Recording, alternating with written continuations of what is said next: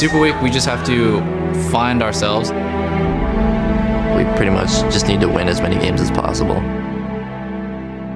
All the teams are very close at the moment, and this will basically decide who lands where. These grueling days can really test how well a team can play together. Crushes with the rest of the team. He hits the stab. He flashes in for the double kill. You have to be more prepared for the long run. We definitely have to secure more wins if we want to make it to playoffs. Oh, the teleport from Quas. Quas is going for it. Nobody can stop Quas. Where's takes down complexity. Teams that come out of Super Week the best are the teams that have a solid foundation. Every team has to find like their own strategy that they are good at. He doesn't even know. Oh, what a surprise from Double Lift. That's going to be the kill. If we come out on head on the Super Week, we should be able to maybe take even #1 back. We really want to win. We want to make sure that people know that we're #1. After Super Week, we'll probably be able to tell who's going to stay at the top and who's going to stay at the bottom.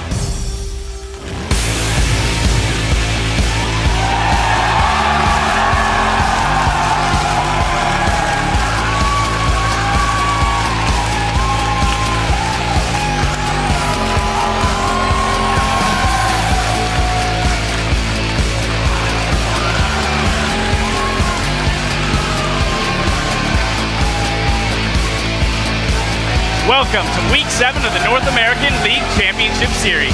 We're streaming out to you live from our studios here in Los Angeles, California.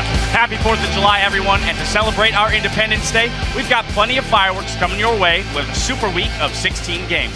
Hello, I'm James Dash Patterson, and joining me at the analyst desk, it's former LCS jungler Clark Claky D. Smith, and from our Challenger Series coverage, Aiden Zyrene Moon. Guys, thanks for being with me. Thanks for having us, Dash. All right, Riv, Jat, Kobe, and Freak will all be along shortly with the calls of the games. But first, the competition in the North American League is the fiercest it's ever been. We have a 5-way horse race for first place. Now, what I want to know is which of these teams are you guys is most confident going to represent the NALCS at Worlds? Zyrene, let's start with you.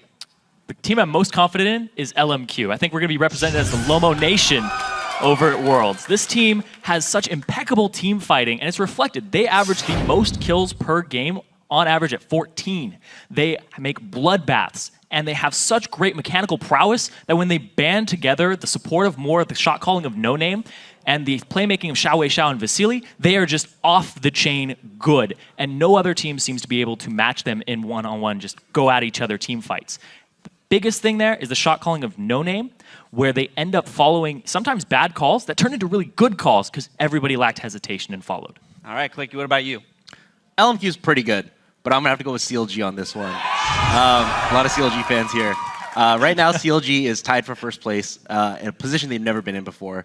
They're playing better than they ever have in the past, and a lot of that's due to their bot lane, Double and Aframu. They're both amazing in their respective roles, and this patch makes them even more of a threat. They're the kings of decision-making, the kings of map control, and those are reasons why I think we're going to see them at Worlds. Definitely both strong contenders. I myself would go with Dignitas, as I love the addition of the solo laners, and I think that as they play throughout the summer split and build up synergy, they'll be a top contender. Now, in this year's more competitive NALCS, even the lower teams have made some huge improvements. Are there any dark horses out there, maybe sleepers that you guys think might rise to the top in the playoff picture? I actually think the team that's really asleep right now is Cloud9. Unfortunately, they're in a position they've never been in before. They have 6 losses on their record, almost as much as their last 2 splits combined. Lucky enough for them, they have 14 games left in the season. There's enough time for them to wake up. But Super Week, they're playing the top 3 teams in the NALCS, so it's going to be a big test for them. All right, Zyrene, what about you? I'm going to take a little bit of a bigger risk here, go lower in the standings, and say Evil Geniuses. Since the acquisition of Altec and Helios, they've never looked stronger. Helios brings a new type of shot calling in the jungle and synergizes with Prepo shot calling. I don't think we're going to see any more of those split calls at the end of games for a base race. Altec also, Claky, you talked about it, how 4.10 favors AD carries. Altec loves carrying. Back in the Challenger scene, he was known as the best top laner because they would just solo farm him. Now he can carry games, and it's very indicative of that because he got a pentakill last week. Absolutely. Well, we've talked a bit about the teams, but individually there have been some amazing players stealing the spotlight. At the halfway point, I want to know who your MVPs are. My midseason MVP has to go to Aframu from CLG. He's one of the reasons why I also think they're going to be at Worlds. I think he's the best support in lane and as a playmaker in all of NALCS. You can watch him. They almost always win lane together. And then once they get into mid-game, he's making plays on any support champion that he's on, whether it's Thresh hooks, Morgana bindings, or even Alistar's ball delivery service. And he just makes the biggest plays, and they almost always come out on top. All right, well, he is definitely a strong contender there. Now, Zyrene, anyone stand out for you? Yeah, Aframu's definitely up there, but I'm going to have to give this to Shifter. This guy has a 12.7 KDA currently. Second place person is Altek in 6.1. He has double the KDA of the next person. He also has the least deaths out of North American and the European LCS at 9. Helios just came in and has 12 already. This guy is ridiculous. When you don't die in the mid lane, you don't give up Dragon control, you don't give up Baron control, and you don't lose your wave clear. He's undefeated on Ziggs and Syndra, and he gives Dignitas basically their game plan. They're able to get those deep wards from Crumbs because they don't lose map pressure in the middle lane because it's such a mid-centric game. And people give him a lot of flack for being very passive, and granted, he does die very little, but he's 4th in overall kills. You don't get that without being a very good team fighter and aggressive player. Oh, definitely both stellar players. Now, of course, there have been some huge moments from European Super Week that you guys have been sharing on Twitter. So let's take a look at your LCS big plays. From Fnatic versus Alliance, at Surfalol tweets, Nif with the amazing last-minute hook on Reckless was incredible. Here's your number 3. Tap sidesteps it, but that puts him out of position. A good lantern from Nif. Gets caught in the aqua prison this time around. He's in all sorts of trouble. Dead Sentence directly to the tower. Pulls him into the tower. He's going to go down. A support for an AD carry. That's a good trade for Alliance. Yeah, Taps managed to get the kill while Yellowstar took the kill on the side of Fnatic. Oh, right into tower range there. Definitely a worth trade AD carry for support. Number 2, it's from Rocap versus Gambit. It's at Kurokun14 writes, what a gorgeous flash death sentence by Gambit's Edward on Overpow. Made it look so simple and smooth. Here's your number 2. Agony's Embrace does lock them down. The culling coming out. Everything being used. But that hook from Edward was sublime. Overpow out from the pack. Fantastic stuff. Night. I would hate to be Overpow right there. Then from Super Hot Crew versus Millennium, Zelda fan Adam writes, has to be Selfie and his amazing Lulu play bot lane, surviving on literally no health and creating the ace. Let's roll your number 1. Both top laners are teleported. They're jumping on Selfie. Oh, gonna throw him away. There is the Zonya's coming down, but the fish is already on him. Knock up onto Selfie. Wild growth himself. Can he get away from this one? Speeding himself up, but has he got the health to get away? Selfie's still alive. Selfie gets away alive. He was the man that was focused down, and thanks to his second item, Zonya's Hourglass, he survives plus the wild growth and gets out. Now, that has to be the best feeling when you get out of a fight with just that sliver of health. Now remember, guys, to head over to Twitter and send us your favorite highlights from the day. We're at LOL Esports, and throw on the hashtag LCS Big Plays. And now, for a look at the standings coming out of Europe's Week 7, Alliance holds first with a 3-game lead. Then SK Gaming and Fnatic are tied for second with Super Hot Crew 1 game back and forth. Over here in North America, we once again have a crowded field with CLG, LMQ, and Dignitas all sharing first. And hot on their heels, it's Cloud9 and TSM in a tie for 4th place. Team Curse sits in 6th with Complexity and Evil Geniuses holding last. Now starting off our action today, LMQ will take to the Rift against Cloud9, followed by Complexity versus CLG. Then Dignitas will square off against Evil Geniuses. After that, Cloud9 will do battle with CLG. And in our last game, it's TSM versus Curse. And remember, you can find all these stats for these pros, as well as schedule information, VODs, recaps, and much more at lolesports.com. You'll also be able to let us know which of these teams you think will win each of today's matches. Just click on schedule and give a thumbs up to your choice. You can also find who and how to get here into the studio so you can watch in person. Just click tickets for all the details. All right, with 16 games coming your way, we're going to take a moment to break down some of the players we'll be watching this week. Up first, it's Cloud9's High. Yeah, High has always been a pioneer of new champions, but last week, Cloud9 surprised me with the blue side Kayle ban. I want to see if he's going to bring any new champs to Super Week, or at least add some of the more popular champions to his pool. And from Complexity, we'll keep an eye on Westrice. He's a player that is willing to make big moves that sometimes can fall flat, and other times can create huge opportunities for his team. Next is Crumbs, who normally plays really well on support junglers, but in the last couple of weeks he's strayed from that and tried to pick more carry-style champs, and it hasn't really been working out. We'll see if he returns to his winning formula. We'll also be watching Week 6 MVP Wild Turtle. He's been turning in huge games and could carry this team to a perfect 4-0 Super Week. And we haven't talked much about Link this split, and he seems to be flying a little under the radar. I want to see him have a little bit more of a presence in the mid lane, which could relieve pressure from his side lanes and open up more opportunities for them to make plays. Now, you've heard what we have to say, but we want to hear from you. So hop on Twitter and let us know. Who is your front runner to represent the NALCS at Worlds and why? Write us at LOL Esports and use the hashtag LCS. And we may give a shout out to your answer later in the show. While the conversation gets underway on Twitter, let's see what the pros are talking about with the LCS preview shows All Chat. Taco Storm said he likes your haircut, but yeah. I don't know. I don't think it looks too short, honestly. I think it's fine. Can you get a room, you two, please?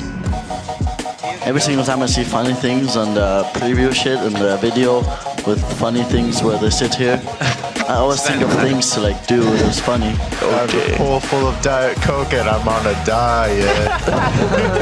Yeah. Dr. Pepper. I've never had this much gold before facing an LCS here. Okay, I've got Blade now, my god. I'm super fit, I have my Merlin gun. I'm incredibly strong, okay? Yeah, sure.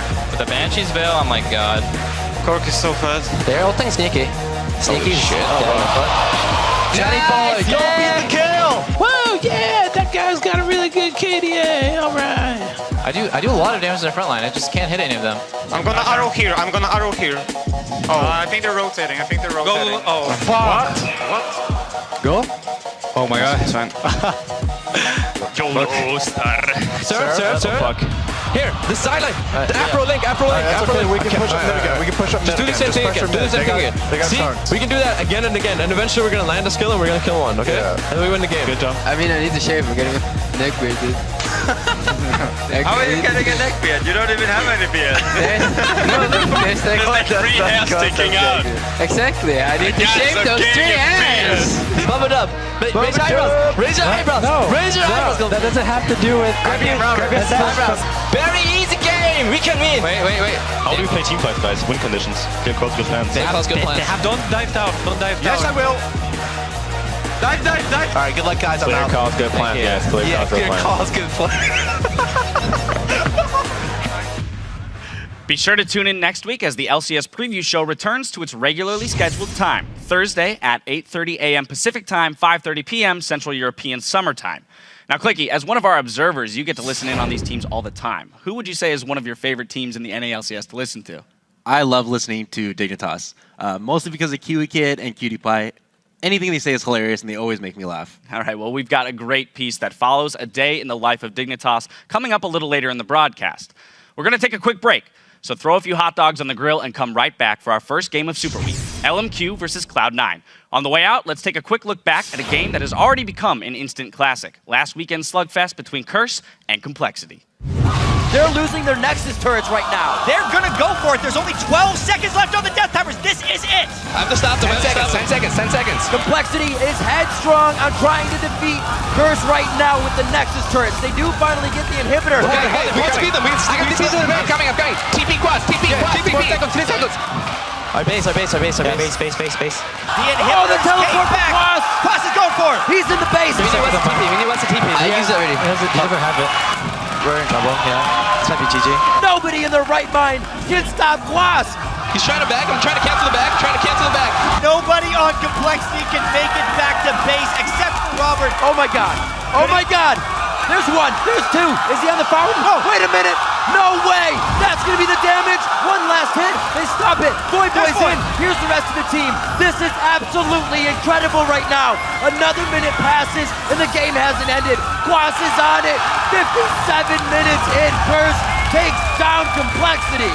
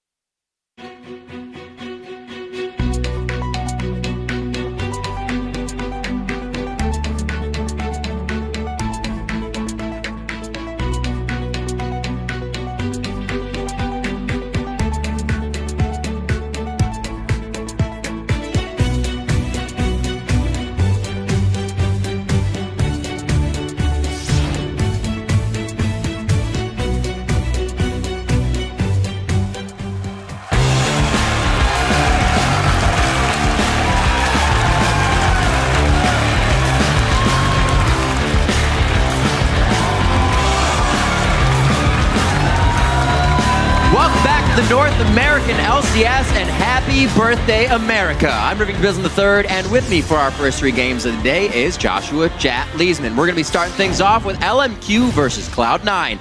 And thinking back to our last Super Week, back in Week 1, LMQ was the only team to go 4-0. Yeah, and they were so good that week. But since the early surge, they've actually shown a bit more struggle to close out games. Teams are really starting to adapt to the way LMQ plays, especially with LMQ's early aggression. And now while they're still tied for first, the league's gotten tougher because remember, they were in first and now they're tied for it. So they have to be careful because they're technically only 1 game away from potentially falling into 5th place. So now midway through the split, 14 games in, they almost have to refocus themselves to get back that dominating edge. Yeah, and on the other side of the coin, Cloud9 have been trying since the start of this split to recapture the spark that made them the preeminent team in North America. Yeah, and Riv, what's most astonishing about Cloud9 is that they've had the most trouble when facing the bottom 3 teams. They've yet to win against Complexity. They're 1-1 against Evil Geniuses, but then against the top 4 teams, they're 5-3. So what gives there? This week, they've got a tough schedule and actually face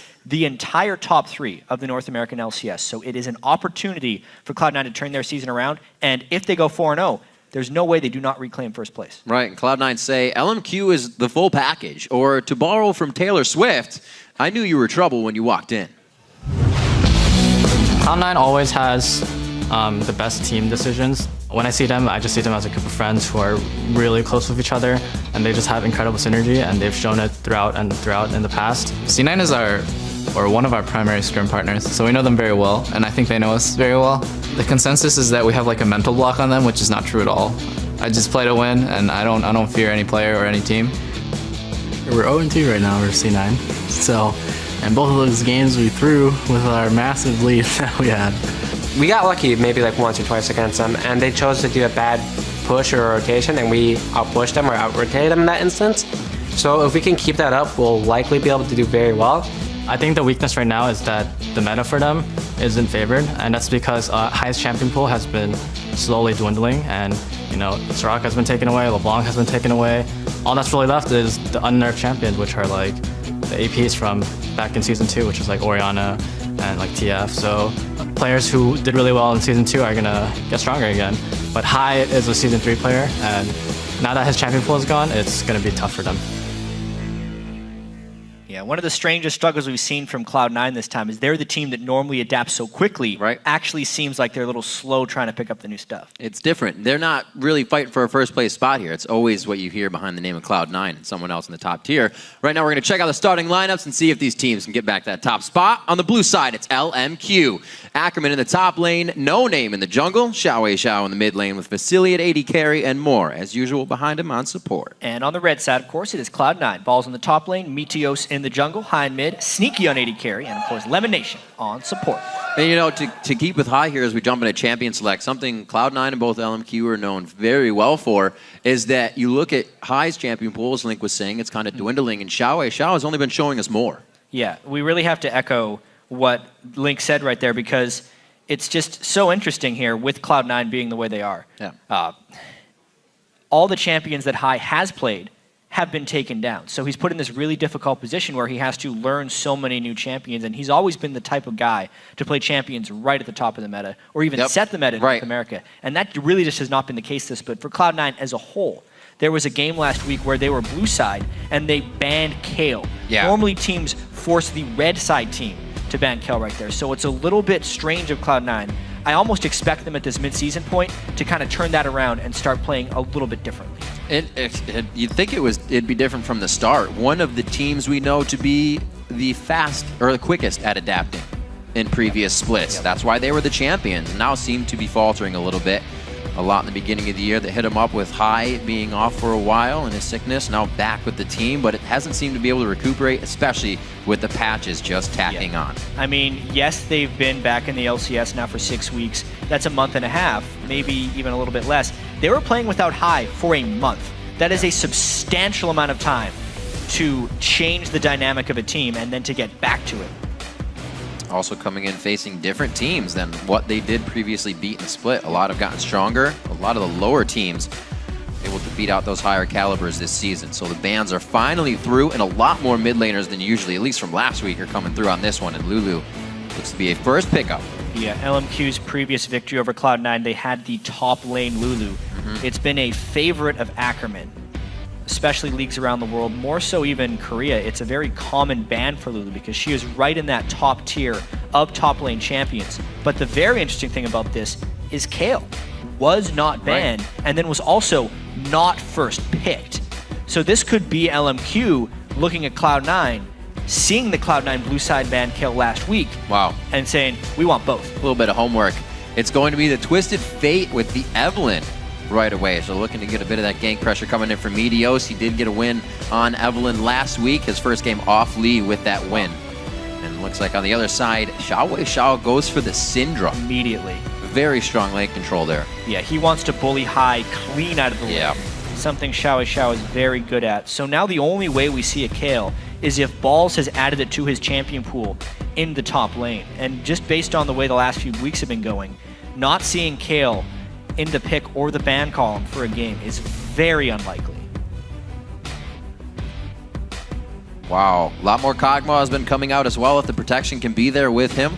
We've seen a different variety of builds that we'll go over as we get into the game, but Corki quickly locked in on Vasili's side, already knowing he just needed an AD carry, but what are they going to be bringing into the jungle here? They did have the Jarvan before.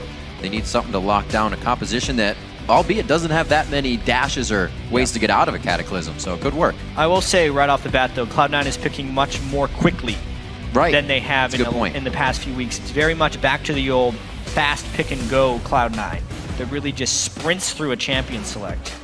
Oh. All right. There's another point we were going to be talking about is Balls' champion pool as well. 3 champions throughout the entire summer split so far. This will be number 4.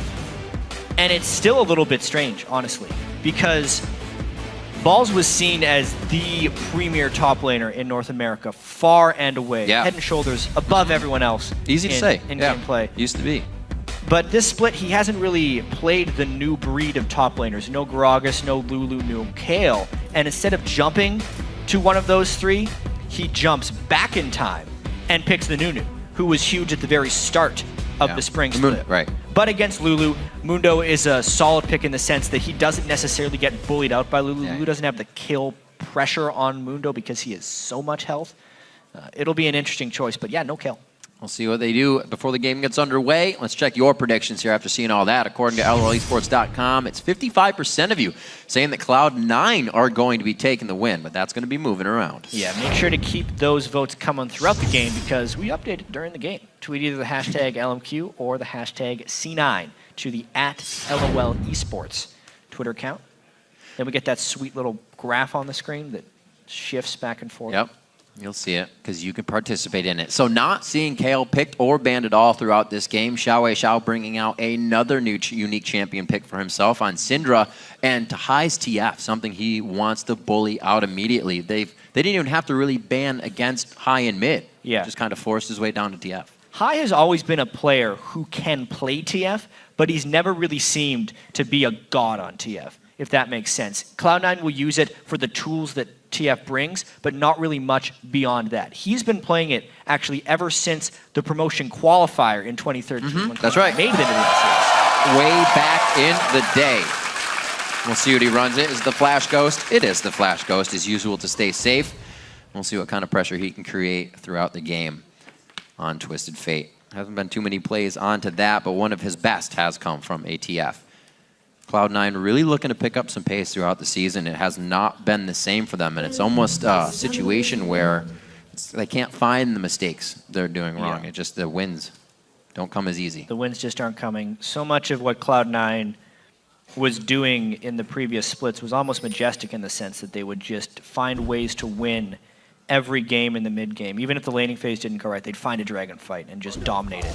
This split, oh man, Good actually, they don't have much damage. Kill pressure. They're trying to force a flash or a collapse. If they keep getting slows, they got a flash, I mean, it's for gotta sure. be flash. Nice. It says red card, you're out of the game. So ward down early, easy vision going in there. They don't even have to really work for that, and they get a flash out of it too onto Ackerman. So there may be a return there coming from Meteos early in the game. They got some time to work with that. Looks like they aren't going to do anything different, but a lot more wards coming out here for Cloud9 than usual. A lot in the river. Yeah, and the one ever important deep ward. Note that deep ward placement isn't matched by LMQ, which will create a fairly large vision imbalance in the early game. Additionally, because of the Evelynn jungle, not knowing where Eve starts makes the lanes substantially more dangerous for LMQ. We'll see how they coordinate that. It's going to be really up to No Name, captain of the team. Keep Leighton Bade. Get out of smart mind on it. Sneaky, trying to get a bio-arcane shot over. Looks like he takes a little bit back as well. It's not going to be an easy matchup for him in the beginning if Vasily can keep hitting those Frost bombs with the sustain of more on Nami. Seeing a lot more play come from Nami and a lot from Kog'Maw, and they are game changers in their fight abilities. Yeah, having no sustain in that bottom lane for Cloud9. I know we talked about the 4.10 AD carry changes in depth last patch, but we need to continue to hit on it because running Kog'Maw here in a non-sustained lane, especially when Sneaky took some of that preemptive poke before the lane happened, means that Vasily and Moore could actually look to aggress a fair bit in the early game at the risk of an Evelynn gank, because remember, they don't know where he started. Nice pressure from Vasily, hitting every time Sneaky's trying to go for a CS here. With Moore getting pokes in as well, they're going to be able to control this. A lot of the damage from Cloud9 comes from this bottom lane. It's almost the lane they look to get their wins from, so if Lemon and Sneaky can't get a hold here, it might be tough. Yeah, look at Sneaky, already down his health potion. It's halfway ticked through, and no good way of sustaining up. So that is a lane that very much has to hug their turret for a while. Something that will diminish the lane pressure a fair bit of Cloud9. Here comes classic Cloud9. Can they get Balls and Meteos back in the game? There's a lot of minions. They know Flash is down. Yep. Flash is still more than half down, so they could do another repeat on this one by pushing Ackerman out. Getting very close before he even throws it down. Isn't going to have the Burning Agony, but they have all the damage they need. The repeat was made. Coming up with first blood on his balls. That was nice. That was a really nice gank. No Name's going to try and actually answer this with a bit of counter jungling. To get back to that gank, though, this laning setup and the fact that Dragon Gold was increased last patch and Cloud9's had another patch to kind of adapt should be a boon for Balls and Meteos, because it is very much a throwback to when they were so dominant together. Isolated lanes for Balls, where Meteos can do what he wants in the jungle because he's not sharing anything and make things happen. But now they're vulnerable to potentially this dive. It would be so dangerous. I think It's we're safe. definitely LMQ pushing a little bit if they went in that one fully. Possibility of losing the double buffs on No Name and even more. Good choice to go back, especially High getting pushed in middle. See if No Name can find something on this attack. Yeah, he's spending a lot of time deep within the jungle of Cloud9. He's probably hoping to run into Meteos at some point so he can take him down a peg or two in health. There's a scatter weak. They are going to get what they wanted out of that one. And No Name makes it out easy. Xiao taking the initial bit of damage, and Meteos just in the wing, not in time. That was so clean by LMQ right there. It's the Syndra pick straight into the TF without hesitation. Xiao knew exactly what he'd be able to do to him. Oh man! Flay into grab. Makes it a little bit easier there. Vasily definitely has to rethink, but they get the Ignite out. He's not really in a lot of HP zone, though, to get back into that kill pressure. Gotta be careful. Moore's going to be trying to sustain. Unless they land another hook shortly, that harassment is going to be for naught. But to get back to that mid lane gank, High is going to be in a lot of trouble now. The isolated 1v1 lane against Syndra when Syndra gets going is not exactly easy to come back from. Xiao's a dominating force. LMQ themselves knowing that they needed to make a move and made it happen flawlessly. Just textbook work coming in the mid lane. Hold that back against Cloud9 and don't give Meteos or Balls the edge. You see Meteos going towards that top lane. It's not something he's been able to do lately. Usually him and Balls are roaming around the jungle together.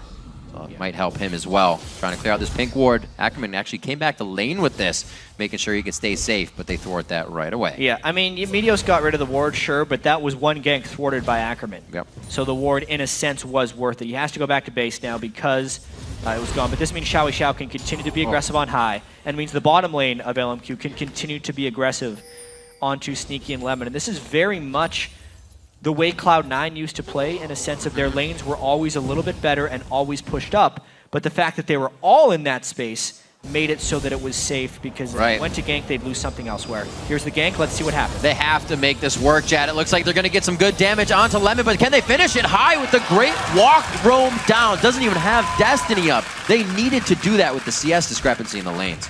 24 CS, and I don't know how long that turret's going to last, because Meteos has got to be careful about holding this. He doesn't even want to reveal himself in vision range at the threat of getting jumped on by 2 people. This turret probably has to be forfeit. Cloud9 seems like they're have to make moves right now. Yeah, they lost a huge wave in mid. High picks up a bit from the bottom. It's really give and take right now, and it's definitely take more from Cloud9. Yeah, I feel like LMQ won out substantially in that trade. Just the map control they've already gained because their lanes are pushed up. Now the fact that the middle turret, the most important turret, is down, it allows roams like this to happen. Already control over the map. 7 minutes in the game. Xiao's broken the mid lane with no name, and they get another kill from the roam. This map is already theirs. Yeah, where is the pressure going to come from Cloud9? Twisted Fate isn't even level 6 yet, and they've already done 2 turret dives to Cloud9 that are successful in kills. Still have a dragon fight to come up, but that's what LMQ is also looking for with the amount of fight prowess that they have. Moore coming back to mid lane, and they're so on top of it. You see the rest of the damage dealers able to be roaming in the jungle while the support is guarding mid safely. LMQ's got C9's number on this. Yeah, they are the ones with the big advantage right now, pressure-wise on the map. And it's that early aggression that really shocked a lot of the North American LCS when LMQ came in here. Cloud9 has not been able to respond to this game. Picking Twisted Fate so early, they got to be able to play a little bit more defensive or survivable. Getting that early dive onto high is backbreaking. And the Mundo pick, it almost hurts a little bit because you have to make sure he gets that kill so he doesn't get dove. But to kill Ackerman in the beginning, he can still wild growth someone later, and LMQ made everything work for themselves on the other side of the map. The Mundo is very much a late game pick as well. I mean, looking at Cloud9's team across the board, they are looking to make it to late game. So it makes sense that LMQ is making these aggressive moves early. It's just a matter of how well can Cloud9 hold them off until then. And early on, 1,500 gold, including the mid lane turret, which is cannot emphasize enough how important that mid lane turret is. It means LMQ is very much winning this race. And we also see both AD carries kind of popping that phage in there. We see Triforce coming in for Kog'Maw pretty often. Give a little more safety in the speed, and Sneaky knows with the trouble they've been having in this lane and sustained facility gets, they're going to need the chance to get away even faster. Easily freezing this lane in front of the turret. 62-45. Balls is doing his damnedest to keep a little bit of CS in his favor in the top lane for the team. Yeah, it was the early game ganks that gave Balls that edge, but Mundo won't be able to come in and make an impact for quite a while. Doesn't have boots yet. Yes, he still has to teleport, but like the dragon fight is down, it's going to be a lot of damage on a high. Red card doesn't help you. So much harass. He goes down thinking he can stop Xiao just out of range. The ultimate's enough, and they're going to be looking at another turret. Definitely feels like High is tilting a little bit right here. Right. Not being able to pull gold right there. It was a very time-sensitive gold card because he knew the ultimate was coming from Xiao and he still wanted to flash away, but he burned his flash. Xiao did not. And it's not like the Cinder ultimate's on a very long cooldown. Here comes that roam. Where is there to run? They can only go so far. They get the TP coming down and where the Lantern was. This is going to be Balls. No name should go down here. But the rest of the team also converged on this for LMQ. Great front-end damage coming from Cloud9 makes LMQ think twice. But not Vasily or Ackerman. They go headstrong into the fight. Lemonation and Balls now. Balls not even getting attacked, and he's finally able to just do some auto attack and cleaver damage. Vedios on the backside trying to 2v1. Cloud9 does not want to give this fight up. Xiao answering back. That blue buff is on him, regenning his mana, so they have to be careful about the crowd control and damage he can put out. A great hook by Lemonation, and they start to reconsider what they can keep doing. Balls with the kill there. He says, I'm tanky enough. Still, no, his ult is down, so he has to be careful. The crowd control. A great fight from Cloud9 on LMQ, trying to get a little too much. That is the turnaround that Cloud9 wanted, and Riv, things got a little bit crazy right there. It was another attempted gank there by LMQ. Things might not be over yet. Where you going, No Name? What you gonna do? Oh!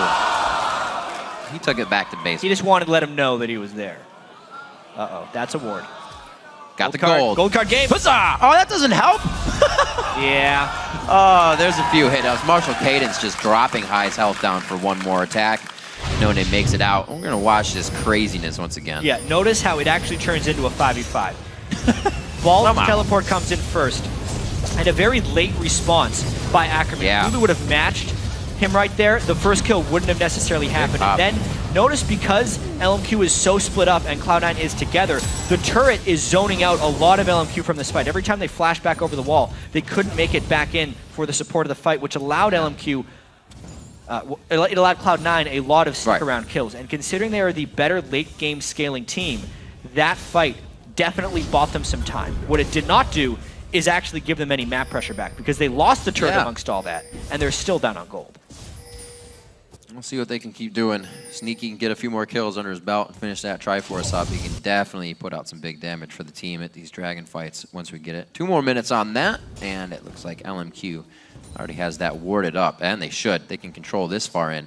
They're good to go on pink wards back there. Meteos is in flank position, but he does not have his ultimate up for about 20 seconds. It would have been perfect as far as a team fight happens, but they're just waiting on the timers, and now he's killing a pink ward. Yet another turret given up. The map pressure just doesn't exist for Cloud9 right now. See if wow, he actually did not. No, too much fear. Yeah. Right? They know that in a 4v4, especially without Balls right now, who is holding the most gold of anyone on their team, a fight without Mundo is not an actual fight they want to engage on. With the DFG on Xiao Xiao, it very quickly becomes an odd man fight, because he will kill someone instantly. Cloud9 looking for an opening here. We haven't even really seen a Destiny on the terms of Cloud9. They've kind of been an answer to a fight LMQ has started. But we saw Cloud9 somewhat able to answer that fight just recently. Yeah. A minute left on Dragon. Maybe they can do it again. It was some really good global pressure by Cloud9. They have to be very careful about the way they craft their global usage in this game. And LMQ will have learned a lesson about over-diving turrets against this team. But at the same time, there's not many turrets left to dive, because they've eliminated 2 mid lane turrets, really using Xiao Xiao as an absolute powerhouse in mid lane to dictate their movements. And now with that DFG, it does somewhat telegraph LMQ's strategies. We see most Syndras actually go for an Athenes followed by a Death Cap, which gives them more overall team fight damage and sustained wave clear. But Xiao Xiao is very much trying to close out the game right now. The early Deathfire Grasp, looking to kill one person right away and then take objectives. So it'll be very interesting to see how he uses his combo in fights. Well, it seems like Sneaky, a good surge of power for him. Maybe these pushes LMQ will have so strongly on the turrets could give Meteos an in. Right now at the Dragon, it's not really going to do much for him. The poke battle indeed. And it looks like Ball's able to do a little bit more for now. Waiting for Xiao Xiao's attacks. There they go. No name. Big ult! Get 4 inside. They're all forced to at least 2 or 3 to flash out of that. Trying to turn around. They're getting hit from all the way on the outside. High is able to take down Ackerman with some wild cards, and it looks like they are reassessing this one. Another set of wild cards hits onto Vasily, but more sustain is there, and his mana bar is very low. Ball's going in. Throws down the ultimate. Xiao Xiao forced to flash. Levitation hits another great hook to continue a fight for the team. Wow, very close. Ball's getting over the edge. No name almost locking him up. The timing of Xiao Xiao in that fight saved his life. High teleported into a spot and was instantly killed by a Cinder Orb. But overall, that fight was in Cloud9's favor by a wide margin, because there was no DFG combo pulled off by Cinder. It does not stop here, though. Ackerman is coming back. Man, Ackerman's into the fight. His ult is down, but he's still able to provide quite a bit of damage. That's going to be a hurt Balls, but he will be in the fight still with the team. Throwing cleavers from the outside. Can teleport and get back in. It looks like he will try to do just that as he backs it blue. No mana on Sneaky. W is free on Kog'Maw, though, so he can still pump out Dems. Levitation does not have enough health to help here, but Meteos does have Flash and Smite. How quickly can High make it into the fight? Also, Balls healed up to full in the midst of this, plus his ultimate's coming back off cooldown.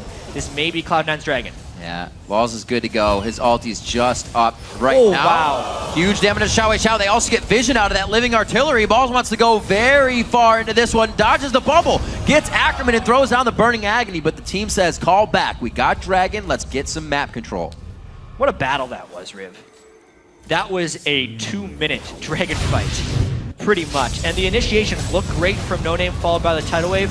But LMQ couldn't follow, and Balls zoned out Xiao Xiao. That's the biggest thing here. He wanted to DFG ult someone, but could never make it into range because of the presence of Mundo. Watch the DFG by Xiao Xiao. It actually comes out right at the end of the fight with no damage. So the combo was not used. It allowed the fight to extend, Balls to heal up, and zone them out. The important thing about this, though, is watch the High teleport as Xiao Xiao times this bubble and orb. Didn't even Where see not that. to go. I saw No Name coming over. Yeah. Just saw a lot of particle effects. So we'll see how the game continues to pan out. Cloud9 clawing their way back from a huge early game map control from LMQ. Since they seem to do a damn good job. Within 1,000 gold at 16 minutes in, it's almost even.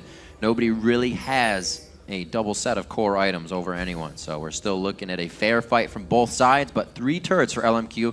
Gonna give them a few more options, like warding this far into the jungle. Yeah, this is a really awesome battle right now because it's LMQ with the early game map pressure and Cloud9 desperately trying to hold it off with one incredibly strong tank that if he gets going, there will be no way LMQ can deal with it. He will just stand in front of the Syndra and keep her away from any of the squishy targets she wants to combo. But it is anyone's game right now because it's very easy if Cloud9 loses a fight to lose an inhibitor and then never get back the map control versus if Cloud9 can just get a few turrets down, they will slingshot themselves ahead in gold and then have the superior team fight.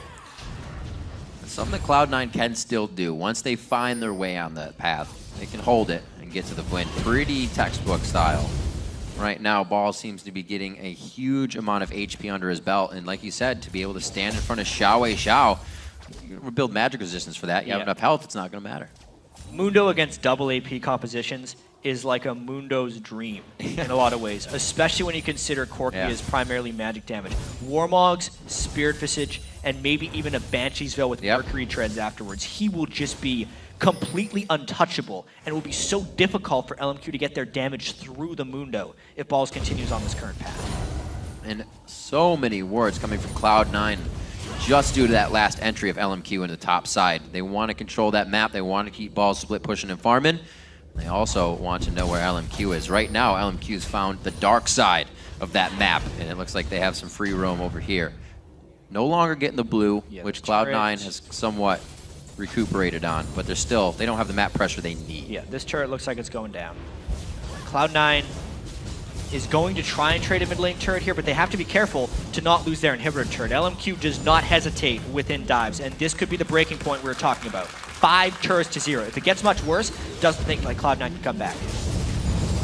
They can't even really get up to the turret. A siege wave here with LMQ on the inhibitor turret, and they're taking it down to half health. Is not back in time. Going to go down. Meteos actually throws down the ultimate, and it looks like they're forced out somewhat. A very indecisive set of attacks coming from Cloud9 there. They get 1 top lane outer turret amongst all that and give up 2 turrets in their bot lane while exposing their inhibitor. You do not often see a team come back from 6 turrets to 1. This is one of the games where it's a possibility, but Cloud9's cutting it close. Simple abilities for the Flash. Xiao showing his strength in this game. 4-1-1 with a 20 CS lead right now. 30 CS still in the bottom lane. And Ackerman has caught up after the gank in the early game and has now surpassed the Balls CS 148 to 140.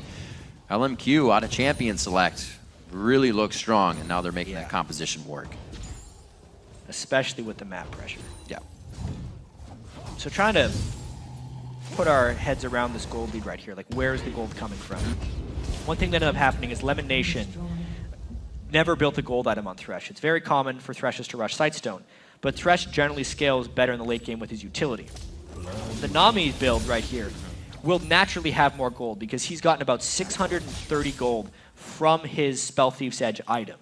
That no gold generation item was built on Lemon Nation. But then you also have to realize High's Twisted Fate has gotten 550 gold from his passive. So all that farming kind of evens itself out, meaning the turrets for LMQ are pretty much not even enough to give them a gold lead. If we just factor in the team fights and the overall farm, which looks like it's in the favor of LMQ, it's actually not necessarily because Meteos has gotten so much more farm than No Name, and those jungle creeps do add up. Hopefully Meteos can start making some plays, start getting some side swipes onto LMQ. It's going to be hard. They can easily focus their crowd control onto him. He's not on his favorite Lee Sin. 62 in those turrets, 20 minutes into this game. LMQ definitely reconsidering a little bit here as C9 grabs map control, grabs a lot of wards to be putting out as well. The Balls built the Mercury Treads as well to combo with the tenacity that his W will already give him, meaning that he will definitely try and go where he pleases, more so than usual. 20 seconds on the Dragon. We're looking at Triforce to Pickaxe and Triforce to Cutlass between the AD carries. Watching where Balls focuses his damage on Xiao Xiao and trying to crowd control here as Cloud9 looks to set up for another dragon they could get. Oh, double pink wards by LMQ, about a waste of 100 gold there. The great dragon battle of 21 minutes about to happen right here. We already had that 2-minute dragon fight earlier. And one interesting thing about this is LMQ's rush down a turret lane isn't as easy this time because they've already killed so many. So it's really all about the dragon right here and whether they can catch people out of position. Balls caught with Ignite! An instant second of miscommunication is exactly all it needs for LMQ to take down one of your champions. Deathfire Grasp and the Ignite onto Balls completely crushes them that fight. If Cloud9 would have been standing behind him, given him a Thresh Shield potentially, that may have been enough to keep him alive and then turn the fight around. But because they were so disorganized and so fearful of anyone but Balls being caught off, they overexposed him as a member of their team. And now the Baron Rush. This is LMQ trying to close the game. Very coordinated fights as well. Moore using his Ignite on that one. Xiao Xiao saving it, continuing his kill pressure and potential. Level 12 in this game. He is tied up with High, but at 30 CS ahead, getting that needlessly large rod recently. Nice shots from Sneaky. Still has to be careful on that range. Xiao Xiao. Xiao Xiao, somebody that is one of the only, along with Shifter, that has a double-digit kill score. Yeah, in 2 games. Yeah. From the mid lane. He is definitely one of those guys that can go off. And some of these have been soloed by himself, too. Yeah. He did a number on High early, but since then, he has had some struggle maneuvering around the map and keeping himself safe. There's a lot of long-range artillery shots that come in. Woo! That's odd for the Lantern. I think that could be the only thing that LMQ has as kind of a caveat against them, is that sometimes they don't go with the well-laid plans. They'll go in and they'll do very well, and then they'll kind of say, okay, we can divert from that a little bit. And that's where it goes wrong. A lot of their biggest criticisms against themselves is exactly that. They have those set strategies for every team, but we have to remember, LMQ is still a young team. They did play together throughout the entire Challenger series, but the LCS is a whole nother animal, playing in front of the crowd, more pressure in every game, knowing that while they are tied for first, they are 1 game back from being in 5th, which is a monumental difference. And knowing they're playing against teams that have much more North American experience, a lot of times it is a little scary when you think of something on the spot and say, this could work better, to just abandon the strategy you've spent a week crafting. Something that LMQ has done a little bit in the past. This game, though, it seems like they're trying to stick to it. They have a very good lane domination composition. They have used it to build into some nice turret control. And if not for a few bad team fights, they would have rolled over Cloud9 in this one. Trying to get back into organization for that. Cloud9 as well, doing a little bit better with each game that we see. Their adaptability is somewhat coming around. We see High this game having a little trouble, pushed back onto Twisted Fate. But it seems like they are keeping the idea of late game in mind, so they're not diverting from that. Still have that in their sleeve. 2K gold, that's what we're looking at right now for Cloud9 to make up. Still a fight could be in their favor. Just looking to see the Zanya's finished up on High, how could possibly make some plays for himself. Yep. Aegis of the Legion as well. The mobility boots on High are a very curious choice for Twisted Fate. They're just looking to rotate a little bit extra in this game. Maybe try and stall this game, knowing they're down so many turrets. They got to be able to move real quick. Pops GF out because they were worried about a collapse, but it's just going to be down now. Lucky them. Where's he going? He's going for something. He's going to be going straight. Going nowhere. Nowhere. I got all excited. I was like, where's he going? I heard it. Xiao Xiao. Yeah, looks like they could be able to get this. They don't have too much danger to be working with. Smite goes down. Meteos is going to grab that one. Wait, no name coming from the other side. Fight for LMQ. He's got to be quite careful. A very nice tide away from the backside, and Cloud9 rides the wave. If from over the wall, Sneaky can hit great shots, but it's not able to be followed up by any other DPS. Now Cloud9 starts to reset the fight, and they look at LMQ now in the Baron dance, which probably won't happen. Yeah, the positioning of that fight looked bad for LMQ because they funneled themselves into Twisted Fate, AoE cards coming through them. But once again, they blow through Balls' health bar, which is really impressive. Most teams don't put their full focus onto Mundo, which allows him to run away from a lot of fights at 10 and 20% health, but LMQ is fully focusing him, using the Deathfire Grasp of Xiao for the tank, not necessarily for a squishy, and it is working really well in these fights. Sneaky looking real big right now. Almost another shot on Living Artillery. Blade of the Rune King, Triforce, Corki build, Kog'Maw build. Been seeing that quite a lot lately. Actually coming out of Europe as well. Looks like he should be able to grab this with a bit of turret damage, but they need to pick this up, be able to open the map, and now they can pressure the side turrets, possibly get a roundabout gank going down. 8 to 9, Cloud9 pulls through on the kills. They're still down in golden turrets. Yeah, it is it remains to be a fascinating game right now because both teams are really attacking the other team's main strategies of winning. Cloud9's big plan was to have balls get monstrous on Mundo and then face tank all of what LMQ is saying. LMQ is saying that's not going to work because they're easily killing balls in a lot of these fights. Not enough extra protection on top to keep the Mundo alive, and that's really eliminating the Cloud9 front line and letting LMQ still go where they want. But at the same time, gold is close and they're still a little bit vulnerable. Yes, they need a safety to get themselves back now, knowing that is down.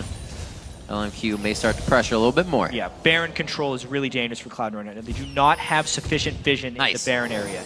They're using those living artilleries to scout as best they can. Man, if you got the hook on Xiao, it could be what they wanted, but everybody's a little split here. Teleport coming in. Doesn't look like they'll be able to activate anything on this, but they get balls where they want him in the fight, missing the Cleaver. Good disengage from LMQ. They just kind of watch Cloud9 bring it in. The tidal wave disengage is a little surprising.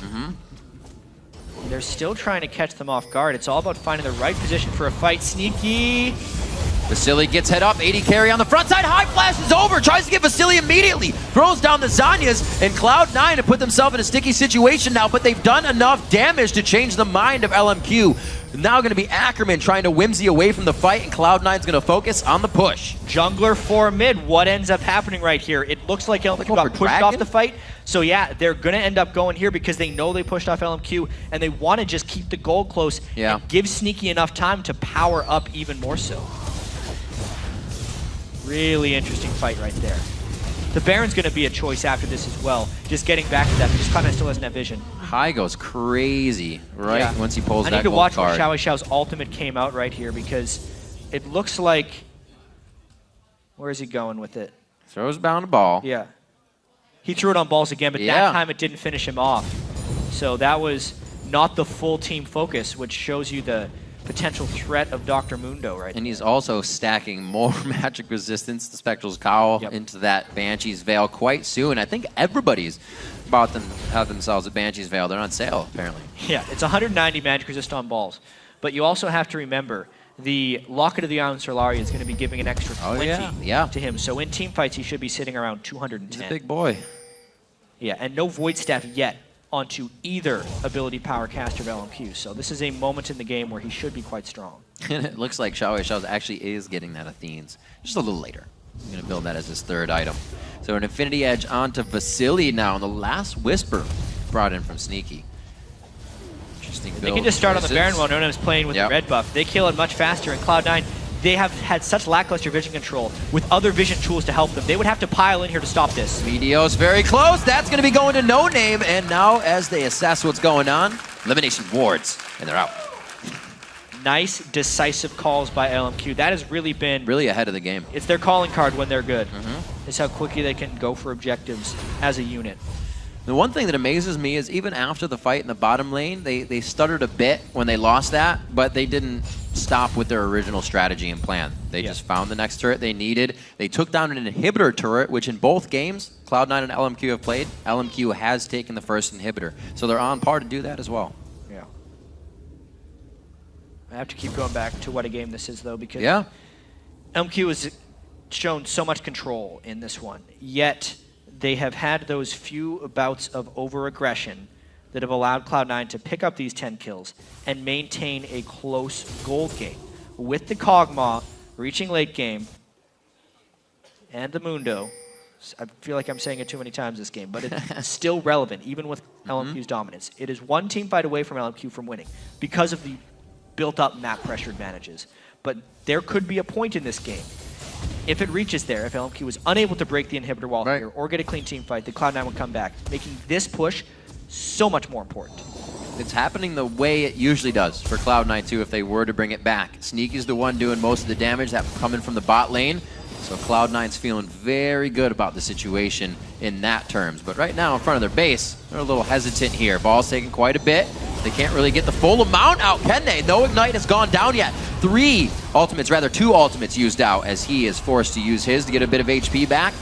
Doesn't seem like they really want the fight because nobody's getting anything out of it. Yep, not a good start to the push. The lockdown is gone for them right now.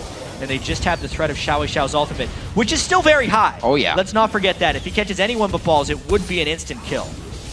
Well, everybody's staying on the backside. Ackerman now as well. That Lich Bane was his second item. He's been destroying structures in the top lane, and now to the bottom with the team. LMQ again grabs the first inhibitor against LMQ, or against Cloud9. And that's the best inhibitor in the game to take, especially when the Baron comes up again, because it is the hardest one for Cloud9 to defend while the Baron is happening due to the distance difference between Baron and that inhibitor. Very strong play, and eyes on the bottom lane for LMQ here to start the game after Ball's got a gank in the top lane. No Name spent some time in mid and in the bottom. Now LMQ and the rest of the team back to mid on the backside. It's going to be the teleport in with the Zanyas onto Twisted Fate. Do they have enough focus though once they come out of this? No, it's going to be Meteos going down to an Ignite. That was Moore's, and it looks like Xiao as well. Actually, Xiao's Ignite was down. Moore also used his, so they're out of summoners. They're somewhat running from this fight, but they can still kite backwards. Ackerman trying to put out some free glitter lances, and they'll be safe on this. Baron buff help him stay in regen, and LMQ for a 1-for-1. Jeez, considering the initiation there from Cloud9, fighting against the Baron buff is just a display of how close this game actually is. The damage from Xiao as well, not even using his DFG and just melting Meteos as he ran away and ended up dying to that Ignite. Let's take a look at this again. It was the classic flank attack, 5-man evault, making a massive shield onto Meteos, and he still died with all the damage coming out from the rest of the team. And then you can just see the disengage from LMQ. The move speed granted by both Nami and Lulu were just enough to get away, with a few dodged cleavers or missed cleavers, depending on how you want to look at it, coming in from balls. Game continues to be close. Old school Cloud9, it seems. Things are working. They just cannot get it to go all the way forward. Balls is getting to that point where he can run into any team fight. Yeah, but the rest of the team isn't on par with that. It's funny, they're old school picks, but a very different play style for Cloud9.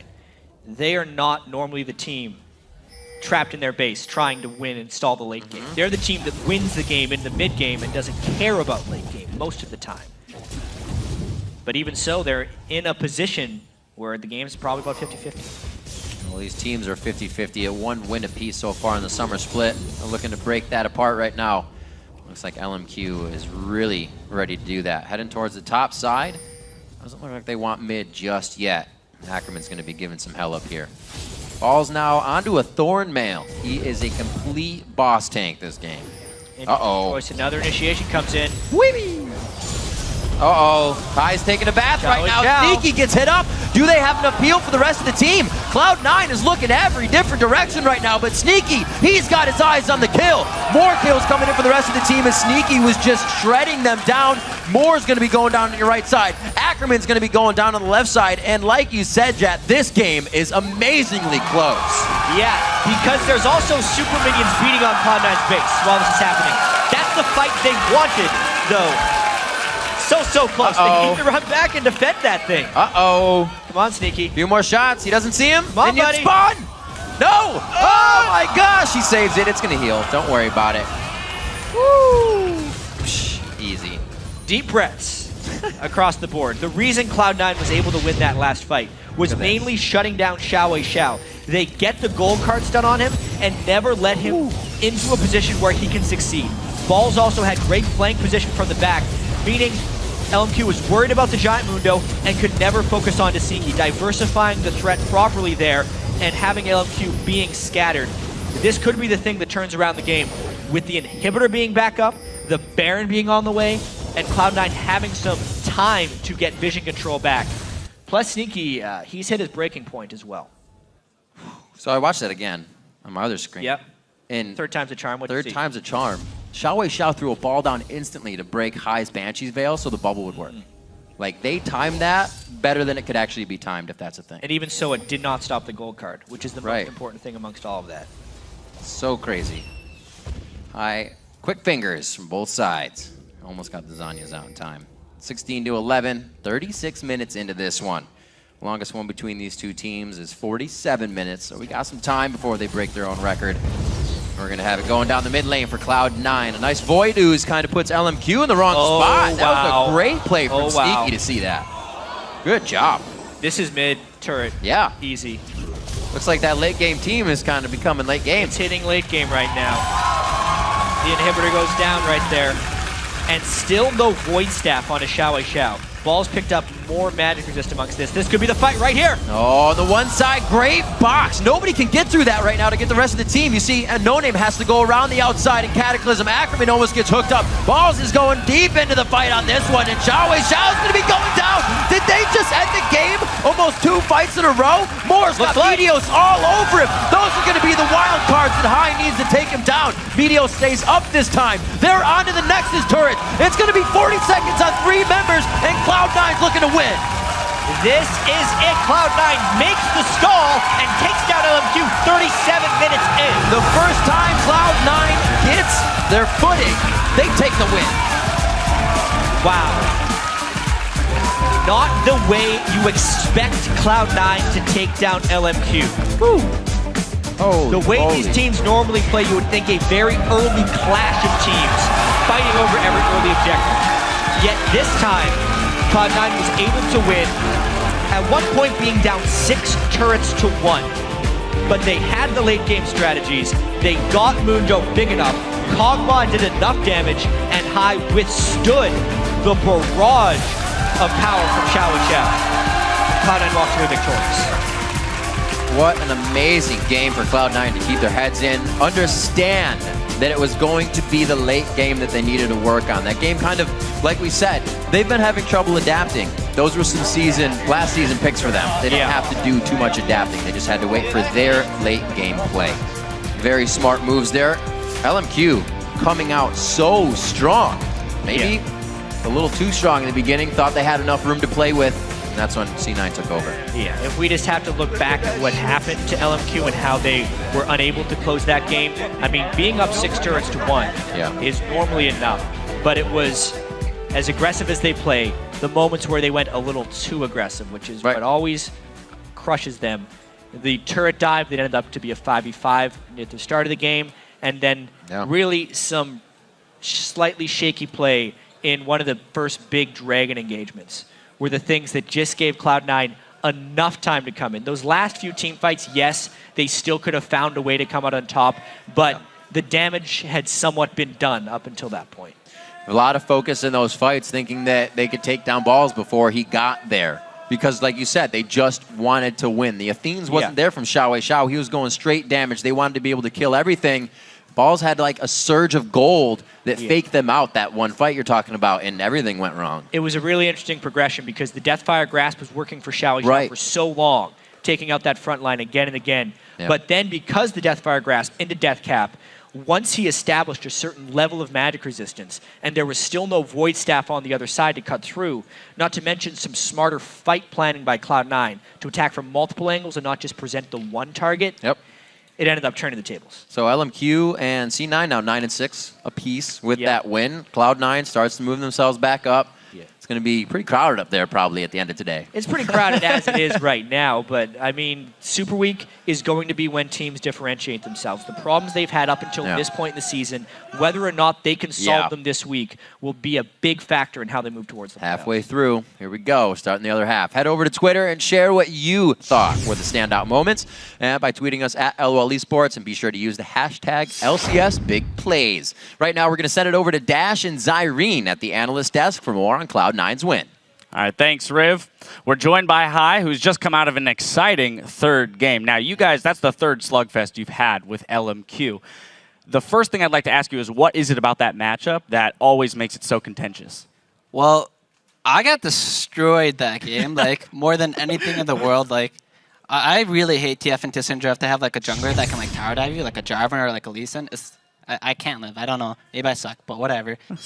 They like doing aggressive things. They like trying to control the early game, and all 3 games against them, they've basically had the early game against us, and that makes the game very hard for us to control just because they have control of mid and the jungle just because I got pooped on. So that makes the games hard when they have control of the game. So coming into that, do you guys just pick champions that scale a little better? Like, what's it like coming into Champions Select versus LMQ?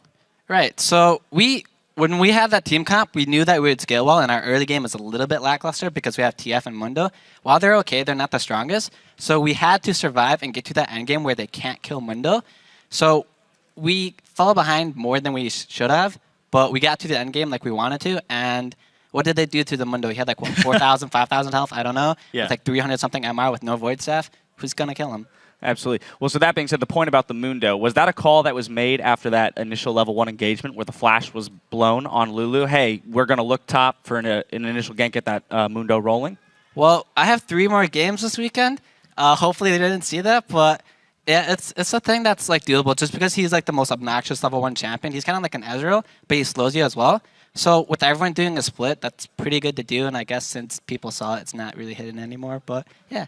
It's kind of cheesy, but it worked. Yeah, and you guys actually have a really good team fight presence that game. And LMQ is known for their team fight, and we're going to get a replay here, and I want you to walk me through this. It's the second dragon of the game where you guys end up walking away on top.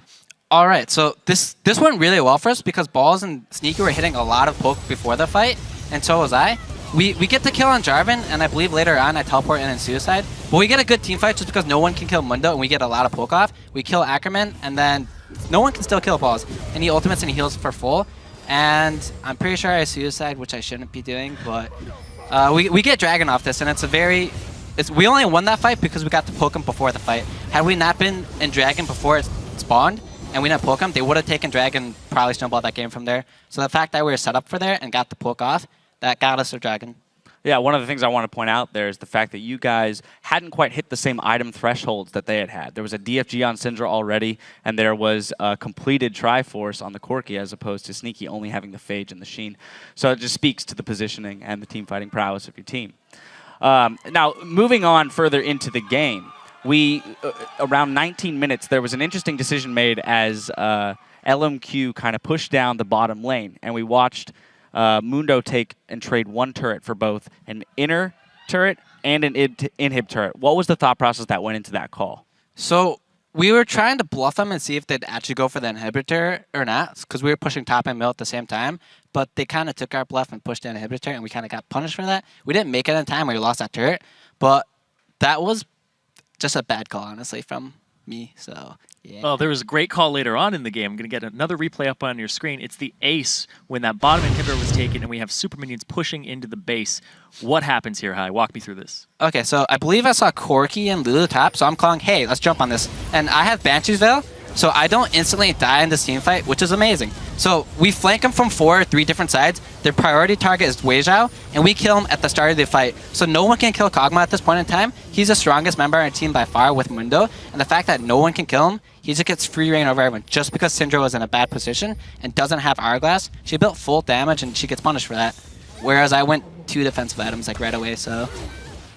Right, so coming out of a fight like that, right, where I guess you were behind maybe about 2K gold, but winning a giant team fight like that, knowing that you're a late game scaling team, how does the mindset change? As the leader of the team, what is it that you say to take control of the game? Hey, we're going to win this. We're going to take advantage of it. Well, when we won that team fight dominantly, we obviously knew, hey, we're really strong right now, and we got that free dragon afterwards. At that point in time, I knew Balls was like a god. I knew Sneaky can't die. He didn't even burn flash that fight, and Syndra did. So the next time the team fight happens, I'm going to port on Syndra, and whether I die for her or not, she's going to die, and no one's going to kill Kog'Maw, and we should win the next team fight. So off of that, we knew the next fight would be the end gaming, or the last fight of the game. All right, and final question here for you, Hai. Great game today, and later on you guys have CLG today. How are you guys preparing for that matchup? So they play the next game, I believe, so we'll be able to watch what they do. And hopefully I don't feed as hard as I do this game, because that'd make the game much better. But Yeah, that's my game plan, not to feed, so my team doesn't have to carry me as hard. It's not a bad game plan. Again, thank you so much for the insight. Good luck in your game later today. Now, don't go anywhere because we've still got more games coming your way. After the break, it's back into the action with Complexity versus CLG. Keep that browser where it's at.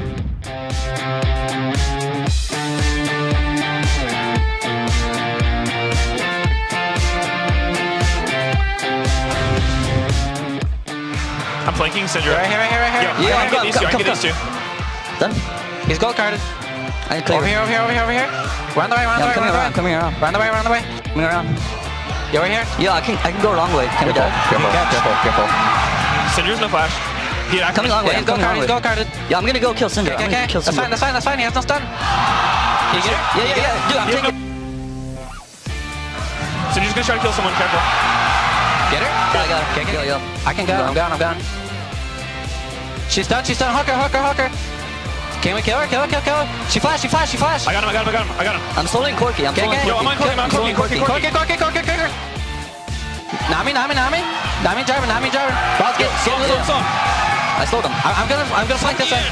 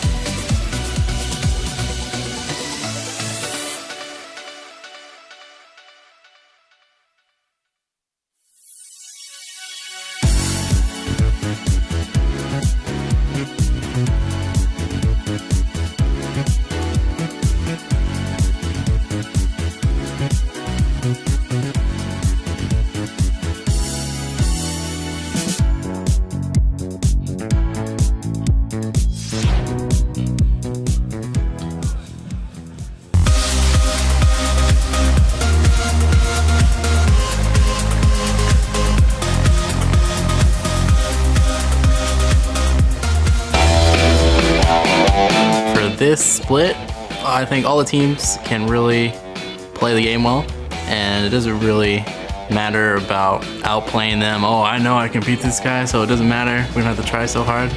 But you can drop games to these lower tier teams who are also picking up coaches and analysts and stuff like that. And I think everyone right now is adapting to the meta the same pace. So everyone's even kill right now.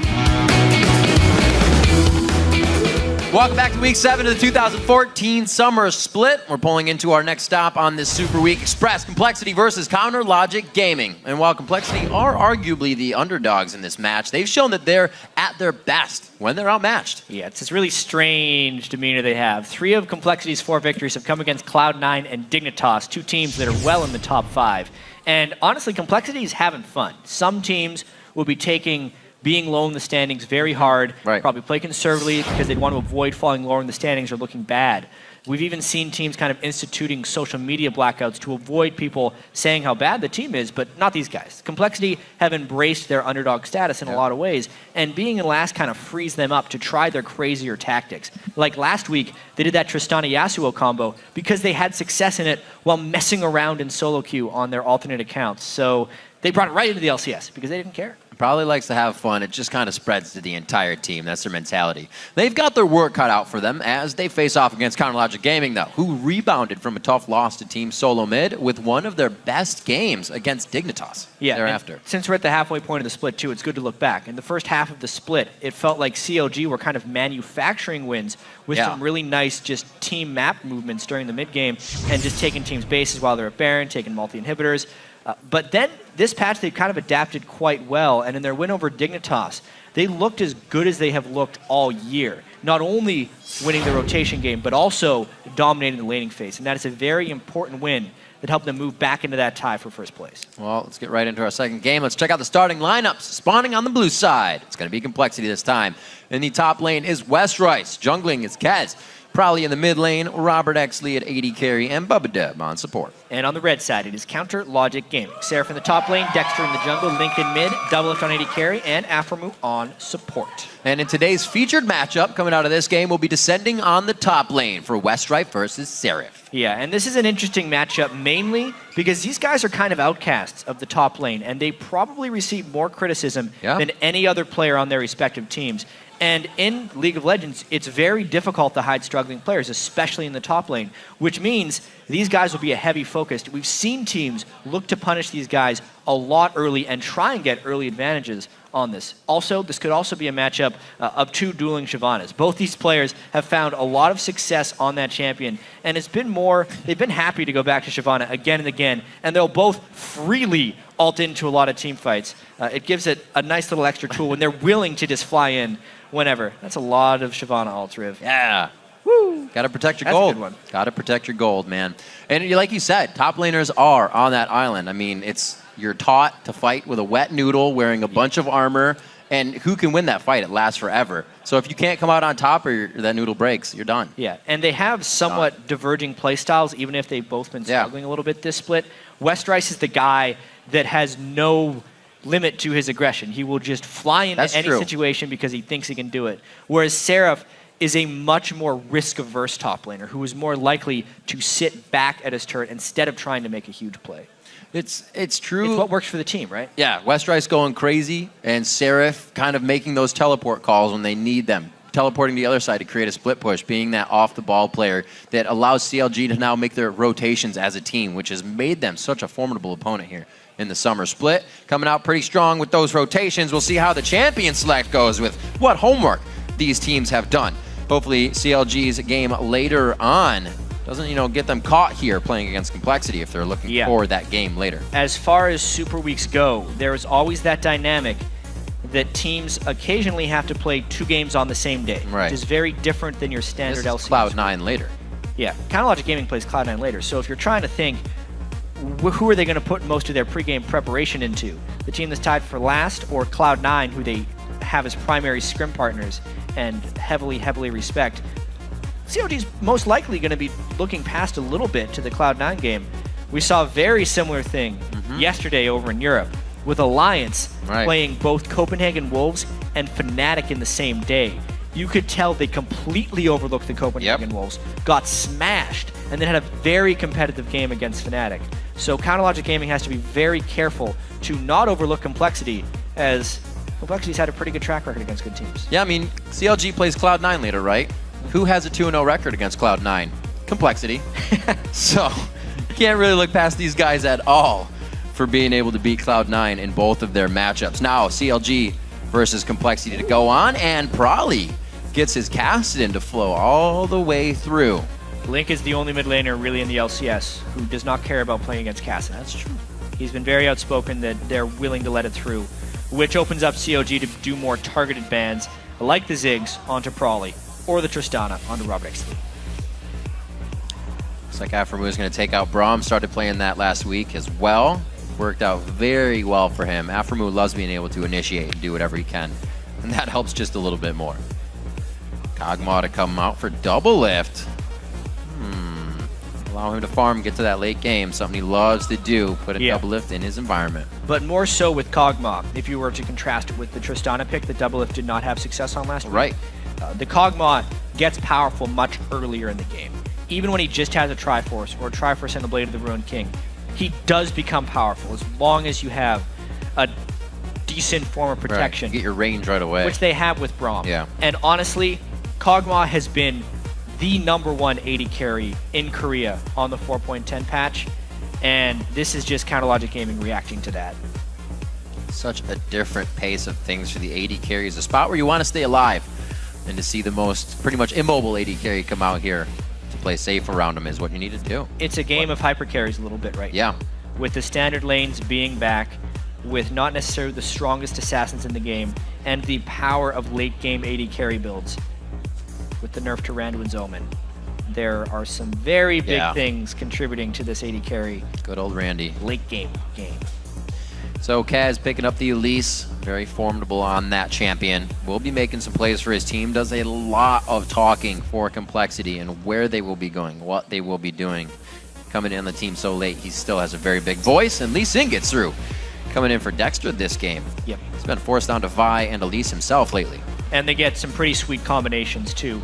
Lee Sin kick Yasuo and Braum Yasuo. Oh yeah, very good Fisher.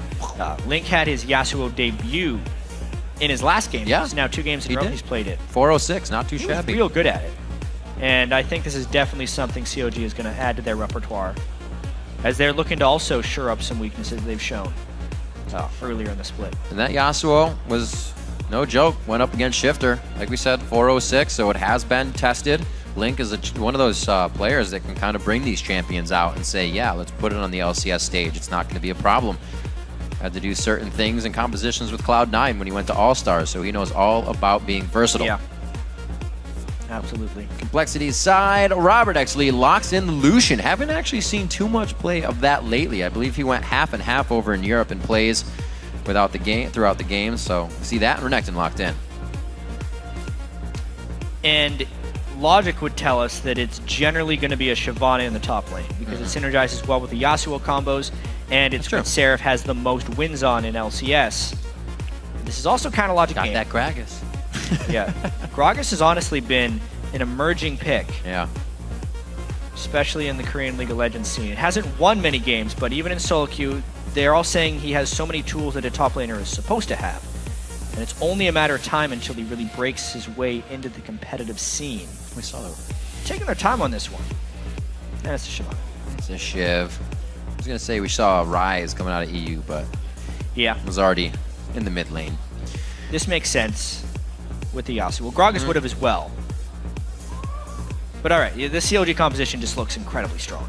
The Complexity composition, while the Kassadin is great if they get to the late game with it, the late game potential of COG is higher. And it's looking like Complexity wants to try and snowball this game early. Renekton, Lucian, Elise, very strong early laners. Well, obviously Complexity getting the chance to first pick Kassadin. They're no stranger to that, and they're going to go ahead and do that again for Prolly. He's had an off and an on game with it. The on game was a 404, and if Complexity can get any start of Surge in the beginning, good luck in winning that in winning that game against them. Yeah, they have been a team that when they have big leads, they're able to win them. Right? They had that really crazy game against Curse as their last match, so a little bit of off-week recovery during all that one. And against CLG, it's just a whole nother ball game. They've lost 2 times in under 30 minutes to CLG. All right, as the teams load on to the Rift, let's take a look at the voting from LOLesports.com. 86% of you are voting that CLG will take another win. Okay, at least it's not 90%, in which case we'd have to call it for Complexity. That curse of 90% we've seen in a lot of places. If you don't like these numbers, show some love by tweeting hashtag COL win or hashtag what the fans are chanting win to @LOLesports. Counter Logic Gaming statistically has pretty much dominated these games. First inhibs, like you said, early wins. So it's really been tactical for them for the start. It's like a textbook, go in, get your ganks. Dexter is playing very strong in those games. So it's just something that kind of came out of the jungle for him, was easy on the lanes. We'll see if the lanes can get any tougher. Probably is going to be on a very hard, well, not before 6, but hard to kill champion who can also excel at that 6. And like we said about that bottom lane, if Robert X Lee gets going, good luck. Yeah, getting going against Doublelift Aframu is not exactly an easy task. There's the challenge. Yeah, as far as CLG's success and failures, so much of it starts and ends with Doublelift and Aframu. So always their performance is paramount. Up against one of the best bot lanes in North America, if not the. Can Robert and Bubba put up some strength? We're going to see if they even match up here. We've already had a standard lane matchup in Game 1 of LMQ C9 here in Super Week 7. Let's see what Complexity CLG gives us. Game 2, we're on the Rift as they make their way out of the base. Spell Thieves and the Relic as well. Yeah, lane swapping is definitely a possibility. Aphromoo has spoken fairly in depth about Braum's power overall. He says level 1 Braum is spectacular, but especially in LCS laning, he's a little bit like Alistair in the sense that his laning phase isn't the strongest and his teamfight transitioning is godlike. So if a team were to initiate a lane swap, it would be CLG just to try and get Braum and Kog'Maw to those godlike stats without having to deal with 2 people in the lane.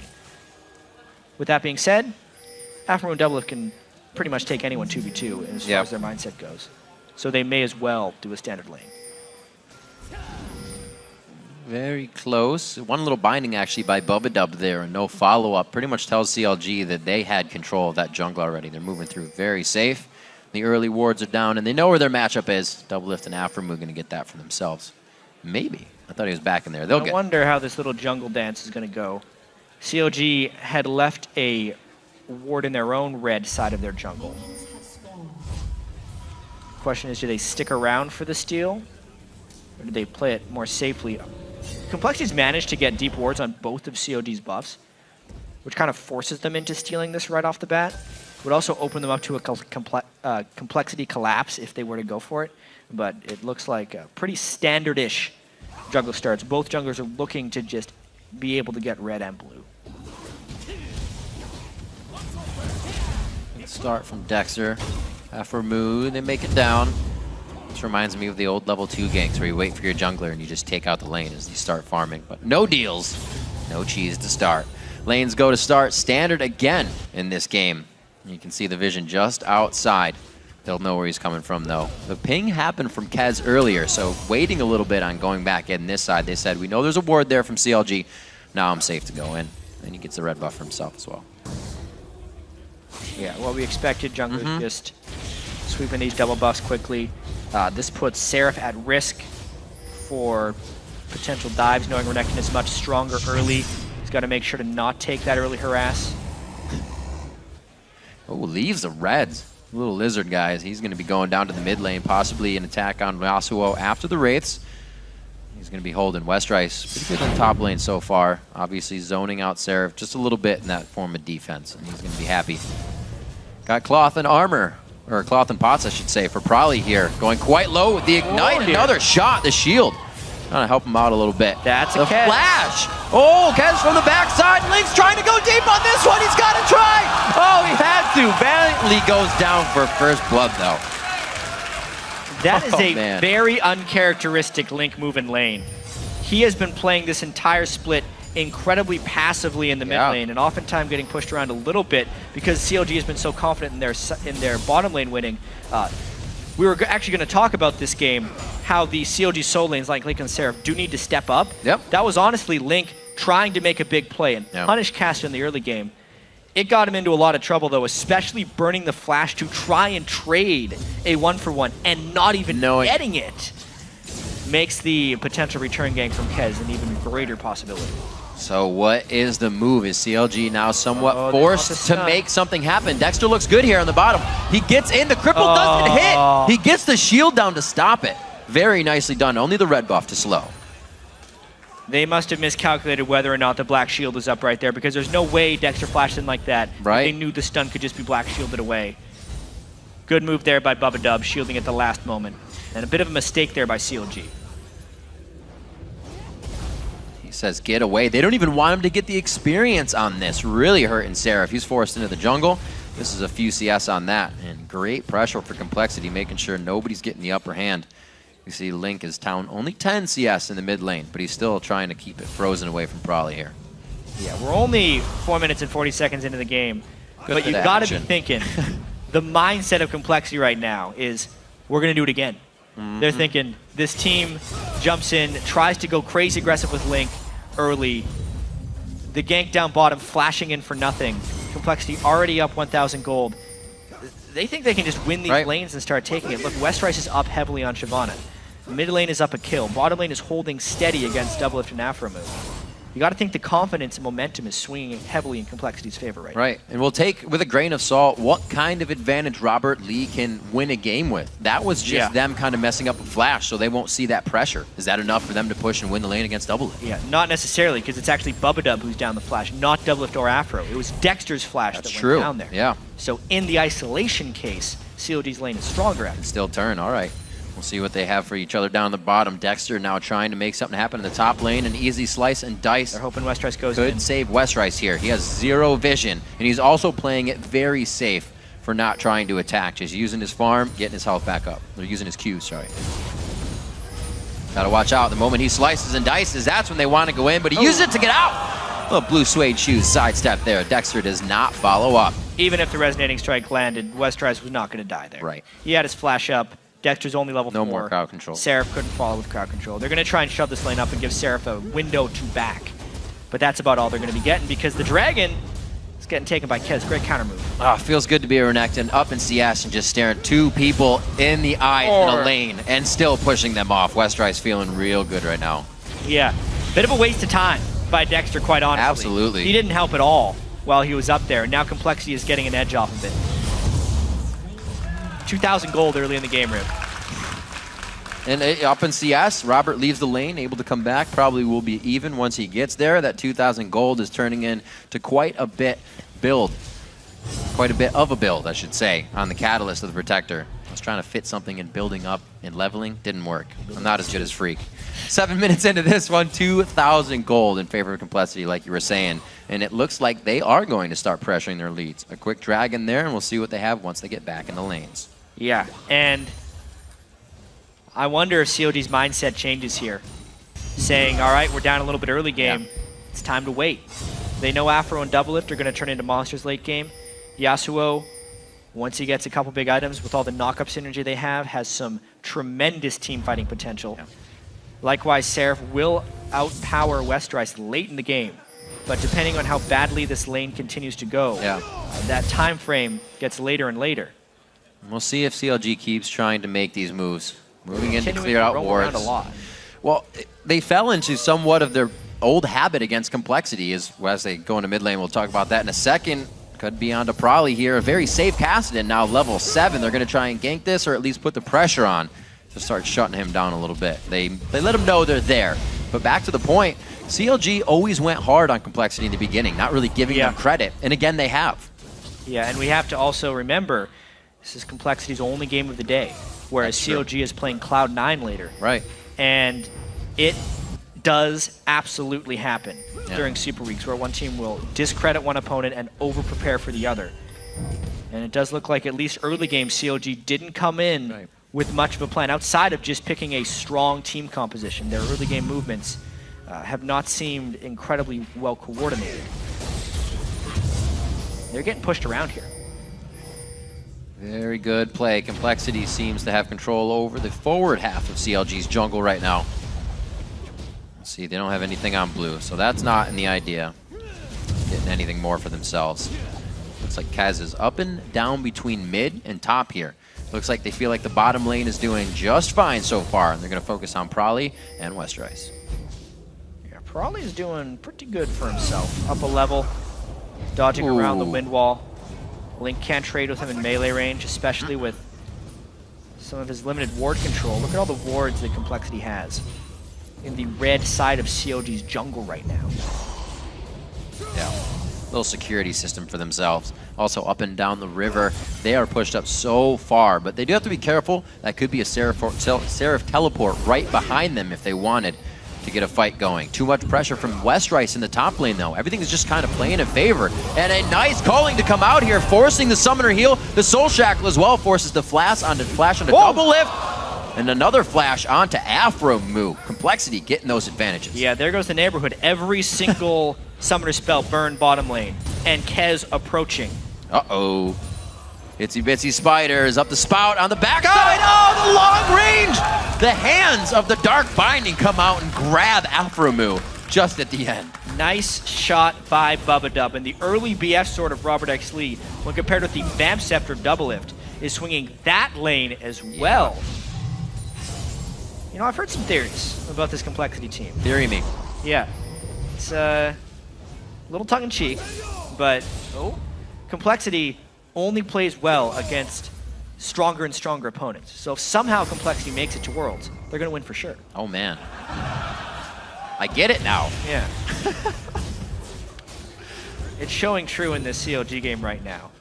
The 3,500 gold lead, 10.5 minutes in.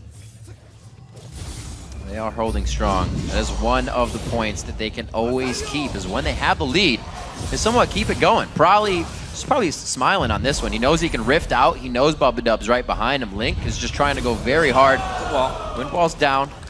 Looks like they're going to be able to get a little bit of control over mid here. We got a minute and a half on Dragon, so we got a few people backing across the map. This is going to be pretty good and a really good tell of how this game's going to go. Yeah, I wonder if CLG's even going to try and contest it, though, thinking about the relative power level right now. 3,000 gold they're not working I mean, with. yeah, Static Shiv is completed onto Link. That's the Yasuo item they needed. But elsewhere, you know, Double Lift, he doesn't quite have that BF sword yet. He's really trying. I'm actually not sure what he's going for. He might go for Blade of the Ruin, but he's sitting on 1,400 gold. You compare just the AD level, Robert X. Lee's sitting at about 170 attack damage, whereas Double Lift's at 116, but building up towards that orc. It's going to be tricky here. Robert definitely a spike in damage over what Doublelift will be putting out unless he can hit living artilleries with every shot. A little hard when you got Robert actually doing a relentless pursuit, dashing around. Looks like the Hydra already finished up onto Westrice here, 11.5 minutes into the game. It's going to be putting out some hurt.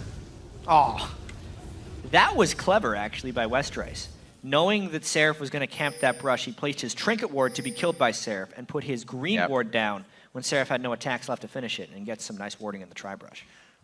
Keep himself safe. He's been playing a lot better for just kind of a solo lane. Usually he was getting help from Kaz, but when he is left alone, he holds his own now. You saw the Shyvana game earlier. It got a little crazy, but that's because he was so damn big that he could just jump into everything. Yeah, Westrice has went full offense as well for having his Hydra completed on his Renekton, meaning his late game scaling isn't going to be too great. Right now, he's an incredibly potent force. If Dexter went up there, it might even be a 1v2. With Westrice coming out on top. This is the one thing that really interests me, is that if teams buy these things, do they use them? Dragon is now. Can he push out Seraph enough? Their teleports are down in the top lane, so they might not be involved in that. Right now, it's just mid. Jeez. And Robert X. Lee is working that BF pickaxe by for sure with the amount of damage he can put on Doublelift. One Dark Binding away from death right there. How does CLG realistically contest this Dragon? Well, by landing a lot of harass onto Robert, apparently. That's what we're talking about. Living artillery, the kick into the ultimate, the last breath, and that's all Probably could take as he looked behind him to see his assassins. Dexter and Link coming out with a big kill there. They start to turn things around, and not having Probably, looks like Complexity may still want to try and formulate something out of this. Yeah, I didn't quite catch it. Not sure why Probably was down there all by his lonesome, but it did provide a nice switch around there for Link and Dexter. This is actually what Complexity did with Yasuo last week. He started in the mid lane and then just moved bottom, where he becomes almost impossible to duel and a much bigger threat in that bottom lane. Split pushing, easier access to farm, more threat in a 1v1, and then you hold mid lane with your AD carry and support. That's what CLG is trying to pull off right now as they transition to a late game build. There's a shot they needed on the turret. Robert gets out, looking back quickly at that engage. Looks like that Dexter actually snuck around a ward perfectly that Kez placed, so probably thought he was split pushing safely. Oh, man. Really good moves by CLG. The rotation's now coming out in their favor for a kill for Dexter there, but can the team follow up on this? Haven't seen too much from Seraph in his teleports, which is down right now, but the Dragon being alive could really mean a lot for CLG to get back in this one. Yeah, the teleport from Seraph is on a different timer than Westrice, so there is a chance CLG would be able to control this Dragon with a 5v4, but both teams actually seem fairly hesitant about this Dragon.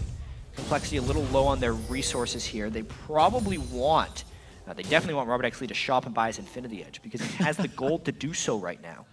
There it is. Then I could see them forcing, but they don't want to do it early. Oh, wait and see.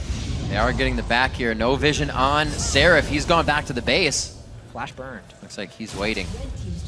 He gets himself a ward and a potion to come out of the base. Loses top, so could be very likely that he teleports down to the bottom lane after he saves his second tier turret. A lot of pings going out in the vision control for Complexity. They know that Link and team want this. The back timings of Complexity was a little obvious right here. COG is going to want to burst this down as quickly as possible. It would do great things for their overall gold flow, and it looks like they're going to be able to get it. Dark Binding, just throw it over the wall. Doesn't try. They have vision, but they know the timer. That'll work for him next time. Great grab onto Alpha Moo. He should be able to mitigate most of that damage with the Unbreakable, and they're good to go. That was a huge move by CLG. They're not strong enough to face Complexity in any facet in an actual team fight. And that's actually CLG's main strength as a team. Their ability to squeeze out as many advantages when they don't really have any business doing so. And that was an example of that to keep it at a 4,000 gold deficit. Quick moves, you have to act on them immediately, and that's something they do very well as a team. No stragglers to be had there, and if any, Alpha Moo is just saving everybody else from some damage. The teleport does come in now after they get some good control. Resonating Strike followed Bubba Dub. Whoa, Seraph going in! A great dodge of Bubba Dub. He puts out the Black Shield to take nothing out of that in the way of getting pushed around. It looks like they pushed CLG back as well. Both top laners teleported to get down there. So it looked a little strange, but honestly, if it's to end that top lane laning phase and get Westrice out of there, it's not the worst thing in the world. I like it. I want to see more fight. Unchanged. You want to see more Shyvana. We had the whole montage at the start. I was just ready for it. Could have had him at level 1. Lizard finished up to the Golem of Kaz. Dexter looking to put out more damage once again, as always, on the Vi builds, on the Lee Sin builds. We'll see if he can keep doing that. Maybe a Sightstone to come out for him as well, but maybe not. Next. They need a lot of vision control to maintain this late game stall they now have to pull off.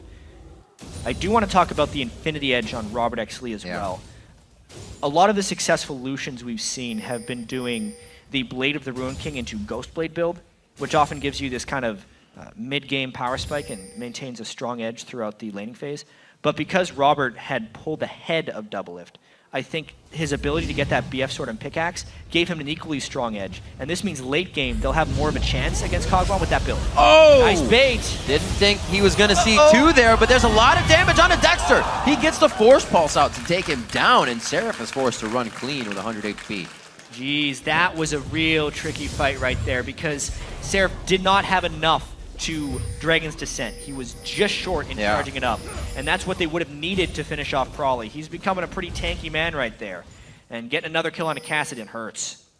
Complexity really taking control, something that kind of, you know, makes you tilt your head when you think of a team at the bottom of the standings being such an underdog that when they have a lead, it looks like they know how to hold them all the time.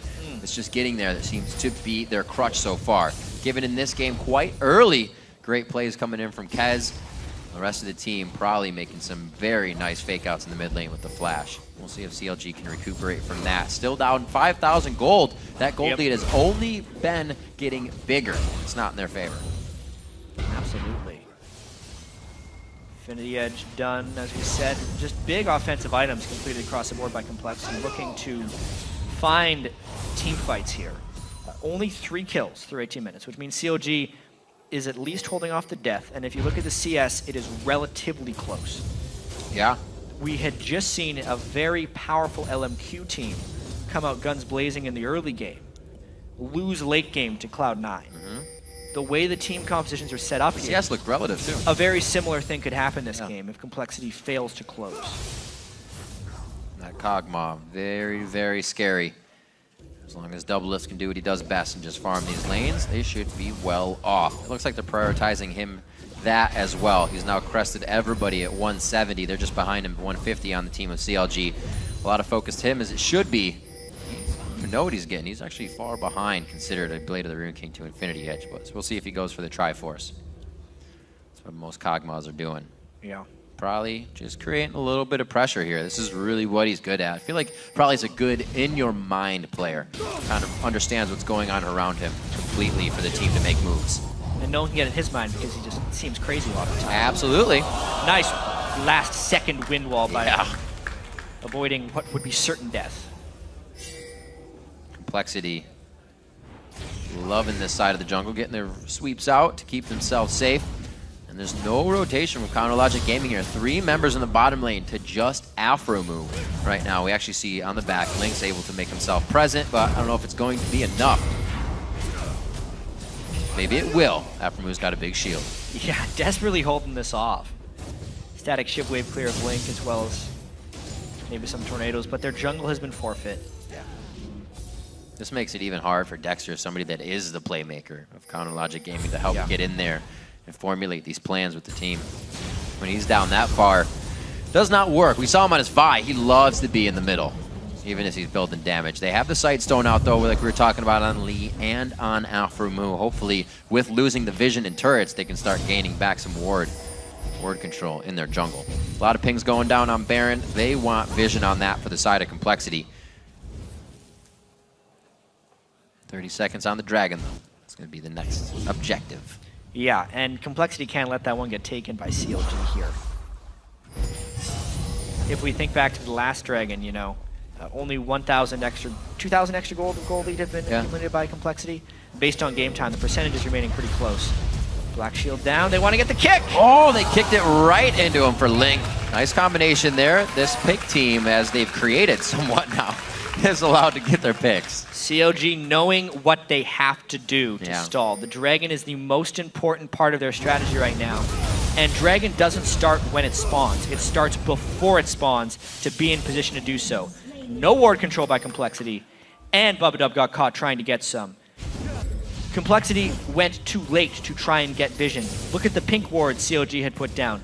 They were way ahead of the game on that, and it proved beneficial. They were pinging out the red to see, do we get that? Maybe it's up if Dragon's going down, but they can't even get anything. They actually probably took it earlier when they were in CLG's jungle, so shouldn't be worried. But there it is. They have the timer from taking it last time. Well, that's one of the things that happens when they devote so much map control to one side of the map. They get black spots on the other side. Yep. A nice little counter move. Doesn't make up for the Dragon. Because really that Dragon that happened by Complexity undid all the pressure Complexity had. This, however, would more than make up for it. This could be something. They have the Infinity Edge, almost a Phantom Dancer after that coming out from Robert X. Lee. They did take down Dexter. A short ward by Afro. Didn't get inside the pit. Could be their best chance here to do this. Nobody really has the damage to take out a Smite. It's going to be a fight. Westrice is doing what he can with Dominus on. Seraph pretty much misses the Dragon's descent as he comes through, and probably is able to hold off the team. But CLG has held off the Baron. What just happened? Robert going down too. Robert's going to get hit up. One more concussive blow. The Flame Breath. Seraph burns him up. Do they have anything to stop Westrice? They don't. He teleports back.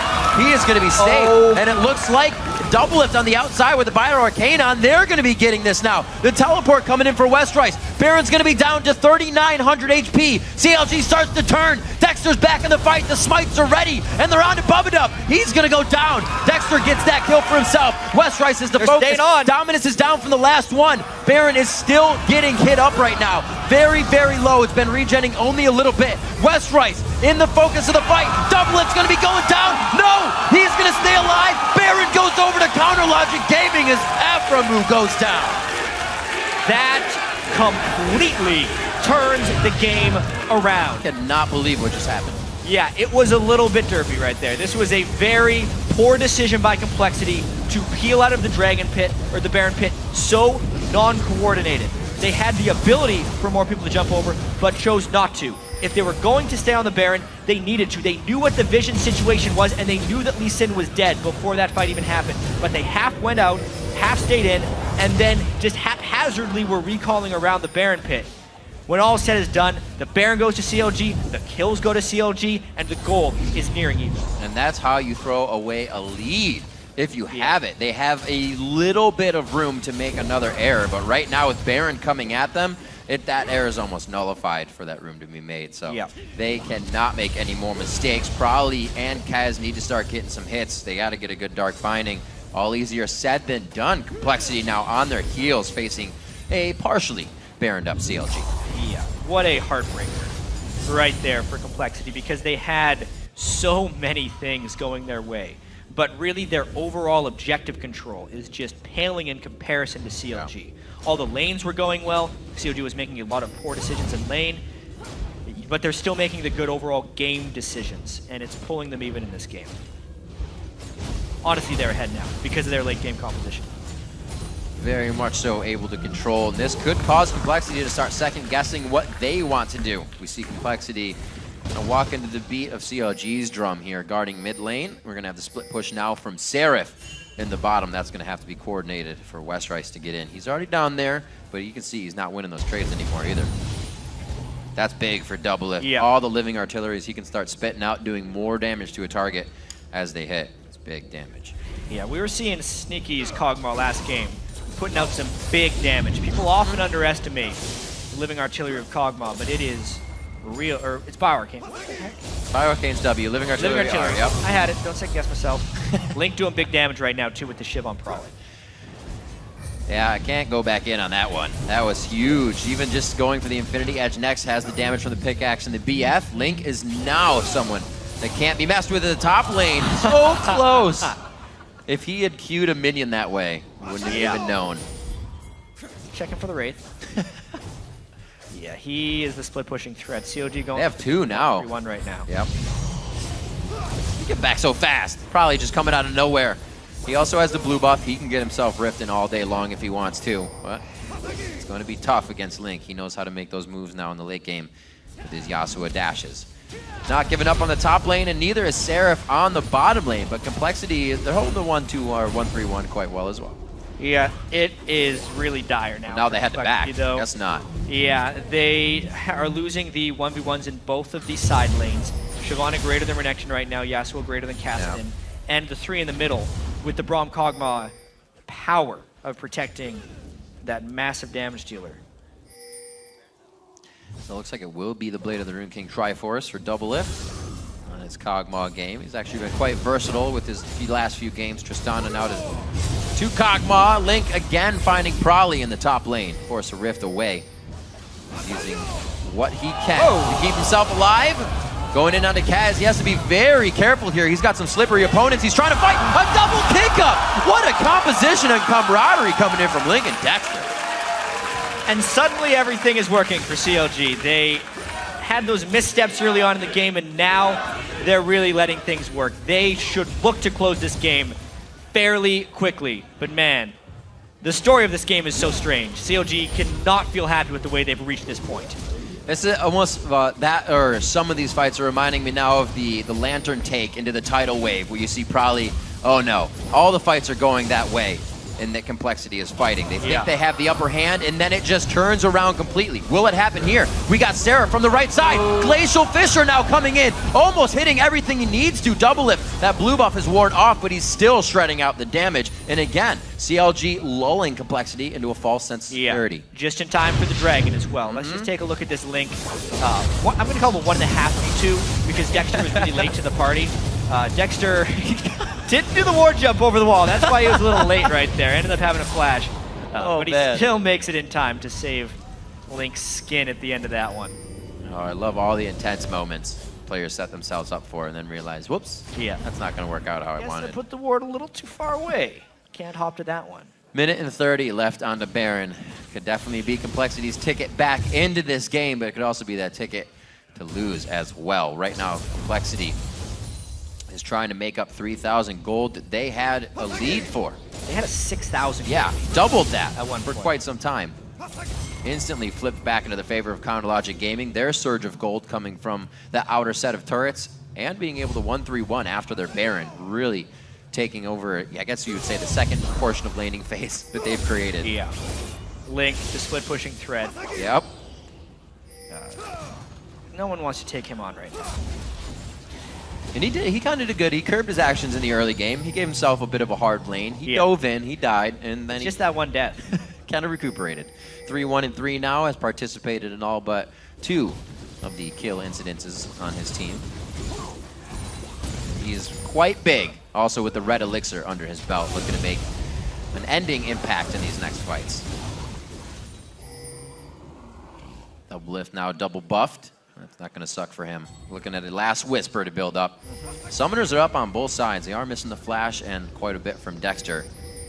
And Robert actually. That would be a dangerous fight if they were to go in now. So Complexity has to be careful for their AD carry.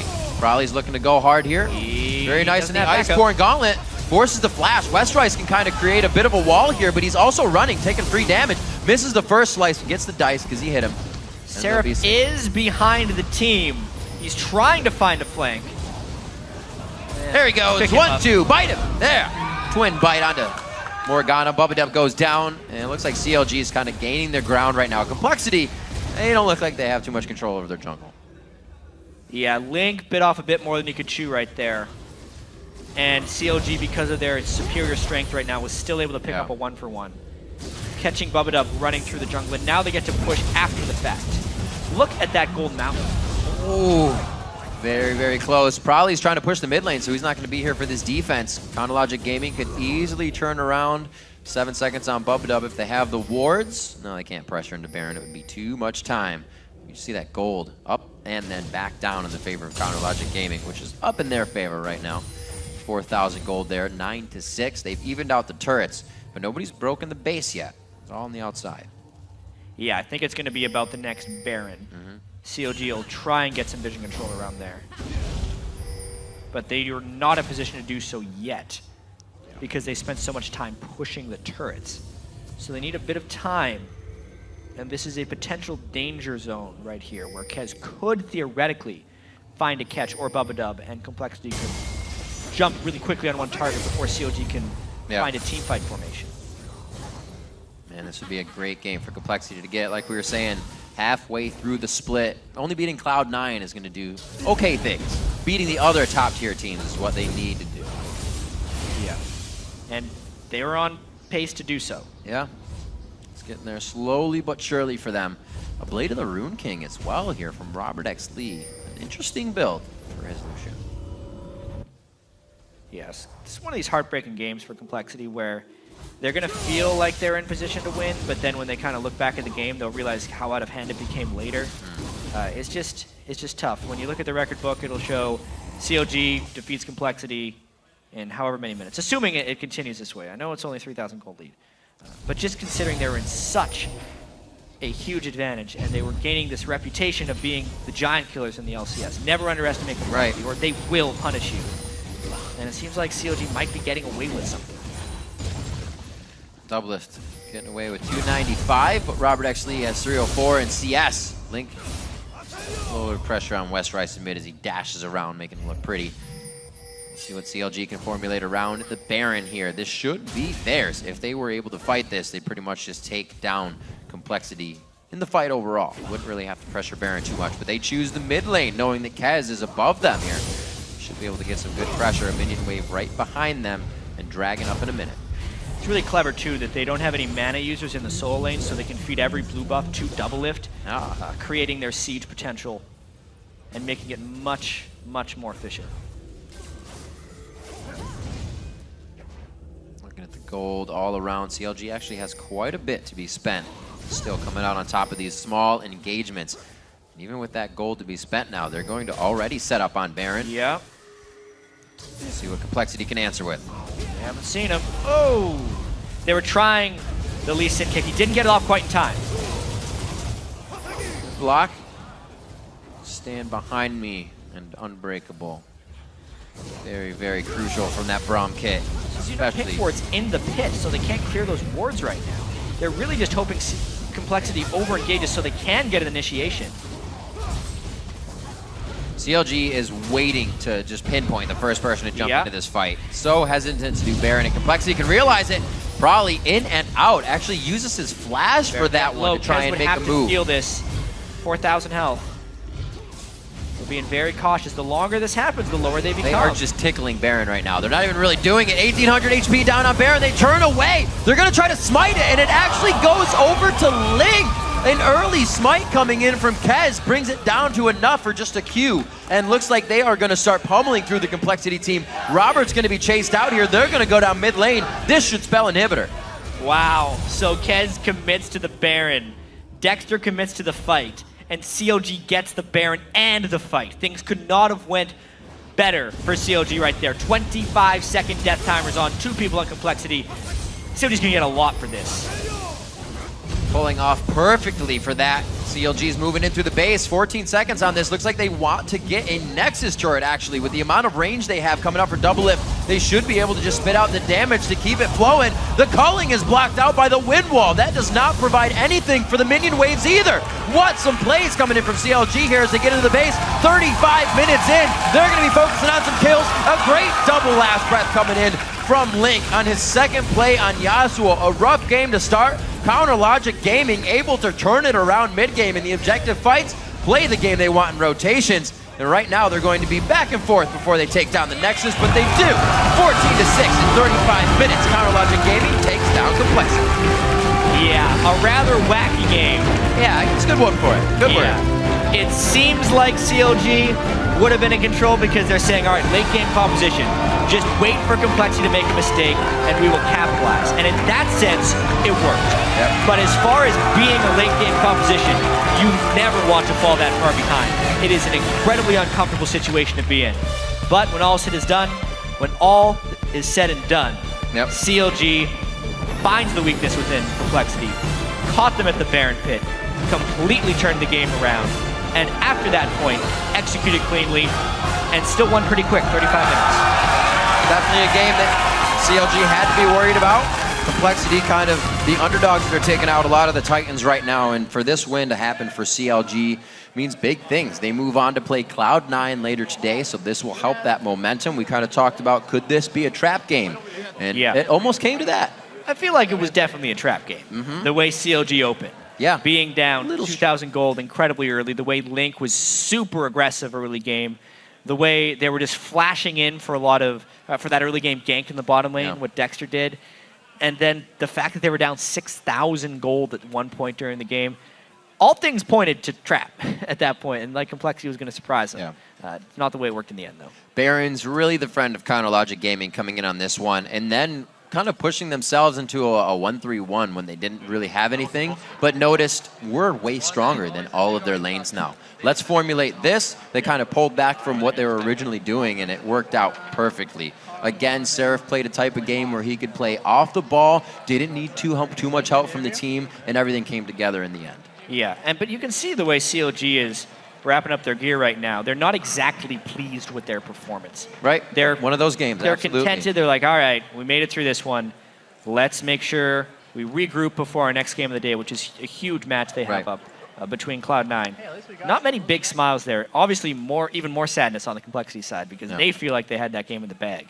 The first pick, Kassadin, again, has worked out well for them. But as you mentioned in the beginning, Link's one of those guys who doesn't mind if he's going up against Kassadin.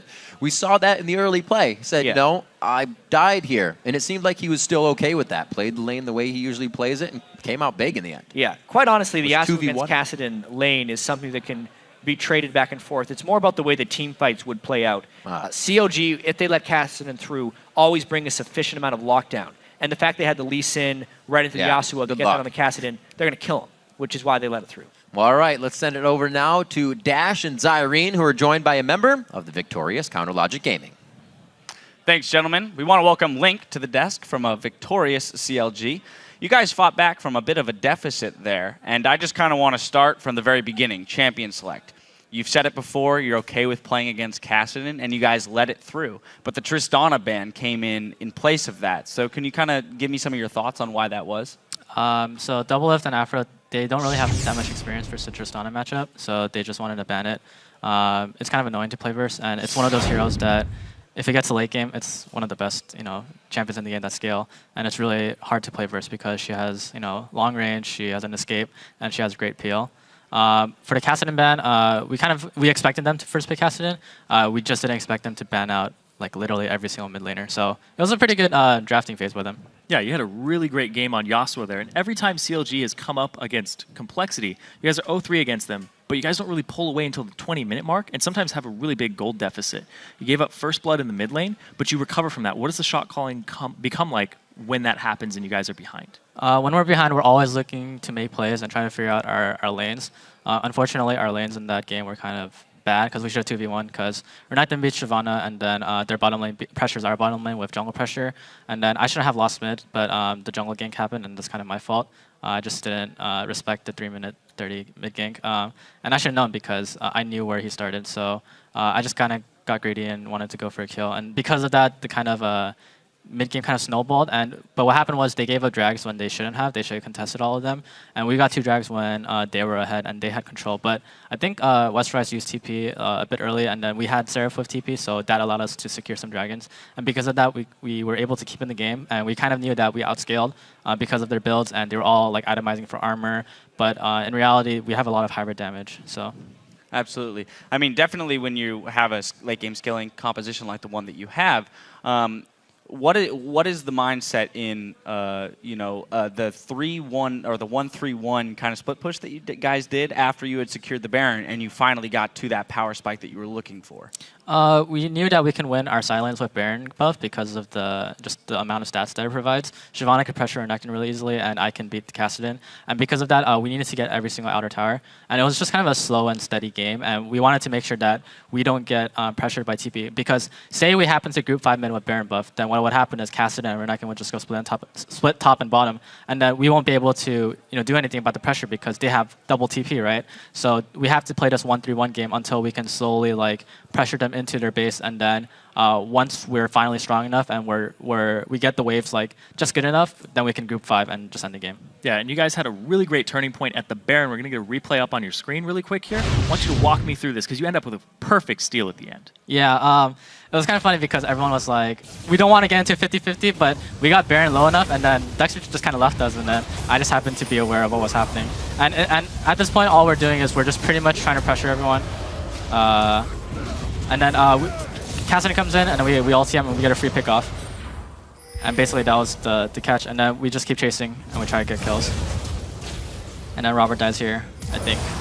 Yep. And then we just go for Baron, and then it's just over and over again. Yeah. It's a really long fight. He ends up TPing back in to re-engage you guys. Yeah, exactly. And, Elise is here, and we're all just like, Double, why are you on the wrong side? Double needs to come over here because he's useless without W. And we're getting pressure, and he's like, all right, we're coming over, and we're just trying to kill people left and right. And it's just a really chaotic fight because we're all trying to peel off, and we're trying to go on. Kassadin reses, and then I think he comes back eventually too. And then Westrise is in front of our faces, and we're trying to kill him. And then we managed to get the Baron buff, and then that's it. I mean, that was just an absolutely insane fight, but that is the fight that allowed you to pull off that 1-3-1 that you were talking about and kind of take control of the game, get the map back into your favor. The next thing I want to talk about is moving through the game. We saw a little bit of a 2v2 top lane at about 27 minutes that you took. What is it that allows you to roam the way you do? On a champion that with his mobility, what's the confidence factor that goes into that kind of a split push on Yasuo? You just have to know what your power spike is, and I was looking at Kassadin's items, and he only had one really big item that was Rod of Ages. He had stats on the Glacial Shroud and the Seeker's Arm Guard and the cooldown reduction boots, but for the most part, we were a lot stronger, and I knew because I think I had IE at that time, so I had pretty much 90% crit chance, and that's really just. It's a crazy amount of damage. Yeah, and we're going to get a replay on your screen really quick. Walk me through this. It's the top lane fight where you and Dexter end up with a kill at the end. Okay. So I see Probably go on me, and I see Elise. And Elise is too far to do anything right now, and Probably's already at half HP. And we see Elise, and we're going for a catch. And I know that he's going to rappel onto me, so I just third Q. And then I ulti him. And Dexter comes in with a perfect kick, and then he knocks them both up. And then I follow with my own knockup, and then we just kill them both. Dexter placed a ward over the wall, and he's like, nope, I'm just going to flash it. Yeah. Instead of ward off. Absolutely. But that's what you're talking about, knowing the limitations of your champion, having the confidence to split push in that scenario, and knowing that you'll win that fight. Yep. From there, we went and saw another Baron fight, right? And you actually had an amazing play where Dexter decided to leave the Baron, called for the fight, and Kez came over the wall. So was that an individual a decision by you, or was that called for, that you would go on to Kez, wait for his smite, and then you ended up securing the Baron for your team? Well, what happened was I told my team that, all right, this is going to be a 50-50, you know, so we have to like do something about it. And then at the last second, I told everyone to burn it, but then everyone decided to just leave and fight everyone else because Double and Afro were trying to peel off and, you know, kill the frontliners who were coming in. But then they didn't see Elise, who jumped over the wall. And then at that moment, I realized that Baron was at 1.5k HP, and I was like, well, this is going to get smited. And then, you know, he jumped in, and then he smited at like 1k, I think. So it went down to 500 HP, and then I just queued and auto it, and then I got it. Yeah, and you guys have multiple games coming up, one more later today. How do you guys prepare for Super Week as opposed to a regular week?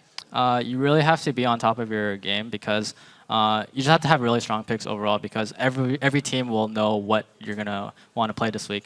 But for the most part, we always prepare for each match differently. And versus Cloud9, we're going to be definitely, since we watched the first game, and I'm pretty sure they watched our game too, like we're both going to have info on each other. So we're just going to try to do our best and just outplay them that way. All right. Well, I guess I'll ask a little bit more of a specific question onto the end of that, specifically against Cloud9 today, right? That's another team that we saw play very well already. Do you take into account the game that happened today, or do you just stick with the game plan that you guys had going into the day? No, we always look at their game today because that's probably their most favorable picks. I'm pretty sure that every other team does that too. All right. Well, I want to thank you. We have to take a quick break while we tidy up the rift for our next match, Dignitas versus Evil Geniuses. Don't touch that mouse.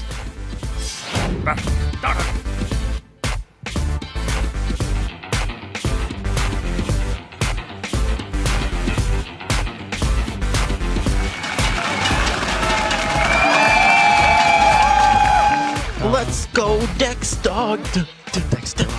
Baron is still getting hit up right now. Very, very low. It's been regenning only a little bit. West Rice in the focus of the fight. Doublet's going to be going down. No, he's going to stay alive. Using what he can to keep himself alive. Going in onto Kaz, he has to be very careful here. He's got some slippery opponents. He's trying to fight a double kick up. 1800 HP down on Baron. They turn away. They're going to try to smite it, and it actually goes over to Ling. An early smite coming in from Kez brings it down to enough for just a Q.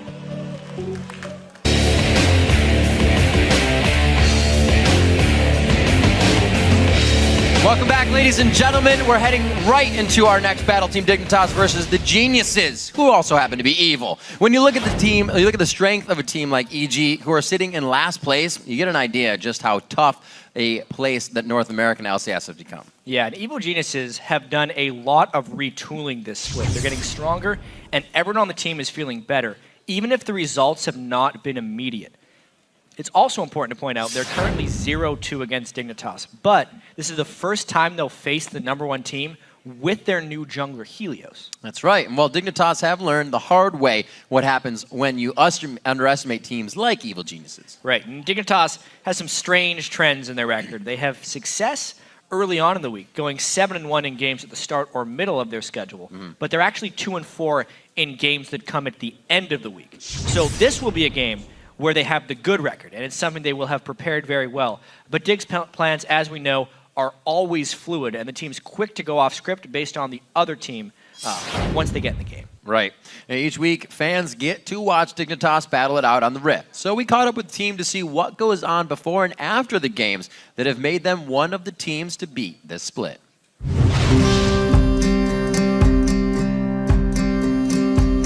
I'll get up around like 8 or 9. I'll play a game or two of solo queue, just get, my head in the game, get my fingers warm, and then, just wait for a shuttle to come. We play CLG today, and they're a tough team. They're in the top 3 right now. On the ride there, we don't really talk about the strategy there, because we already talked about it the night before. We have it written down, we know what's going to happen. Well, you write a notepad, right? Yeah. You wrote down everything from yesterday? Yeah, that's all I need to know. No, we know, it's in the book. Oh, okay. It's in the book. What happens if there is nothing written in the book? That's what I'm going to do for World Finals. Nothing. Once we get to the studio, we just sit at our computers, watch the game, play a couple solo queue. I try to keep myself at a calm level. The most important thing is to mimic our practice too, or the LCS. So just try to remember, how am I feeling when I play a scrim? Okay, this is the feeling that I want to emulate when I'm playing an LCS. This is how Kiwi Kid prepares for our LCS matches.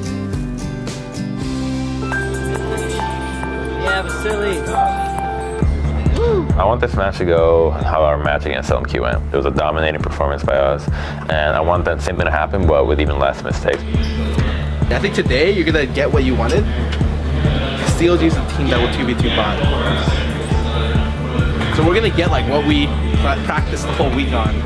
Problem is keep tracking the jungler and tell your team where you're going.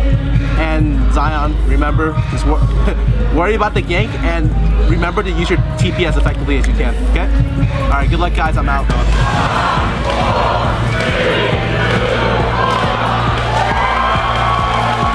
If you need me again, I'm looking to go top. How many feet does me around? He's gonna go word right now. I ignited Twitch. Yeah. I'm on after him. Here they come. This is really dangerous. Link is on the way down. Let's meet my bot. Here comes Link. A new challenger enters the battle. He's actually not even needed as Zion's Barton and Cutie Pie are forced back. Counter Logic Gaming in 29.5 minutes. Take down Dignitas.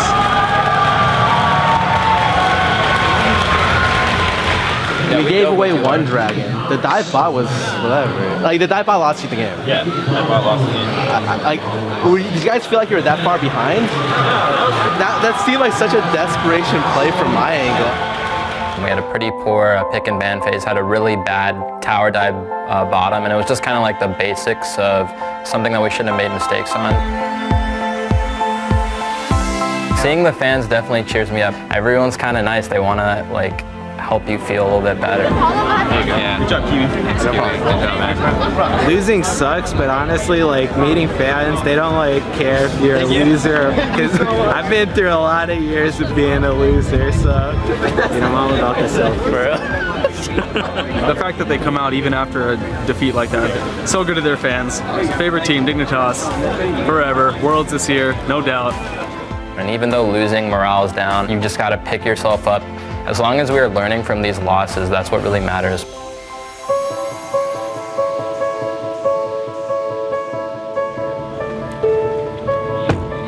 Next time we play against anyone in general, just don't deviate from our original plan, because our original plan, we spent a week crafting. It's pretty good. We go back, we rewatch the games, and I know key areas to focus on and key problems that we need to fix. We're in a three-way tie for first place right now, and I know people are expecting us to lose. Like that's what all the analysts think. Like they're just waiting for us to fall under, and I won't accept that. Most interesting thing from the story is last year we wouldn't have gotten the same story out of Dignitas. It was more turmoil, more back and forth, the wins and losses. But now they're saying the same thing that the LMQ says is don't deviate from the plans. If the top teams don't do that, they stay on the top. Yeah, and Scar definitely seems to have made a very smooth transition from mid laner to coach. Even the pregame prep talks. Absolutely. So let's check out the starting lineups as we get into this one. On the blue side, it's going to be Dignitas. In the top lane is Zion, Spartan, Crumbs is in the jungle, Shifter in that mid lane with I'm a Cutie Pie at 80 carry, and Kiwi Bowl on support. Yeah, and then against them is the Evil Geniuses on the red side. Inox in the top lane, Helios in the jungle, Pobelter in mid, Altec on 80 carry, and Crepo on support. You know, talking a little bit about Helios lately, he's been quite unique in his picks, brought out a little bit of the new that we also saw from LMQ, and that style of play has kind of catapulted CLG a bit. There's a new revitalized feeling to that team a bit. Yeah, this EG team, as far as feeling revitalized, is great, but they're very clearly, at least perception-wise, well improved and above the bottom three teams. Yep. Yet, the question will be, all right, but who can they beat? Can they beat Dignitas, TSM, LMQ, CLG, Cloud9? Maybe. They still feel weaker than those teams. So in order for these changes to add up into success, like Altec being an 80 carry, he's had some great games. Helios has had some amazing early game pressure. But it has to transition into victories, otherwise it's not necessarily worth anything. And EG is a team that is somewhat good from playing from behind. They can do what they can to keep themselves in the game. If Altec starts getting those fight kills, like we said, then it takes off. It kind of needs that Helios in the beginning, and they've been getting it. That really helps for them. Yeah, Helios is known for as soon as they get one gang, he's just like, all right, easy game, we win. Here we go. Not always the case. I like that. Talking to Crepo at one point, he talks... Helios speaks in absolutes, just very set in his ways, and that's the way it's going to happen. But things have been working out, and obviously some things don't. We'll see if it works out this time with the Cassidy and Kale band coming out easily from the side of Evil Geniuses. A Twisted Fate and an Eve here is a little bit more mid-focus is hit. Yeah, definitely the game where we're going to be seeing Kale banned away. We had a real abnormality in our first game with Kale not being picked or banned. This is more like it. For the 4.10 patch at least. Next week in the LCS will be on the 4.11 patch with the nerfed Kale. Have to reevaluate whether or not she remains banned. Nunu. He does get banned out. A little too much of a composition style that Dignitas doesn't want to deal with, getting dove all over the place and having their jungle controlled. Something Helios loves to do. He'll even die for that first blood. He has to. Going headstrong into the turret. Ziggs gets taken out. Shifter is actually hit pretty decently with those few picks in the mid lane, but he still has quite a bit to have fun with. I've seen him on the Orianna lately. His Syndra as well. Not too shabby. Yeah, his Ziggs numbers are just so insanely impressive. He actually hasn't died on Ziggs. No. So it's a pretty good ban. 9 deaths altogether. Yeah. The least across North America and Europe. Like Zyrene said earlier, Helios already has accrued more deaths there at 12. And the Inox gets a Gragas. Gragas for himself. Top lane Gragas. The continual top lane pick of teams on the losing side. It just seems to be this trend that has happened. It's only been a couple of Gragas victories in competitive play, but he is all over the place in solo queue and in the minds of top laners because of how well he lanes and the things he can do in the mid game, being a really great tanky utility damage dealer that just do everything from the top lane. And of course the Kog'Maw will be a standard staple this week. With all those mid picks, or rather I should say bans, the Lee Sin gets through. So Comes will be making an impact out of the jungle on this, but will it be to that top lane? Will it be to the Kog'Maw, which we've seen carry a few games in a row now and be able to take that late game into his own favor as the carry king? Very quick picks from EG and kind of slowed down, but the Syndra gets locked in again for Shifter. That last play, 9, 1, and 3. He is a great Syndra, something with a very long engagement range.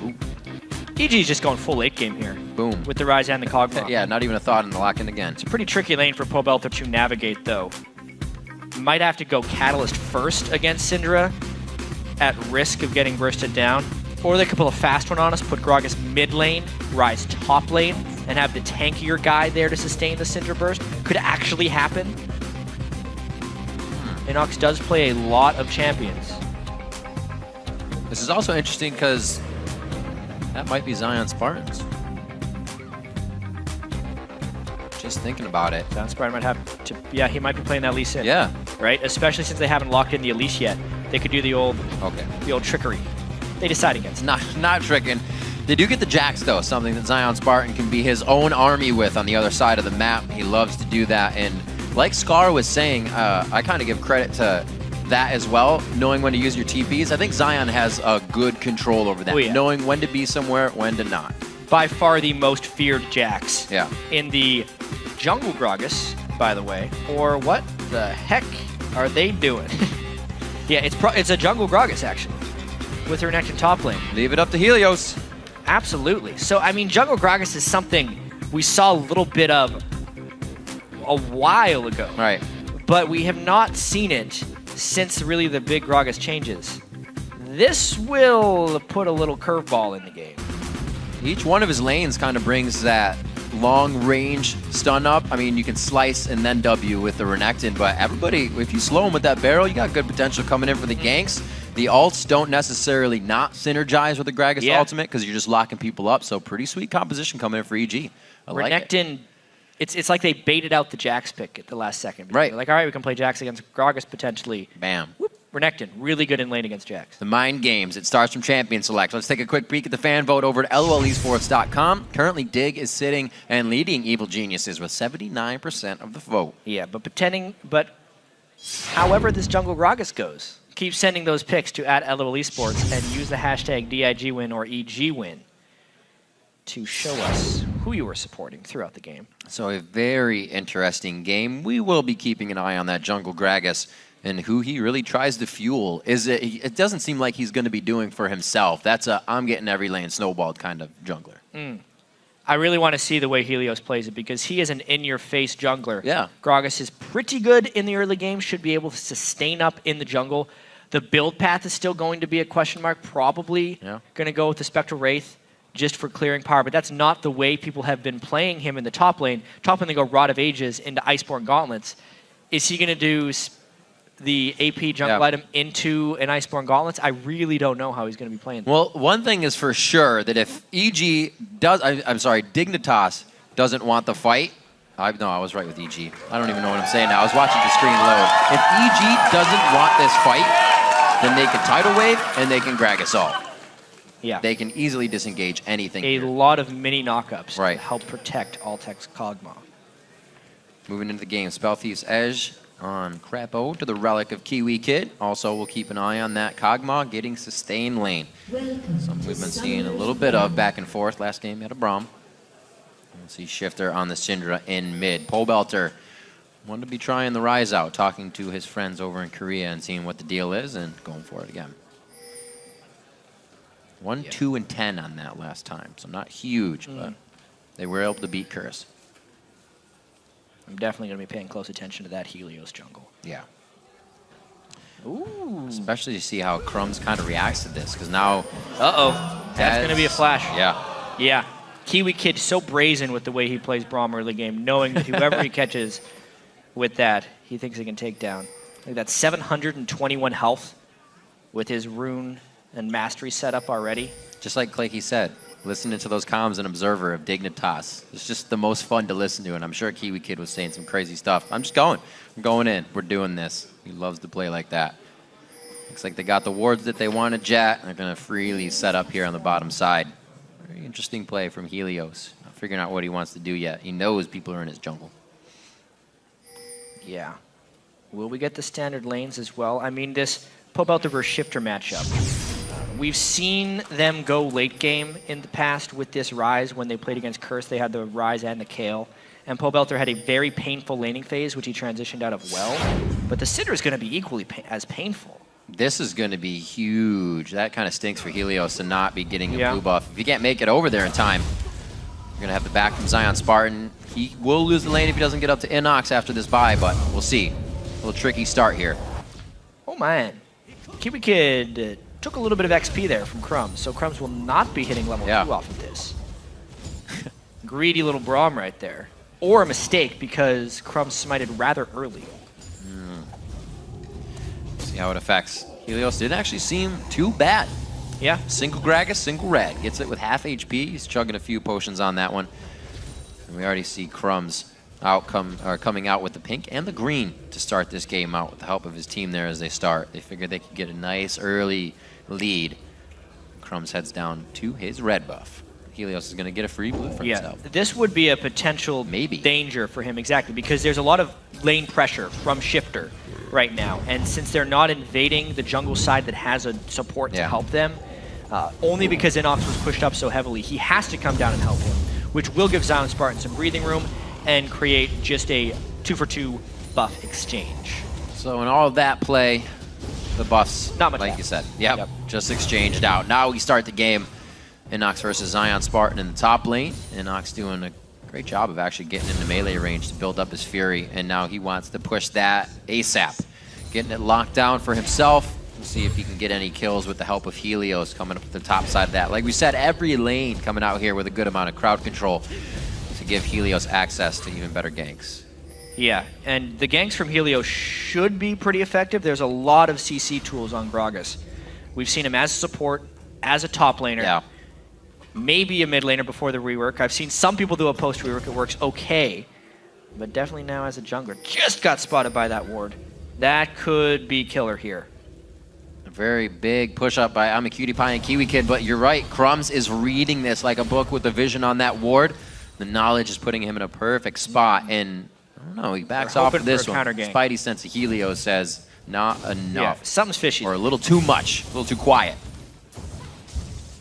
Great play by him. It actually moves towards the mid lane. A possibility on Shifter going hard onto Pobelter, but not so much. Not enough mana there to really put aggression on. That boots start by Pobelter in the mid lane is proving to be quite effective early on in the game. Dodging using the balls. speed advantage on Shifter to not only dodge the spells of Shifter, but to get in range to use his Rise abilities and push him back a little bit. Has been very well played, but now will he have the speed to dodge the Crumbs gank? He's had his focus on the CS. Perfect timing. You look for the CS, you go for the gank on your enemy. They get enough damage to push Pobelter out of lane. No summoners, but this is going to force Helios into the mid. Dodging the flash, critical. You can see how squishy Rise is. Or dodging the stun. Dodging the flash. Well, he dodged flashing as well. Yeah. Almost had to. Early on is so critical. Shifter, eyes on that siege minion. Not going to miss it. Not going to miss. Aw. Crumbs towards the top lane. 5 minutes on this. It's a nice Q out for a little more attack speed to make his way into the jungle. 6.8, 6.7. Shifter backs for the first time, and it's a Negatron cloak coming out from Pobelter in the mid lane as he knows he's going to be taking a little hurt as this lane moves. Yeah, we were wondering how he's going to plan on surviving this lane as Rise. A lot of Rises like to get tier as quickly as possible to start piling up damage. This just means it's going to be so much later for Pobelter. That is a huge investment, building that Negatron cloak this early on in the game. It just means it's what he has to do, really, against Shifter Syndra. He's just not going to be doing much damage for quite some time. That burst for Shifter is only 1 level away. He's going to get that as soon as he gets back to lane and a few waves in. Nice bubble. Great damage trade here as Kiwi Kid quickly throws up the Unbreakable. I guess that'd be the stand behind me. Either or. Yeah. Safety. He's got them both. They're both defensive abilities. I'm really impressed with the way Pobelter's CSing early against Shifter, though. He hasn't been getting hit by any of his harass, and he is up early on Shifter despite the gank from Crumbs. And here's Helios. There's that lockdown on Crumbs. Oh, Crumbs going to beat him to the spot. Very close. He's got... No, he does not. He has a sweeper on him, so he's going to try to hide. He's hiding. It worked. Not hiding very well. You need to get that safeguard up soon. Uh-oh. That was fantastic. It's like, I have a ward. Don't follow me. I'm just going to jump over. What a play by Pobelter, though, to auto-attack the dragon. Yeah. Knowing Crumbs was going to have to wait a while on that safeguard because he safeguarded to a ward earlier. Oh, Inox. Going hard on Zion Spartan. The flash is out. He flashes back on. Consistent damage and DPS coming from Dominus. He gets the W hit. Follows up with a call to me. That's that surprise from Champ Select. right there with the Renekton into the Jax, baiting Zion Spartan into that Jax, being able to punish him early as well with the pickaxe and the 15 CS advantage. Inox coming up pretty big, and this was just a straight up fight. Zion all in Inox as Inox was level 6. So yeah, Inox is just going to turn around and kill him. That is generally what Renekton does. Full Fury W, gets a regular Q on, that's all he needed. Very nicely done for the extra damage. Yeah. Big time overconfidence there from Zion Spartan. Kind of playing as if he had a jungler with him when he very clearly did not, because EG just saw Crumbs at the Dragon Pit. And Zion Spartan, he thought he was coming into a different matchup altogether until he was faced up against Renekton. So he's been trying to, he's been trying to grab a little bit of a lead. Dignitas, map control still in their favor as they move for the Dragon. Yeah, look at the wards around the Dragon Pit. They put an emphasis on the early Dragon. Helios unable to do that. He's gone with the Spirit Stone very early. You may be able to get this yourself over the wall. They should be able to get the blue buff, actually. Dignitas did not do a blue buff invade of their own after the Dragon. They're going to move forward now because they're sensing the Pobelter is up to some funny business. Wait a minute, Rise just ran out of lane up. So we're going to go ahead and steal this away. Shifter getting this nicely. Crumbs, level 4. So Helios is level 6. Now he just hit level 5, but not really wanting to be in too many big engages. He will be going down quick. 35 to 27 in that respect to the jungle CS. We'll see what kind of impact as we still watch Helios coming out of the jungle with Gragas. Dignitas moving back to their own side. So far, no real huge lead in the game. And they got to be careful here. They know Zion's flash is down. And they also didn't get spotted coming up here. So Inox draws Tower Aggro a little bit early. He looks like he's in a lot of trouble. I was going to say they helped him, but they locked him down. It doesn't matter if you get hit with Explosive Cask. Pobelter stops you immediately. You won't go flying the full distance. That was pretty cool. Hopped him into the wall as well. Yep. Which is one of the big things. A 3-man roam up top just to try and keep Zion Spartan in a hole. Whether or not that's worth it is actually going to be dependent on how well Inox keeps him down, because they did give up a lot of mid lane pressure there. Shifter gets about half the turret, maybe more, whereas Helios tries to rotate down. So Zion Spartan gets hit up twice. EG thinking they don't want to deal with the split push game later. Soften him up a little bit, give Inox the upper hand in that lane. See if they can keep working it. So far, it's only an assist to Helios' Gragas, but they get a move on it. So far, snowballing Pobelter into his kill. Still waiting for a kill to come off on Dignitas' side, but they're staying deathless also. Yeah. Pretty clean game from bottom EG side so far. Yep. I still want to see how this jungle Gragas transitions into the later stages of the game, however. Brings a lot of utility to the team. It's one of the big reasons top lane Gragas is huge. He has good base damages. They build tank, they build Iceborne Gauntlet, and he's this heavy damage, hard to kill tank that you can't get away from. It takes much longer to get to that point in the jungle, and the question will be, can he actually get that power in the jungle, or is he going to go straight AP and try to be a nerfed version of an AP damage jungler? Right. Not really sure what direction he will go. So far, hasn't got anything for himself with that assist. He's sitting on 1,100 gold, so the first buy will definitely be one. He's going to want to finish his jungle item. He's probably going to try and jungle until that point. Something we haven't talked about is this Altec Kog'Maw. He is one of the most devastating hyper carries we've seen when he gets into the late game, especially with that great Jinx game he had against Curse with the Pentakill. And Kog'Maw is the new hotness here in the bottom lane. Altec seems like the perfect player to be trying to get to late game on it. It is. Kog'Maw really, he's so much more accelerated if you know how to position, and that's one of Altec's main just advantages in his play. Main strength, thank you, is his ability to position. Living Artillery helps, as well as being in range. It's easy to get yourself killed when your W turns off. Yeah. You walk a little closer. Especially with the Lee Sin in the game. Not too much maneuverability on Kog'Maw if Crumbs gets the right attack. Crumbs very, very... We saw what happened to Candy Panda from Cotton X. Yes, that was crazy stuff. One of our LCS big plays from last week. Kog'Maw's not a very safe dude against Lee Sin. Yeah. Scary stuff, and Crumbs is looking to make that happen. You can see him communicating with the team. There's Pobelter in mid. Pobelter feels like it's a little too quiet. He's going to go ahead and sweep out around him. 97 to 93 in that mid lane. He did finally get his tier, but he's piecing everything together right now. It's a little smorgasbord in his inventory. Finally, the junglers meet. It's a Lee Sin versus a big guy. That's Gragas trying to do what he can. Oh, the ping pong game is amazing. amazing. It is going to be followed up, but what a 1-2 punch coming in from Pobelter there and the rest of the team. That was still a really cool combo, but the effectiveness of them the junglers are dead. Helios. You know, Pobelter decided to walk in and finish him off just as easily. But then let's just take another look at this. You can see Helios is a pretty beefy dude. Not falling down instantly, kick back into a stun. And then he gets moved room prisoned. Yeah, That's did awesome. have to burn the flash, and the auto attack is what finished him. The teleport was not needed. Really interesting development, actually. Helios going for the Spirit of the Ancient Golem. He's going full tank utility Gragas at this point. He could still do Iceborne Gauntlets afterwards, but yeah, he's going for strictly utility and relying completely on his base damages, which are still quite generous. Yeah. Be a hard man to lock down with all that crowd control reduction. It's a little bit of tenacity. It knocks the super freeze. Oh, a little too close. Toying with fire. Don't touch it, it's hot. Trying to keep Zion away from those minions. Look at the CS differential here.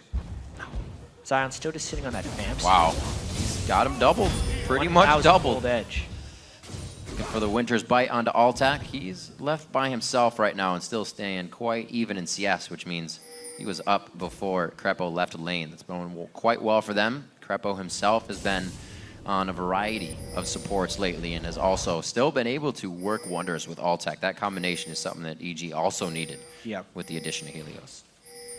Really reinvigorated Crepo, it feels like, being such a young, talented AD carry here. Sometimes you just need that spark. Revitalizing in the young age. Looks like the Scrying Orb again picked up by Altac, keeping the safety on, also allowing better living artilleries to hit, and then the continuation of vision from that. So they're really synergizing a bit of things here as they build up. Prepping for the Dragon right now. EG not really in position. Inox is running down. Zion Spartan could teleport down, but the vision control is non-existent. Crumbs! A little bit of a miss kick there. That's the disengage we were talking about before. If they want to turn it around, they can decide to stop the fight and turn it around. A 4-0-0 rise at this stage of the game is terrifying if you're Dignitas. He's gonna probably get this Dragon as well. Pobelter played it against Curse in week 6 on day 1. He's not afraid to play the Rise. And he played it safe enough against a Syndra to come out on top. Great blocking by Helios with the body. He is a big fat tank right there. Taking all the hits and saving the Dragon. Zion getting some nice split push on right here. What? Can't hear over the sound of Zion hitting I can't hear you. 15 minutes into this, Zion gets himself some gold in the top lane. He's going to have a little bit of free farm. Never mind. That's a crocodile. Yeah. There's a bit of a Tiamat. He just says, get out. Front doorstep is mine. They're actually going to go for this fight. Dominus is up. And that was a lot of big damage as the Cutlass was used for a slow, but no engage for the fight. Yeah. But, Baiting up the Pobelter. These Pobelter Rise scariness. Yeah. Is going to be tricky. That Rod of Age is finished too, so he's he's right on course. He managed to bypass that early game with the Negatron Cloak and then get right back on track. Yes, his tier will be a little bit slower. He's only at 206 of his 750 on the tier of the Goddess stacks. Yeah. But his time will come because he is clearly very strong right now in the game. The scaling in this game will be a very interesting thing to track because it is a bit of a misnomer that Jax outscales everything. If you have crowd control to shut him down in team fights, in 1v1 scenarios, yes, he is very, very good. Almost nothing will out. Gets the stacks up, you're pretty much done. But in team fights, he is manageable. If they can stun him or crowd control him with the Gragas, Renekton, and Rise, and even the Nami while he jumps into a fight, once his Counter-Strike is down, Kog'Maw can tread through him. And Rise, on the other hand, is like a machine gun of magic damage. He's kind of like an AD carry of mages, if that makes sense. Constantly rotating spells through, much like an AD carry would rotate auto attacks through a fight.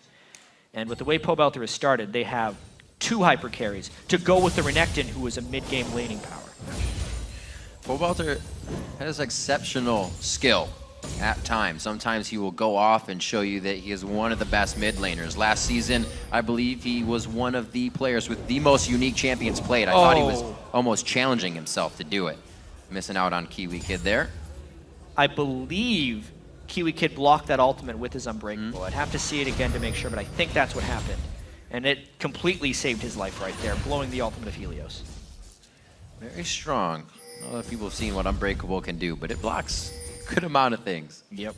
See Nami Wave go into it as well. Pretty cool stuff. 2K gold on favor of EG.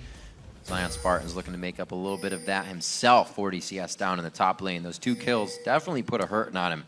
And Nunox made sure that it continued. Sunfire Cape for him into the Tiamat so he can keep the lane pushed as well. See what EG's next plan is here. Kind of been slowing down with the Dragon down. Yeah, they're hoping to find some kills. They got the wards down. By moving around. They got a couple pink wards there in the river to hopefully make their lateral movement harder to spot. Shifter and Crumbs are a little bit scared of Pobelter now. The last few times they've tried to pull off some kick maneuvers, Pobelter just killed Lee Sin. There's a frozen lane for Altec, so honestly EG is kind of thinking that they're in pretty good shape right now. Jackson's contained for now because Renekton has enough armor to take him down at the moment. That could become a 1v1 problem later. It's probably what Dignitas is banking on.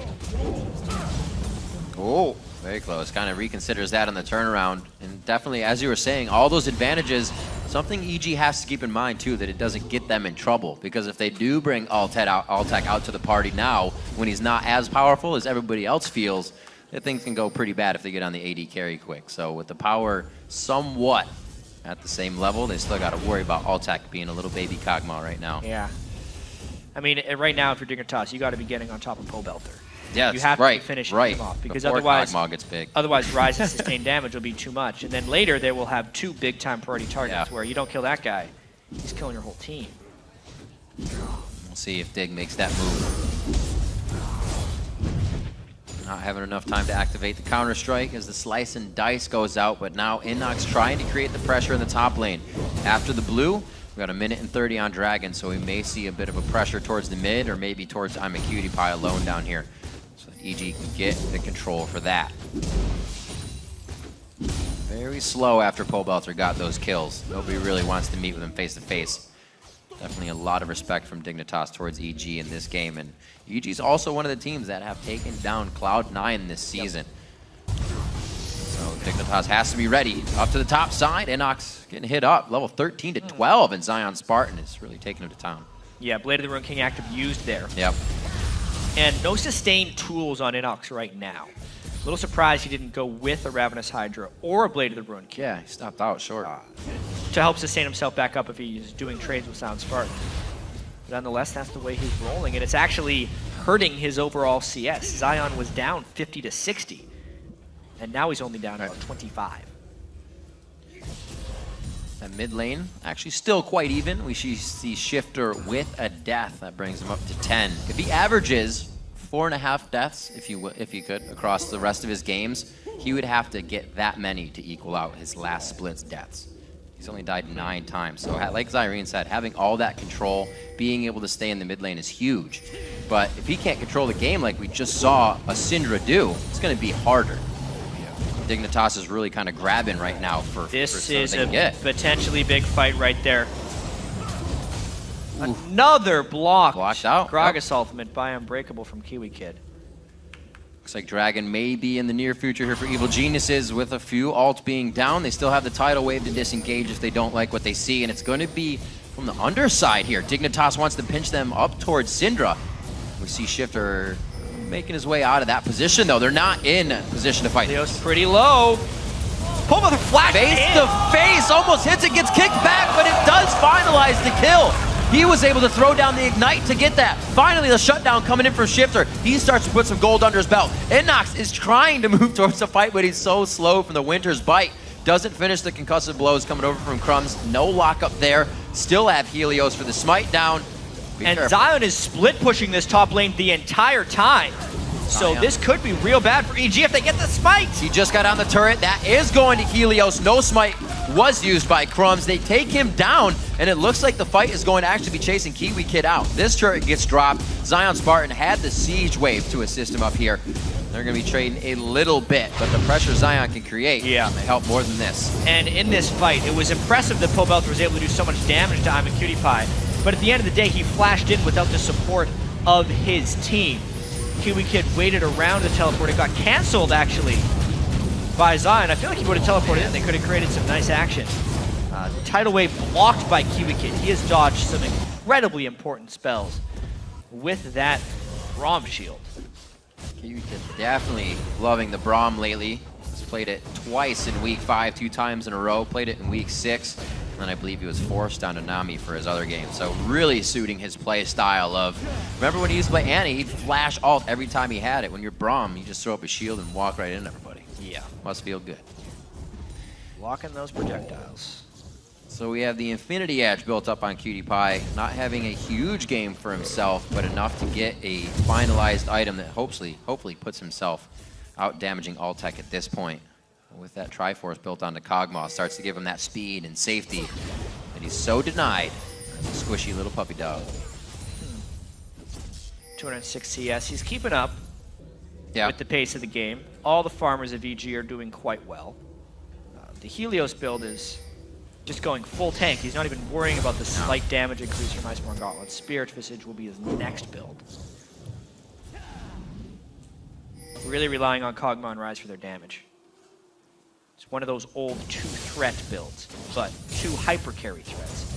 We've been seeing a bit of a throwback to the really old style compositions and play styles very recently, especially when Kog'Maw comes back. It's more about knowing he will do so much damage that you build the rest of your team with tank and utility just to enable him to do good things. Yep.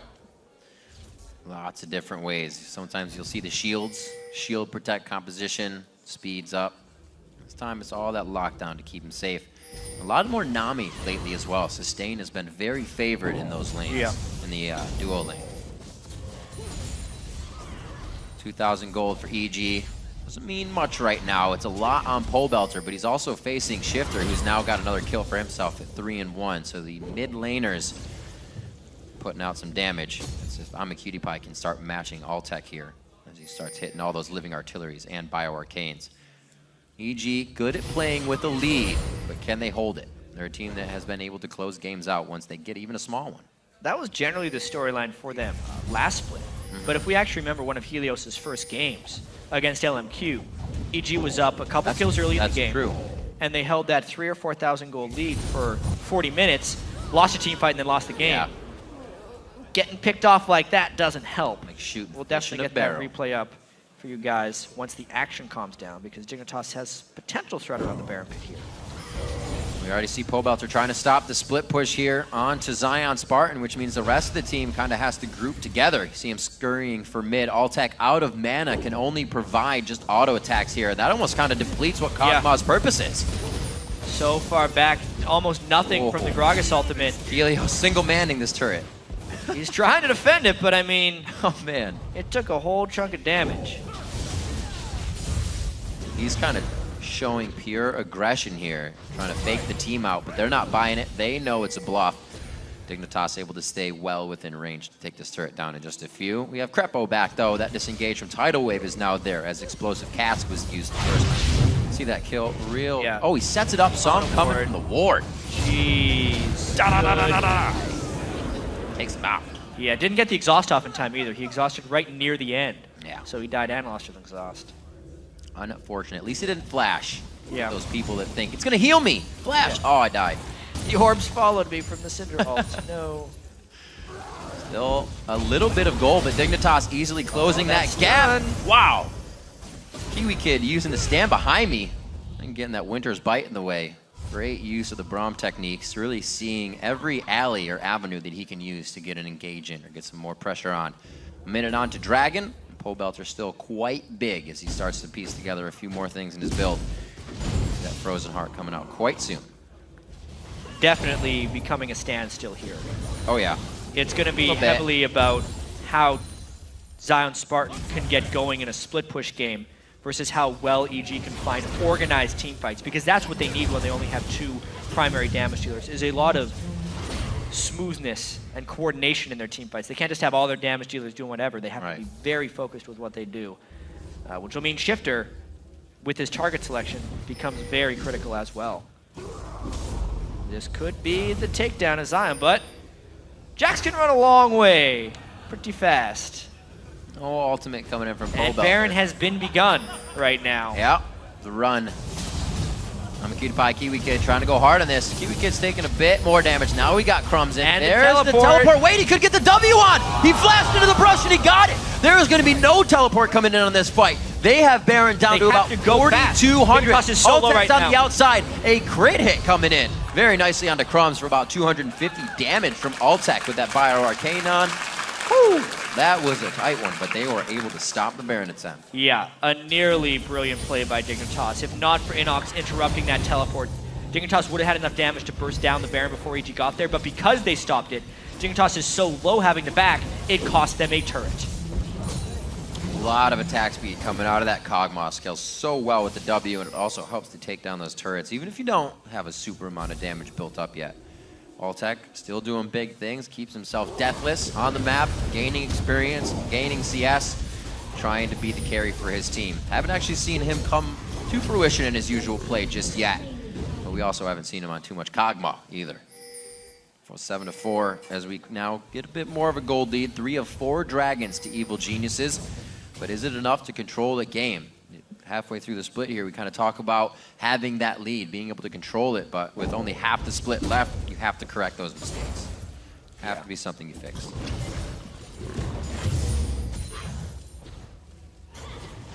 $4,000 gold. Well, 3,000 actually. Got to get my counting right. A lot of Negatron cloaks being built up by EG, and double Spirit Visage as well. Meaning, Syndra. Yeah, Syndra can't necessarily kill someone right now. Altec probably, but if he gets McHale's partway through, they still might have enough shielding to keep him alive. Oh, hello. Yeah, he is a really tanky dude. You don't want to be messing with him. Draws him in. Maybe they do. Another one. Oh, gets the flash kick. Shifter rocks out the ultimate. The Void Staff is finished there. Doesn't even matter that he has a Spirit Visage. Helios just dropped immediately. Wow. Much like me, Helios thought he was a little bit unkillable right there. Yeah, Proven oh no. wrong by baited right in. Single target damage of Syndra and the fact that EG wasn't backing him up. So Dignitas had all the freedom to just burst down the full tank, low threat character because EG had no damage to support him. So EG seamlessly now making moves that are putting Dig back in the game. Shifter's grabbed 2 kills recently off of just EG trying to move around. That last dragon, and now Crumbs meeting Helios in the jungle goes to Shifter, the guy that can carry the game. Really has done so previously for Dignitas. Farming himself up 282 to 273. Dignitas may feel like they have the chance to make some moves now. Their lanes are quite well pushed. Yeah, and I'm seeing a lot of difference in the way these teams build. EG is building tremendously defensive right now. Look at all the defensive items across the board. Quicksilver Sash, 3rd item on Kog'Maw, an extra Negatron cloak sitting on the support. You know, a full tank jungler, not even a thought of a damage item. When you cross the board to Dignitas, 3 offensive items for Cutie Pie, 2 offensive items for the top lane. Lizard Elder on Crumbs' Lee Sin. It's very much damage versus defense right now. Seems like it could work in a way, but you still have Shifter, you still have Zion Spartan on damage dealers for the end. Crumbs may fall off, but he provides all the kicks that have been killing EG, so it's not mattering if he's the damage dealer. Dignitas seems to have it figured out, and like you said, EG with their builds, seems like they think they have it figured out. We have Jax in the bottom lane. I don't know if that's the focus yet. That's still held by Inox. And Baron still on the minds of these players. Still a stalemate, though. Back and forth this entire game. The CS very close across the board. Yeah, giving it all in Superweek. We've had a few nail-biters here already. CLG game was, as far as CLG's fans are concerned, not really a win. It counts, but they're not happy with it. The Cloud9 game was crazy in the late game. And this one is incredibly close. It's all about Zion Spartan split pushing right now. How well Inox can keep him in check. So far, it's been okay. Yeah, Dignitas doing a lot better at some of their weakness, and that was ever from playing from behind. Usually they'd get the win, run with it, take it. From behind, they've been able to coordinate a little bit better. Come out with a bit more for Shifter and control objectives with Crumbs. Yeah, EG definitely not forcing things here. As of yet. Pobelter has got to be feeling incredibly powerful, though, with that Frozen Heart. And the extra defense from a Negatron cloak. Jeez. It's one thing I got to give credit for Dig for. Maybe they're not fighting, They're definitely not feeding Pobelter either, because that would probably be the case once they get into these matchups. Zion Spartan stealing away red. He's going, or his own red, I should say. He's going to be fighting down in the bottom lane against Inox, who's taking bottom turret. EG is slowly using this pressure in the mid lane to hope something happens. The push in the top lane from AmaCutiePie, he's just getting himself farmed and fat. He's going to be real big soon. I don't know, EG kind of seems to, is almost not giving this to Dignitas, but allowing them to figure out what to do next. Yeah, and it's something that Dignitas hasn't done very well this split. In most of Dignitas's victories, they are snowballed ahead and they win by 10 or 20,000 gold. Games that are extremely close or games where they're playing from behind, they have typically not done well. Right. So in order for Dignitas to try and grab sole possession of first place like they want to do during the Super Week, they have to be able to win games like this, or at least maneuver around opponents who have a slight edge. Yeah, they would be able to do it too with Cloud9 beating LMQ, making LMQ 9-6 instead of that 10-5. Gives Dignitas the chance to be the sole possession leader. We'll see if they can rock that out. Zion Spartan just with a white right now, but they are looking for that win. Yeah. 4-3 in the turrets, a very lax ward game, I would say, from what we usually see from Dignitas as well. Crumbs is usually all over that. Yeah, well, division control hasn't been huge for them this game just because they're so afraid of EG. Right.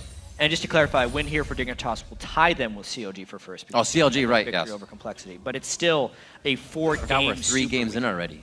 Yeah. And there will be a lot of differentiating going on. But it feels like with a loss here, being in sole possession of first would not be very likely by the end of the week.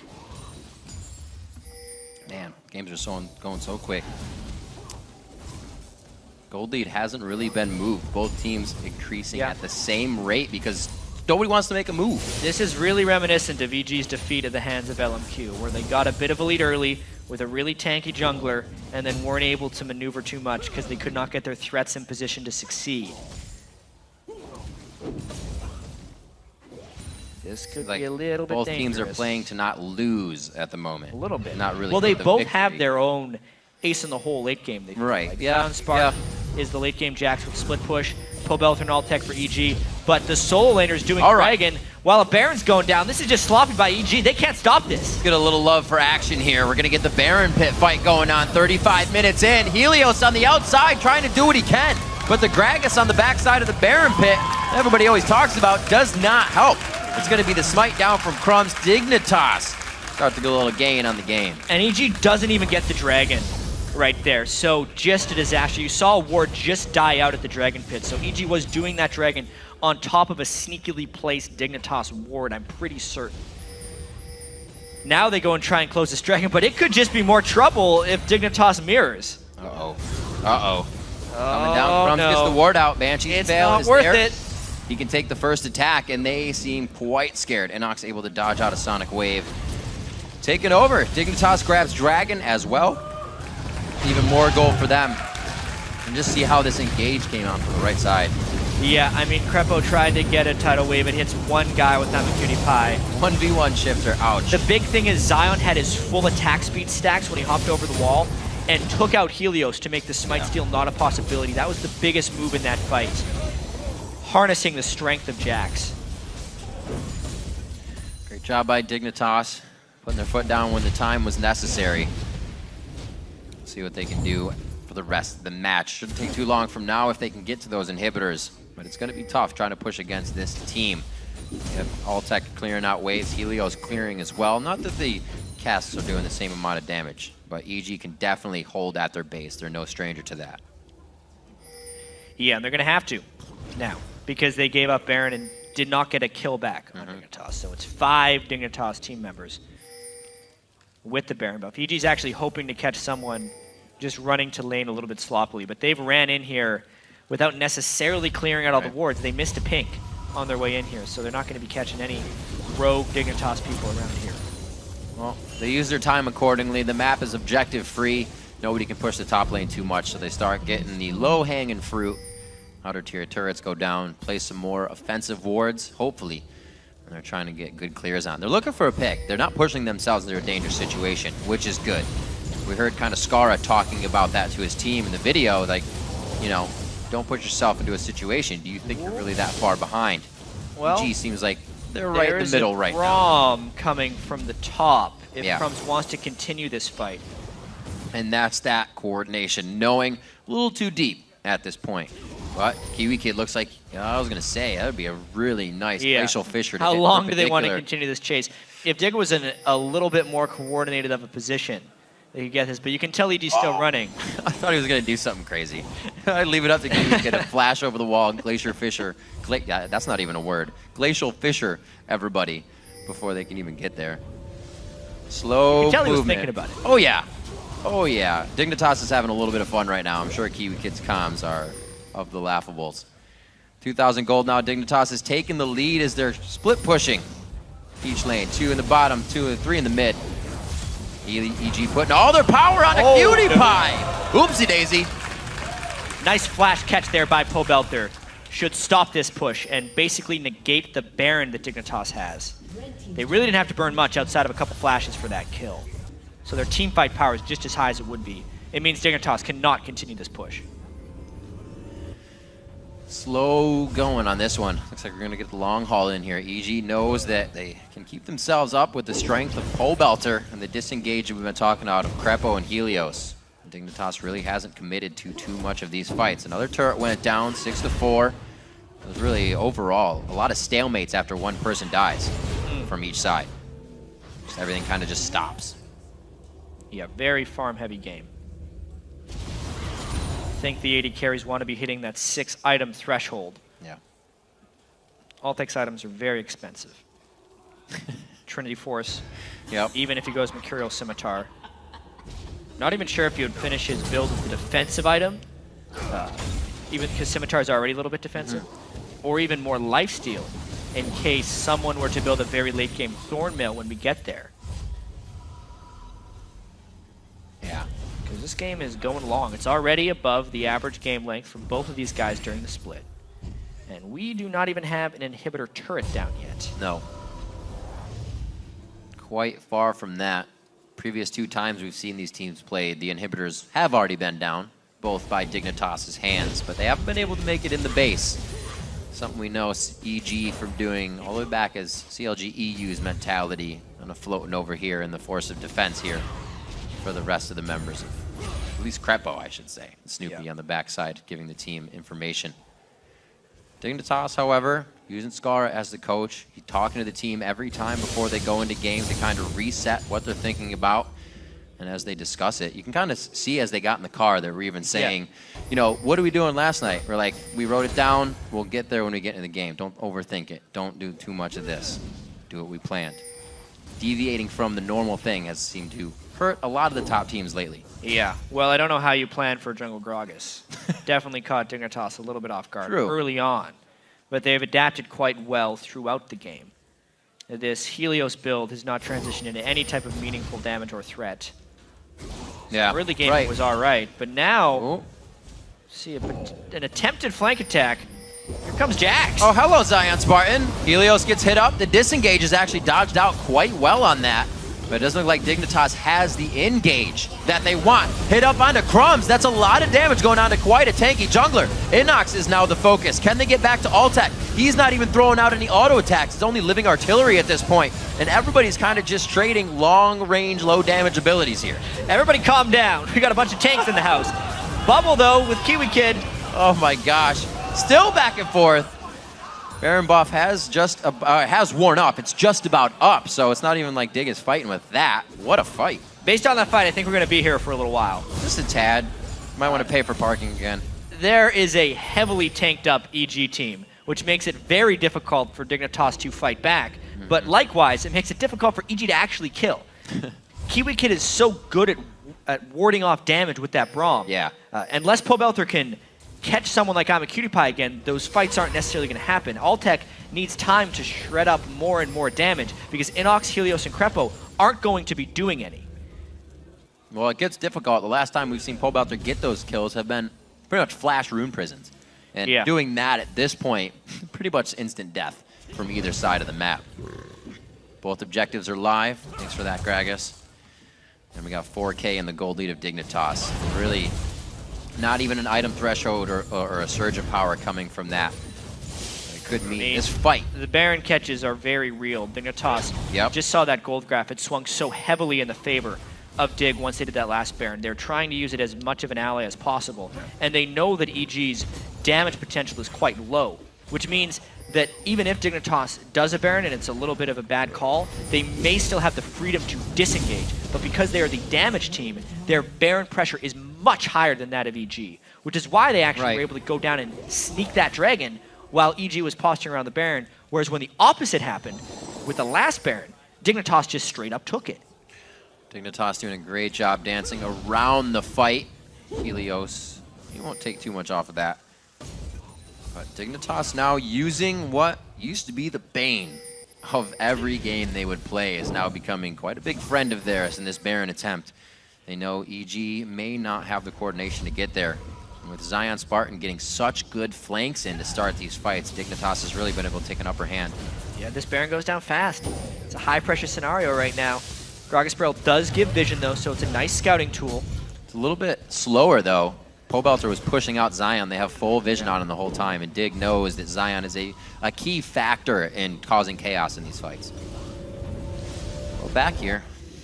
Yeah, with the giant minion wave down bottom, I'm a little bit surprised Crepo chose that moment to go back. They could have definitely had some 5v4 Baron pressure. Zion Spartan is going down there without a teleport because he used his teleport to try and engage. It's a golden opportunity to force a 5v4 at Baron, or at least get some vision control back, which was somewhat squandered there by EG. Now they go. Moving very, very quickly. This is going to spark some interest from Dignitas here. EG is trying to get onto the Baron. They do have a Kog'Maw on it with the Blade of the Rune King, but everybody else, like we said, is providing armor. Not a lot of damage. This puppy's going to go down slow. Still at 7,000 health. They've only done half HP to Baron. The Tidal Wave goes out with the cask as well. That is all their disengage. The engage now from Kiwi Kid. The Baron has already been stopped. Dig got what they wanted. EG can't do enough damage to Dignitas right now. Lee Sin and Kiwi Kid are too much peel. They barely scratched EG in that entire peel off. And now they're low on resources, and Jax is back. And EG has just funneled themselves in the mid. Dig has pretty much controlled them now into that lane, and Dig now has the side of Baron in their favor. What a little do-si-do here. Dignitas playing very well. Yeah. Just kind of walking EG around the map. At this point, EG either goes into a fight with low resources or gives up the Baron. That Baron goes down incredibly fast. Looking for the full engage. Nobody's even going to go for Baron on this one. They try to stay on the fight, but they do peel off. Helios gets in, hit only a little bit of mana, and he flashes body slams to try and do what he can. EG going hard. Inox is going to fall down. Altec taking the culling to the backside. Just a few shots of the tickling, and he gets out of that one alive. No mana on Altec, no health on Crepo. So many people flashing red, but Dignitas continues this because they can damage the Baron quickly, and EG is scared to re-engage. Shifter with blue buff, just easily zoning everybody out with simple ball moves here. Oh, Shifter gets hit on! Pobelter flashes in again for these fights previously as well. Coming in, low mana everywhere, but they still have the chase. What a back and forth game right now. Can he close? Pobelter's pretty fast. Can't get any shots on that Ardent Blaze. It's not going to give him any movement speed. Pobelter should have it. A last shot, living artillery possibly hit. He can't get through the trees. Nobody cut down the trees. Wow. You wanted to sneak through that. The map has not been modified yet, Cutie Pie. Nope. Yeah. See that one last time. Jeez. This open onto Shifter blew the Zhonya's early right here, and then it's all about how tanky Pobelter actually is. See? Yeah. Dignitas needs to focus him down and push him out of the fight. And this is what happens when a team builds so heavily defensive. You get these incredibly long fights where it's all about the threats right now. Where is Shifter Cutie Pie hitting, and where is Pobelter Altec hitting? If that culling was a little bit more in one direction, the fight's over, because they would have killed the Kog'Maw. But then with the re-engage, knowing the Zhonya's is down, as soon as Pobelter can close in a distance of Shifter, it's lights out for Shifter, and then Dignitas has to peel off the Baron. It was the bubble from Crepo that really did it for them right there. What a ridiculously close fight. And we talked about it earlier, Riv, how these late game team compositions are very close to each other in power, which will make this late game so fascinating. Fascinating and awesome. This is a great game right now. We're still at the Baron. Everybody spawns and they come back for the party. Happy 4th of July. They might burst this down 46 minutes on it. It's going down very low. Doesn't have very good vision. 3,600 health on Baron. Nobody's in range. Baron goes down in favor of Evil Geniuses now. Oh, baby, we got a game. Yeah. Baron on each side of 46 minutes. EG now holds it for the next 4. We'll see what they can do. A minute and a half on the Dragon. May not even be in their near future as they are looking for inhibitors. Things we have to note here. Max items have been obtained by Pobelter. He can't get any stronger right now, outside of wearing this Baron buff and a blue elixir, which he doesn't actually have. That would be like a little bit of gold. Altec could still upgrade his QSS. And Shifter is at max items as well. We're kind of maxing out power right here. It's all about who wins these fights, just based on their champions at this point. A little more on the turret. Doesn't look like they're going to give up until that goes down. So Dignitas has to consider here. Kiwi Kid, as usual, on the front line. Missing a bit of Winter's bite there, and it looks like that's going to give the enough shots here. Yeah, some tankiness if EG wants to dive, but there's still so much damage from AmaCutiePie. I don't think they're tanked up enough. They don't have any Thorn Mails right now. No Thorn Mails, Glacial Fissure, Scat of the Week. Be so big if Shifter can hit that on the front line. Great set of defense coming in here from Dignitas now that they've gotten everybody on that wall of D.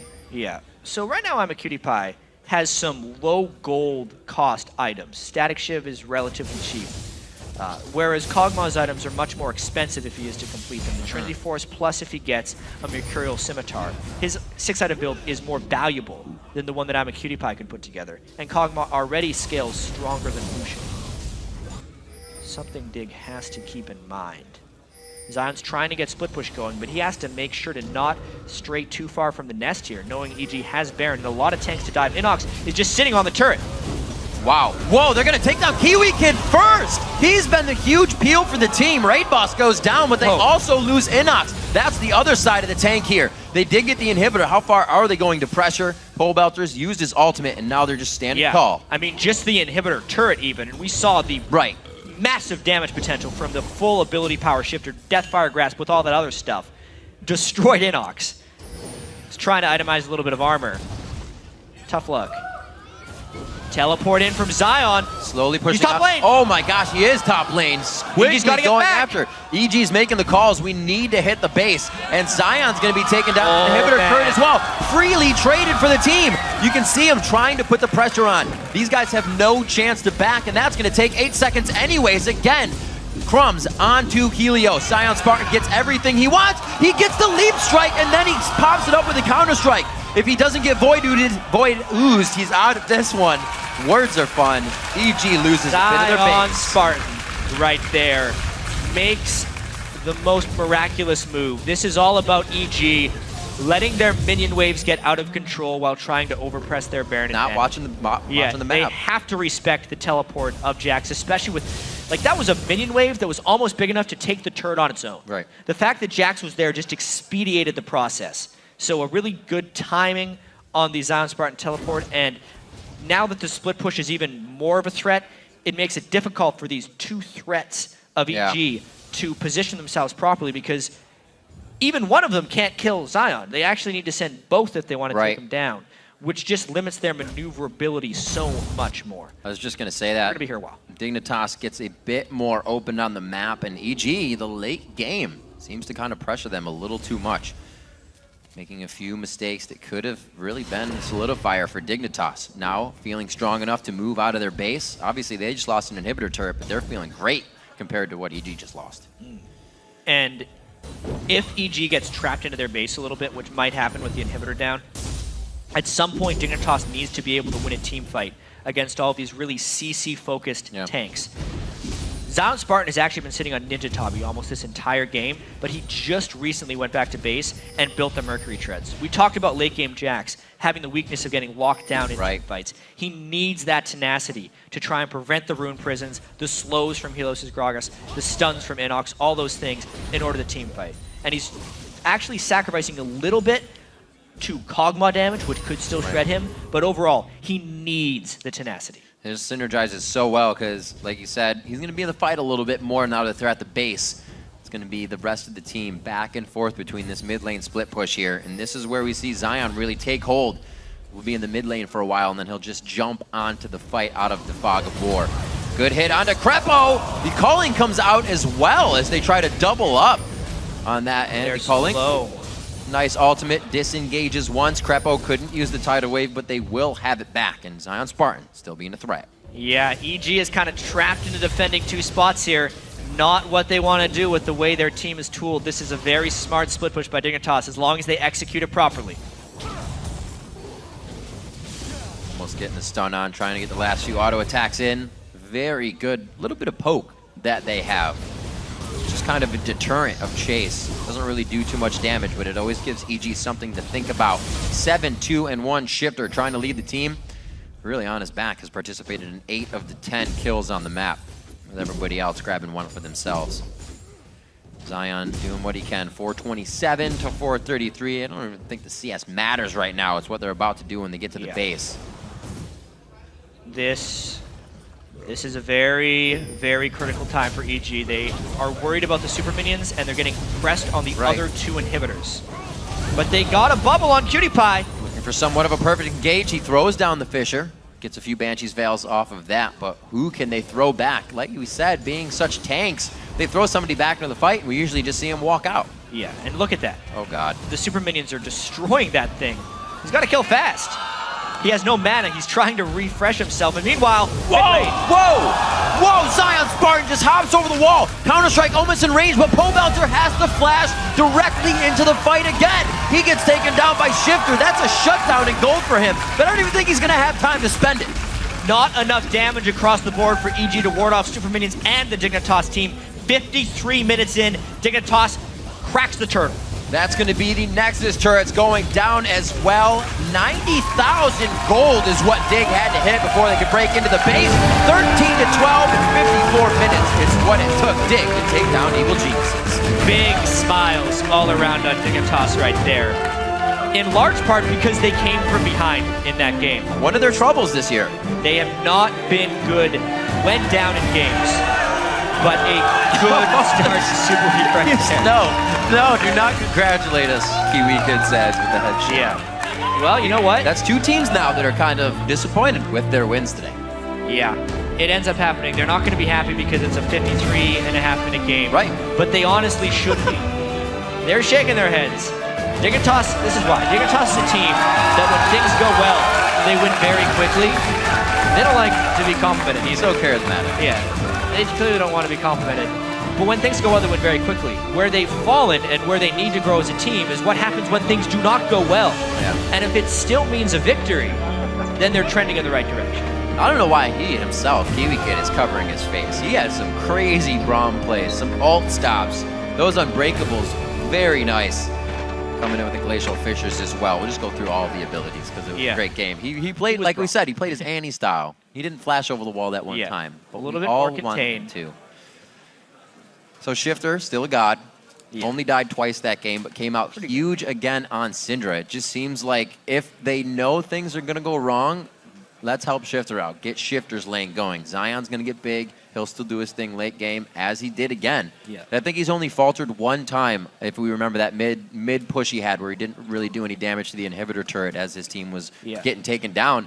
Other than that, he hasn't made that mistake again. And at the end of the day, Super Minions MVP. It kept Kog'Maw so occupied, burning all of his mana just to try and keep that Nexus turret alive. But in turn, probably needed to let it go down because they needed him on the other front. That lack of control for the minion wave on EG was... I don't think I've ever seen that itself really be the reason the game turned for a team. Yeah. They were so involved in everything else in the game, they forgot one of the fundamentals. It's the danger of playing against Zion Spartan's Jax. He always has the windows to attack. Yeah. And honestly, we're 50 minutes into the game by the time they let that minion wave get a little too far from one side. That happens once in the 50-minute game, and they end up losing their inhibitor. Yeah. So especially with the type of composition EG built, when you run a 2-threat comp and it gets that late into the game, you're really hamstrung as far as your overall utility. Yes, the Kog'Maw with those items, if they get the 5v5 team fights, are great. And we saw that during the Baron engagements. But Dignitas maneuvered very well there at the end.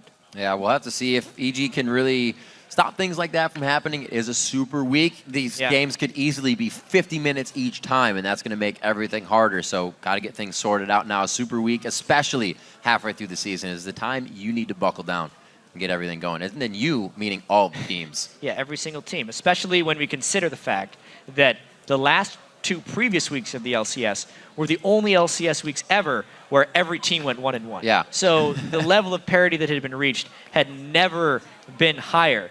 And Super Week is the time to break from that. That's right. All right, to break down that battle, let's throw it over to the guys at the analyst desk. Thanks, Riv. We're happy to have Zion Spartan from Victorious Dignitas joining us here at the desk. Pretty hard-fought win there, but I want to jump right into the beginning of the game where we saw a Gragas jungle come out. Tell me where you think that came from. I honestly have no idea. I saw the Gragas pick, and I'm like, all right, that's probably a Gragas top. And then all of a sudden, it's a Renekton last pick. I'm like, oh, what just happened? Is that Gragas jungle? And we definitely didn't expect that one. But it kind of surprised us. But honestly, it felt like it didn't have that much impact in the game. Yeah, you banned out Evelynn, and you also banned out Nunu, and then took Lee Sin first pick. What were you expecting from Helios? We were probably just expecting the Elise pick because he's a great Elise. He likes to play that champion a lot. He puts a lot of pressure on the map. So we were surprised when he decided to go Gragas over Elise, which I think he's done really well on. Yeah. All right, so seeing that Gragas jungle come in and then seeing the Renekton, did that change your guys' game plan at all going into the game? We knew that if we had matched lanes that I would get really far behind, and I did. I got solo killed. That was really bad of me, and then I got dove again, so I was really far behind. We knew I'd get a little far behind, but not that far behind. That kind of threw a wrench in our plans, but we were able to pick it back up with my team got a lot of picks, and we just had really good vision control, and we were able to turn it around at all those Barons, and surprisingly, we somehow didn't throw at any of them, so that's another good point for us. Yeah, and a lot of that pressure came from Shifter in the mid lane. Like, he was going up against Pobelter, who had a fantastic Rise game from start to finish, but then Shifter kind of just clicked on and started getting picks on Crepo and all across the map. And having the strength of your mid laner, what does that do for your team just to open up the map and do what you do best?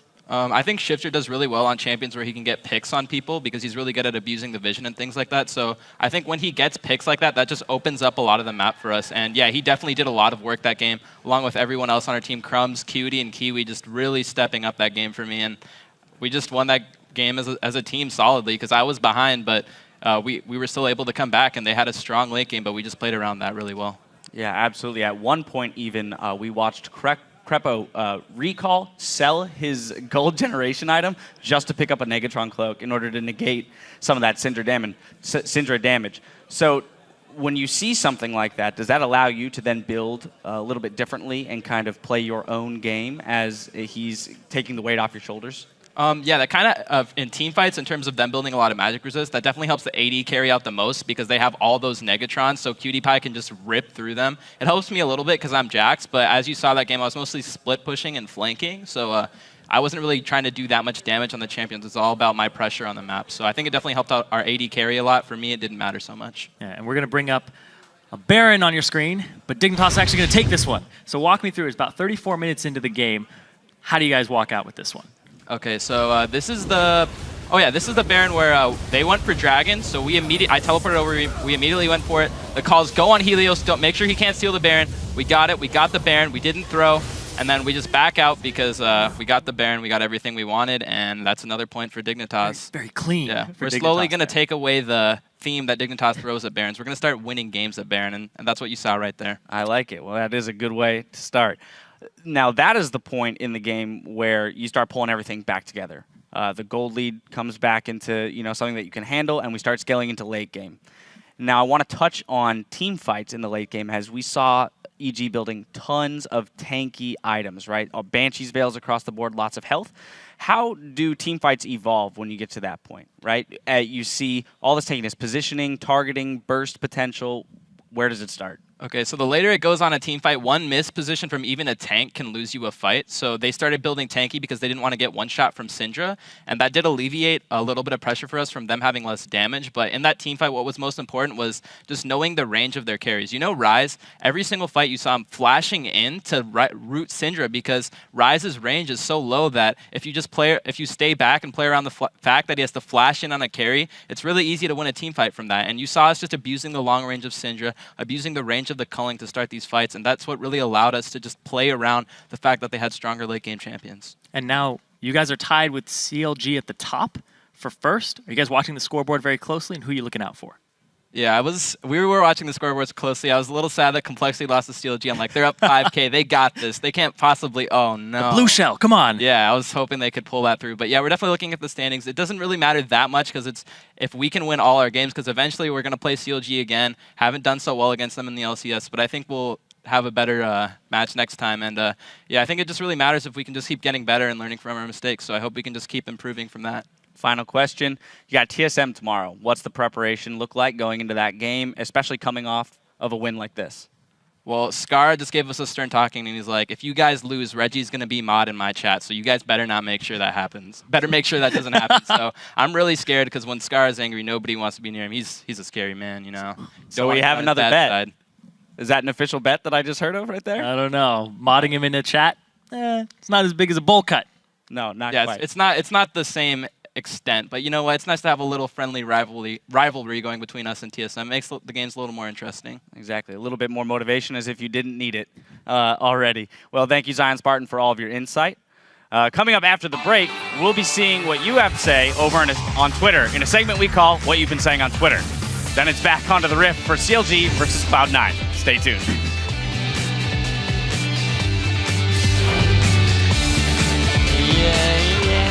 Remember, friendship wins games.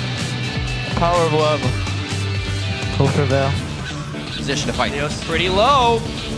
Pull with a flash face to face, almost hits it, gets kicked back, but it does finalize the kill. He was able to throw down the Ignite to get that. Helios gets in, hit only a little bit of mana, and he flashes body slams to try and do what he can. EG going hard. Inox is going to fall down. Meanwhile, whoa! Zion Spartan just hops over the wall. Counter-Strike almost in range, but Pobelter has to flash directly into the fight again. He gets taken down by Shifter.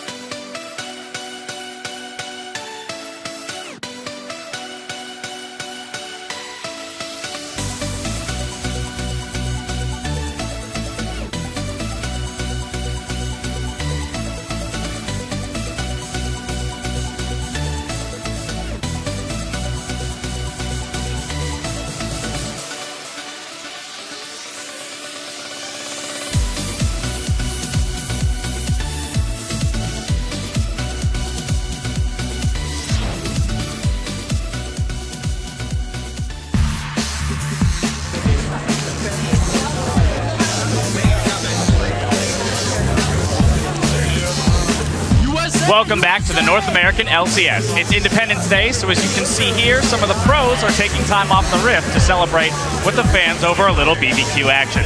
The fans love being able to grab some autographs, but the pros also get a huge boost from this OP community. Not gonna lie, I'm a little jealous that I'm not out there myself stuffing my face full of barbecue-y goodness. Maybe later. It's that time in the show where we get to open up the LCS mailbag. Earlier in the broadcast, we asked you, who is your frontrunner to represent the NALCS at Worlds and why? And here are a few of our favorite responses. At Looking for Allison, still got a bay leave in TSM. With Loco Doco coaching them, I think they have a great shot at snagging first place. Yeah, I'm personally on the Loco Doco motive hype train right now. Tweeting the horn, choi choi, no, get Loco Doco in there. And he's actually been making the team have a little more cohesion. I actually want to talk to him later and see what he's doing with that coaching role. All right. Our next one is at Bruins fan 56 saying, I think that Team Dignitas looks pretty strong and can definitely compete with the best at Worlds. And we just saw Dignitas there having a little bit of trouble against EG. And talking to Zion Spartan, I definitely have a lot of confidence in them and their mid laner Shifter, who on the world stage will most likely prove himself. All right, and they pulled out that W. At Cyranos, it's going to be CLG. Alphamove's return has made their bot lane the best in NA, and their objective control this split has been incredible. Yeah, it's really been off the hook in terms of just playing the map. No other team does as well as CLG, and they're going to go ahead and later today fight for that first place spot, sole possession of it for the day. All right, and last up we have the official Miko. Cloud9 is perhaps the most dominant team against international competition. Once they find their groove, they'll be the best to rep NA. Yeah, they made it to Worlds last year, went up against Fnatic, had a little bit of a setback, and now they're getting back into their groove. Saw them earlier today. If they win this next match coming up, then they'll be tied for first. All right, well, we'll find out soon. You can still join the conversation by tweeting at LOL Esports and use the hashtag LCS. Let's send things over to Freak and Kobe to set up our next match. Thank you very much, Dash. And of course, happy birthday, America. I'm Yankee Doodle David Freak Turley. With me is Sam Kobe Hartman Kensler, a man so American. I call him Uncle Sam. Do you? No. Today I will, though. Today I will. We're on to our next game, of course, Counter Logic Gaming versus Cloud9. And for the boys in blue and white, they're coming off a close-fought win over LMQ today. Oh, yeah. I mean, Cloud9 used to really excel at the early game, but last game versus LMQ, they definitely had a hard time getting pushed around and had to rely on that late game to scale up. So despite Cloud9's record this season, they are a team that CLG respects most for their strategy and their in-game decision-making. And it's why they like to scrim Cloud9 so much. These teams are so close, in fact, that they've even traded players. When High wasn't able to play in the All-Star Paris event, Cloud9 turned to Link first. This respect is definitely real, but there is a danger for CLG that if you regard an opponent too highly, you will yield too much of the field to them and not play as aggressively as you usually do. Well, aggressiveness or not, C9 and CLG have given us some of the most interesting games this split. Yeah, remember last time these two teams met, CLG got out to that very strong early start, and High was faced with that 1v5 Penta opportunity at the Baron Pit, where all of CLG were low. Even though High wasn't able to clean up the Penta, he did pick up a few kills there. Cloud9 were able to rally and take several objectives in rapid succession right after, and eventually take that win. This time around, though, that 410 patch will shake things up a bit. However, what will remain the same is that both of these teams have very intense objective focus, and we'll see if that is still there for them. I think it's still going to be there for them. We'll, of course, see if it happens. Of course, CLG now subscribe to the theory that in League, it's important to keep your friends close and your enemies even closer. This practice has helped CLG spot a few vulnerabilities in Cloud9. Cloud9 always has the best team decisions. When I see them, I just see them as a group of friends who are really close with each other, and they just have incredible synergy, and they've shown it throughout in the past. C9 is one of our primary scrim partners, so we know them very well, and I think they know us very well. The consensus is that we have like a mental block on them, which is not true at all. I just play to win, and I don't fear any player or any team. We're 0-2 right now versus C9, so, and both of those games we threw with our massive lead that we had. We got lucky maybe like once or twice against them, and they chose to do a bad push or rotation, and we out-pushed them or out-rotated them in that instance. So if we can keep that up, we'll likely be able to do very well. I think the weakness right now is that the meta for them isn't favored, and that's because High's champion pool has been slowly dwindling, and Soraka has been taken away, LeBlanc has been taken away. All that's really left is the unnerfed champions, which are like the APs from back in Season 2, which is like Orianna, and like TF. So players who did really well in Season 2 are gonna get stronger again. But Hai is a Season 3 player, and now that his champion pool is gone, it's gonna be tough for them. Hai definitely was struggling on that TF early in the game. Yeah, what was weird to me about that, though, is like both Link and Hai started their pro careers in Season 3. Like, he's like, oh, yeah, all the Season 2 players are good. Well, you were on a B-tier team. Hai also made the transition from jungler to mid lane around that time, too. So. True. But, of course, that worked out for him in this case. So let's check out the starting lineups. On the blue side is Counter Logic Gaming. In the top lane is Seraph. In the jungle is Dexter. Link in the mid lane, Doublelift and AD Carry, and Aframu on support. And on the red side, it's Cloud9. Up top is Balls. In the jungle, Meteos. Mid-high, AD Carry Sneaky, and support, Lemon Nation. So it's going to be a fun one. Honestly, Cloud9 to me, even though they did get pushed around by LMQ, and LMQ looked really good, to me it looked like they've looked the strongest they have all split. To me, because of the fact that every C9 game I saw where they were losing, they just kind of sat there in the laning phase and like didn't do much, or like Meteos would come in and they get triple killed against Complexity, things like that. Whereas as I felt like earlier today against LMQ, they were actually making plays and looking aggressive, and that was the best as a team I've seen them in a long time. Well, they were able to capitalize on LMQ's overreaching and mistake that they made when LMQ went for a dive, so it was a good reaction from Cloud9. That being said, both of these teams had bad early games earlier today. Both of these teams picked Kog'Maw and had a really bad early game, and then were able to come back late because of the scaling. Yeah, definitely a different style of champions coming out there. Teams kind of adapting to a later game focus here. We'll see if this is still the strategy here as picks and bans come through. Orianna, Yasuo both removed away from Link here. Of course, as Yasuo was great just a couple hours ago. Ziggs and Jax away from Cloud9.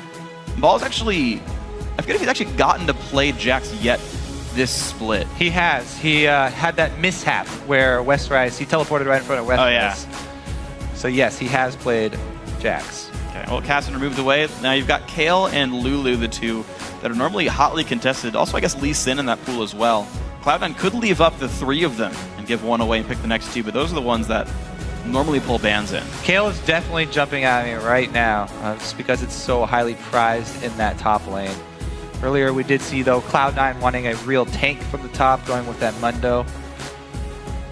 And again, Lulu, the very annoying laner to lane against, being banned out instead. Maybe they have confidence that Seraph does not have enough time on Kale, and they don't think that he will have the timing well, here's to the make funny that champion effective. Weird is that goes both ways as well, because we talked about this earlier today, actually. Cloud9 banned Kale last week on blue side, a champion. You see many teams happy the first pick. In this case, CLG first pick's Twisted Fate for Link. You heard him talking about Hai's limited champion pool. Orianna also banned away here. Mid Kha'Zix again? Like, who knows? Yeah, something with kill pressure, probably. Orianna is still up, and that's always a really safe one to go back to. But really, whenever you have... Oh, no, she's not. She's banned out. Haha! Whenever you do have TF, though, you want to be able to put pressure on him so that he's not able to freely teleport across the map and create pressure on the side lanes. I wonder if Hai still knows Fizz. Yeah, he definitely used Fizz recently, so it's still an option. He beat all right, well, Lee Sin comes through the Kog'Maw, though, as well. We'll start with these picks right here. Meteos actually now has one more champion he has wins with. It was Lee Sin up until this week, but his, I believe it was Elise, worked much better earlier today. So going back to Lee Sin, though, of course, that's one of the heavily sought-after junglers. Kog'Maw here for Sneaky. Most teams have not been letting Meteos get his hands on Lee Sin ever since it's been brought to light that he has had such a long streak on that champion. That's where they've gotten most of their wins still. Kog'Maw again, though. These teams have we have Kog'Maw every single game so far this Super Week in North America. It took him a patch. Or it took him a week, rather. Yeah. Last week we saw him like twice. To every game now. Renekton and Braum come through. All right, CLG making the choices. Interesting. Going with the lane bully Renekton here so that they won't have multiple weak lanes. Because if you have two weak solo lanes there early, it's really easy to get pushed around, and you don't want to give up that kind of jungle control to Cloud9. As we said, they were always in their best form when they get Meteos on an early aggressive jungler and he gets to invade the enemy jungler. He's already got Lee Sin, so you don't want to have a weak top lane there, especially if you do end up in a 1v1 situation with Balls. Oh, speaking of 1v1 situations, a solo laner gets picked up now for Cloud9. That's going to be Kale here. Is it going to be mid or top? We'll have to see. On top of that, the Morgana to keep Kog'Maw safe. So Good luck killing Sneaky with the sisters there to just support him. Yeah, a lot of shields there for Sneaky, so he should feel pretty safe. And a lot of Kog'Maw have been going Trinity Force Bork, which is a pretty substantially defensive build for AD carries as far as AD carries are concerned for this new patch. So even though he's not very mobile, he's got a lot of defenses to rely on so far with this Cloud9 team. We'll see how well that guy stays alive. I mean, it sucks to never get to use your passive, but I figure going undying with an AD carry is also a good... It's 2 fantasy points for that one if you don't die at all. So. And that Kayle pick still. Solo lane, yes. Now, early picking Kayle, a lot of teams don't like to do it if that Orianna had been up because she's so good against Kayle. But Kayle is actually strong against Twisted Fate, can shove him in. If you can continually shove Twisted Fate in from the beginning of the game with the support of Elise in jungle to know that you're free to shove, that could be a very good strategy for controlling that Twisted Fate and reducing Link's effectiveness. I'm thinking back to the last time these guys played as well, now that Twitch and the Elise come through, because the last time these guys played, it was Sneaky's Twitch that carried the game, and Link could never reach that hyper carry on Twisted Fate. And now even if he does reach the Kog'Maw, and by the way, it's Syndra that comes through, so Syndra versus TF for the mid lane, and it is top Kayle here for balls. You've got a lot of guys doing a lot of damage, and many ways to protect them. Now, talking about matchups, Kayle versus Renekton is definitely in favor of Kayle, especially if she gets an early lead, because she can easily kite him. However, we don't know if we are going to see 1 versus 1 and 2 versus 2 standard matchups here. It's still yet to be determined. Kog'Maw versus Twitch is interesting because SKT and Samsung actually both used to counterpick Twitch and take a Kog'Maw. Just because if Twitch opens up straight on Kog'Maw, Kog'Maw can stand there. As long as you hit your Q, he can actually trade heads up with Twitch, even if Twitch has just opened from ambush with all that attack speed. Yeah, it's pretty reasonable. One of the few champions who can do that. It's pretty hard. There is a way to do it. It's definitely a difficult fight either way. But yeah, Kog'Maw's sit there and deal damage ability is pretty strong. So now, if you guys don't like spoilers, watch out, because we're going to reveal who wins according to your votes on LOLesports.com right now. It's going to CLG, 57%, so fan vote. And of course, if you were surprised by that reveal and you want to update your prediction, just tweet CLG win or C9 win to @LOL Esports. And right now, CLG is still ahead of them in the standings. Both teams picking up wins so far today. And we get a battle of arguably the 2 best bottom lanes here in North America. We talked about the fact they haven't played since 4.10. We've seen significantly more 2-on-2 lanes since the patch hit because of the dragon buffs. And this is, I think, the biggest test for both those crews. I know CLG loves the 2-on-2. They put so much faith in Doublelift and Aphromoo.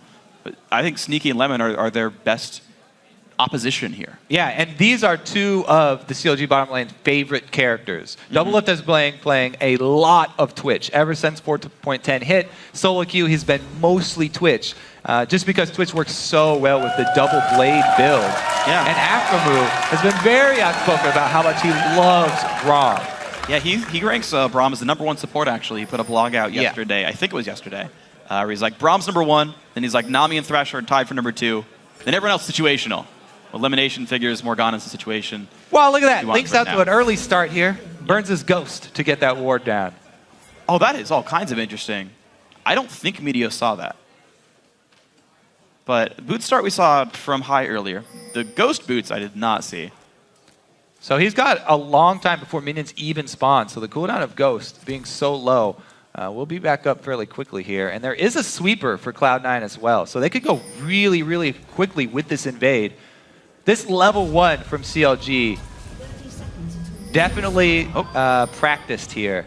Binding the hit. Ghost to get a ward down, and then the sweeper start here from Dexter. They do get control around this blue, but Cloud9 have answered with pretty much mirrored vision. Yeah, they are well aware of the CLG invade. Even if they didn't see them, Lemon got 5 gold for his Q landing. Cloud9 winning the fan vote now over on Twitter. We're going to see who's smarter. Twitter Sphere or the LOLesports.com group? You know, there are probably a lot of overlap there between voters. That's true. The same people. There's more vocal on one side now. Or they No, changed their vote after Champ Select. The other thing about Dexter is he did start with a regular ward here on his Elise and hasn't placed it during the invade. He's just holding on to it. Everybody just using their trinkets during that early invade. Really, really tricky moves from CLG for the start of this game. Well, looks like the dual lanes are going to meet up here right at the Golem buff. Elimination helping out with Meteos, but there's the rest of the team, though. Q comes out, hits Meteos in the face. He's got to back out as a slowed Lee Sin. These guys wanted to stop the early jungle pressure. So they delayed the blue buff start here for Meteos, and he took a lot of damage. Well, Double took some too. Lemon's got a whole bunch of money. Smite fight! Q lands, Smite fight goes to Meteos, flashes out. Now can he get away though? Nice Q, but gets stunned up. This is gonna be surely first blood, and it goes to Doublelift of all people. So Meteos gets the jungle award for getting the Smite fight win, but he burns his flash and dies for it. First blood there for Doublelift. That was paid for by 3 CS for Sneaky. That's all that they got out of that, having the Kog'Maw go to lane early. Well, they're going to get a little bit more, though. Looks like if they don't push too fast, a couple more minions will get denied. Elimination really wanted to push these guys back. Another bind hits, but this could be the potential stun here. One hit from it. Expunge damage comes through. Got to be careful. Yeah, first blood, not that high of a price to pay, especially since Meteos did get the experience of the first buff. It won't hurt him too much in that start. However, not having flash might be a big deal for him. And ultimately, Dexter will get his 2 buffs anyway. He's back on his own side of the map. He's going to be safe with this one. Gonna watch this mid lane fight instead for now. Link versus High. These guys weren't part of the early jungle antics. They've just been farming. High with a early minion lead, but yeah, plus Link there are more minions pushing against High, so he's got even more to clean up. Plus 1 being that cannon. Definitely going to look out for that one. See how well he can pressure Link on Syndra. Syndra is definitely the lane bully here. Yeah. Should be the one with more kill pressure. Look how far back Link was playing half the time, though. He was like only last hitting with Q for like a large portion of that lane, giving a lot of respect to Meteos, who's now got the pink ward down, looking. Oh, wow. Can he really catch Dexter at red? No, not at red.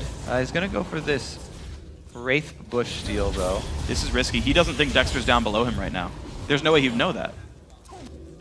Dexter's not going to find him necessarily. He's going to repel over for the gank, though. This is not good for the dual lane of C9. So they do have that. They do have that bush ward, but they're really far pushed up. Oh man, they didn't see Dexter. There is no way they know this is happening. Their ward just disappeared too. Uh-oh, this is not going to be happy. How gets the Black Shield? Puts it on a Sneaky. Lemon going to put the bind on Dexter. Sneaky's still running away. Of course, the Magic Shield holds for long enough. The flash in. Dexter trying the summon. He'll keeps him alive though. C9 gets out. That was close. Double summoners burn from Cog. He is very, very vulnerable now, though, for the rest of the game. And CLG love to focus this bottom lane.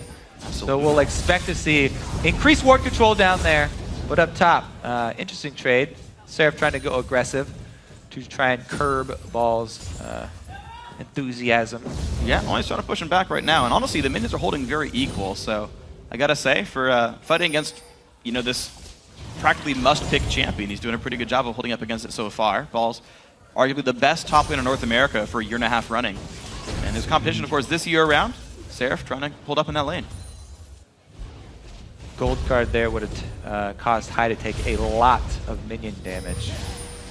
But not so with the red. Good ward over the Wraith camp. Does see Meteos' early moves here. Seraph is out of potions, though. You know, while he has held up this far, he's going to have to burn his teleport fairly soon here if this gank doesn't work out. Dexter goes in for it, though. Double buffs in. There's the Q landing. Auto attacks as well. Balls, can he dodge away? Oh, the flashback. Can it land? Yes, the Cocoon will hit as well. Balls has nowhere to go. He's trying to get out, but he cannot. Seraph finds his second kill for the team. Nice gank by Dexter. Perfect timing, because Seraph was on his last red in this top lane. He was out of potions, down to half-life. Balls really wanted to keep punishing him, but great timing there from Dexter on another gank. So look at that. Counter Logic Gaming up 500 gold right now. Mid lane, actually the dual lane as well. Sneaky, by the way, up 10 minions, actually 14 over Doublelift right now. Both of them having recalled once. I have to say, I'm really impressed by this early game plan from CLG. They coordinated so many things to create this pressure on Meteos. And jungle pressure, keeping Meteos down, has translated into freedom for Dexter, allowing him to get both of his side lanes going, and a very good start for CLG. 2 successful ganks so far from Dexter. Meteos trying to get back ward control. All right, now he's killed away one with the pink ward he had a little while ago. That will inform CLG that he's got one. And they might check it out. There's the first TF ult. He looks like he's going to go for the top lane there, potentially. Looks for balls. Can he get out of range right now? Flash Gold Card going to land. Seraph still under the turret doing what he can. Walking away. That's going to be the kill picked up. Seraph survives the encounter as well. Third kill going to CLG. Because Dexter was able to buy time for Link in the mid lane there, hitting level 6. Now even the mid lane gets to go gank, and Dexter just holds mid. So CLG loses no experience here. Good rotation from the jungle from Dexter. See if Meteos can do anything. He predicts the juke. Stun lands. He can try to get the damage on the slow is there. If his Q comes back up in 2 seconds, Seraph has to dodge his Meteos. Can he get it? Q. Oh! Good escape for Seraph. Yeah, Meteos still struggling to try and clean up after the devastation that has been caused. CLG definitely making the first moves here right out of the gate. You might have laughed at that ghost from Link at the beginning to put down his ward. But ever since then, it's been CLG setting the pace of the game. We'll see if they can keep it up, because down bottom, even though Doublelift did get that first blood in the jungle invade, losing out on CS here to sneak in Lemonation. And that's with the gank from Dexter as well, burning the double Kog'Maw summoner. So strong play from Sneaky there. Stronger play from High, though. 300 health down on a Link. Goes for the ulti, gets a lot of damage down. Ignite ticks, not going to be enough. Link gets away with about 20 health here. Dexter forced to hold the lane. Looks like he's just going to get some experience. That was a double roam, too. The Balls and Meteos both spent time walking to mid lane here. They didn't get anything mid lane, so they're going to try. Oh, they don't even try and swing down to Dragon. They just give up on the failed attempt. So close. One more tick there. Would have been all it took. It would have been all, but looks like it's not going to be enough then. So Cloud9, I got to say, though, despite 3 kills CLG, I do want to point the score out. They're only down 700 gold. 3 kills is worth like close to 1,400 here. Now it's getting dangerous, though, because a Twitch plus TF combo is very, very dangerous. That is a very high pick potential for CLG. If Doublelift gets to start roaming around, anywhere he goes, whoever he opens up on has to back off, just because there's the potential for Link to come in with the Twisted Fate ultimate and back him up. You got to be worried about that for sure. C9, definitely a team who's proud of themselves to be able to read their opponents, but see if they can get this one. The other thing that Cloud9 pride themselves on is the focus on Dragon and the control of early Dragons. We haven't seen it go down yet. Now we're working on that towards that period where a big move by either team, taking someone out wherever on the map, could easily translate into one of those early Dragons. Well, right now you've got a level lead. A level 6 Kog'Maw hit there. Doublelift about 3/4 of the way to 6. They've recalled again for Cutlass and Sightstone. So Afro can maybe get wards up. And here's a blue up to High as well. Maybe this is the power spike C9 wants for it. Yeah. So down in that bottom lane, you're mentioning that level discrepancy. That's the flip side of the first blood for Doublelift. It was the early sneaky move down to bottom lane and getting that solo experience. So that's sort of the trade that happened in the level 1, manifesting itself in bottom lane. Afro, though, controlling this right here. Elise can get into that lane pretty easily. Lemon, 30 gold for the puddle. Another ward down for Afro. He is very well aware of map control right now. Defensive pink ward for C9, not going to get spotted so far. CLG won't be able to slink Elise in here anytime soon. This turret's taking damage here. The recall back for Kog'Maw only gets him a phage, basically. A lot of focus here, bottom lane, actually. Meteos hovering bottom. Dexter comes in through the lane. That pink ward, though, CLG have no idea that it's there, so now there we go. Okay, that brushes back, and Dark Afro will not walk into the brush. That would reveal Dexter, so he's going to hide away. And let's see if the Elise can get in there. Lee Sin right now. Meteos is coming down the right-hand side jungle. He wants to get in and help his team out. And he has not been seen by this ward from CLG, even though they got it up over the wall from River, not into that bush. So they do not know that Meteos is sitting there. However, direct hit for Lemonation even causes Dexter to use a sweeper because how did they see me? It was dead on. Well, it's going to be 10 gold elimination and much less time wasted by Meteos. Almost there to Elder Lizard, whereas Golem's already done for Dexter. Wards over the wall. Looks like C9 stays safe down there. Yeah, and Cloud9 are also worried about the early dragon. You can see they peppered the dragon area with wards because they don't want CLG to sneak one of those. Dexter's already gone over that dragon wall once. They don't want it to happen again. Looks like he won't get to just now. I actually like the move that Dexter made, though. As soon as he bought Golem, he basically went to go camp in a lane, knowing that if it fails, he's still stacking conservation. And he's not even missing that much gold. That's interesting timing, but I like it. I want to see if he does that more. As long as he doesn't let it get over 80. Can't even. That is the worst feeling. Yeah. Sit there at 80 Wasting stacks. time. When I play jungle, I like neurotically check my opponent's like conservation gold, and I hope like it never falls worse than it wasn't when it started. Stun lands, but he's already used the rest of his combo here. Flash stun, nice dodge. Now can you go back in though? Hai has a lot of Dark Spears on the ground. Elise gonna rappel over the wall. And Hai is just very much controlling this lane. 25 minion lead right here. So Syndra, as we said, lane bully, but also Link has already left the lane once for that gank top. So there definitely should be a lead here for Hai. Hai is doing a good job controlling this mid lane, though, as you just saw, bullying off Link. And oh, teleport comes in, 3 versus 2. Good kick by Midas, gets Elise actually over the wall towards the right. Oh, Balls with the answer! Finds the stun, Balls is there, Seraph, did he go in too far? Looks like maybe. Ignite goes down, Gold card goes towards Hai, Intervention comes out. Looks like everyone's gonna block the skill shot. Seraph doesn't quite go down, though he is durable enough with that Spectre's Cowl. Nothing picked up. However, they've been able to gain control of this mid lane. Will they be able to push against this TF wave clear? Uh-oh, stun on the High shield comes out, gold cards. Oh, the wild cards hit him.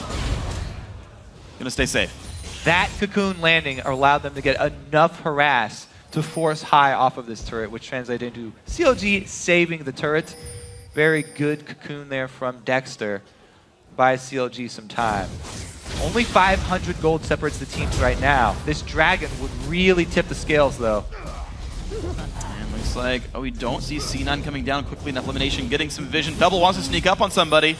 As though he's Cloud9's AD carry. There we go. Elimination puts the ulti down. Black Shield as well. Double has to flash away. There's the ulti in from Afro, though. Sneaky's got to be careful. Meteos lands the Q, gets exhausted. There's the gold card from Link. I don't know if Meteos can get this one to happen. Tries to get away, jumps out. Binding comes out as well. Dexter now low. Q lands. Oh, the cocoon. Elimination taking damage. Meteos finds the first kill. Afro gonna go down as well. Link makes it a third. And Cloud9 turns the fight around. And Hai's not done here. He's chasing on Doublelift. Does he have enough mana for the combo? Yes, he does. Yes, he does. Doublelift now in the brush. Which way does he juke? Goes downwards. High. Guesses right. Won't get it. But he gets the slow. One more Q and he's down. He's got it. Hits it. Nicely done. High makes that 4 kills in a row for Cloud9. Now, Hai was hesitant to join that dragon fight because he was so low. Look at the HP there. Oh, you can't see the HP for Hai. But yeah, Elimination puts everything on Double. And they scare him off to the back of the fight. He only got 1 auto attack on before Meteos jumps in. Gold card, able to lock up Meteos, plus the exhaust use. Now this is the tricky part. Hai finally comes. And Meteos goes for the execution plus the double pick up there on both members of CLG. So this dragon definitely not worth it for CLG. No. Costing them 4 deaths in the end.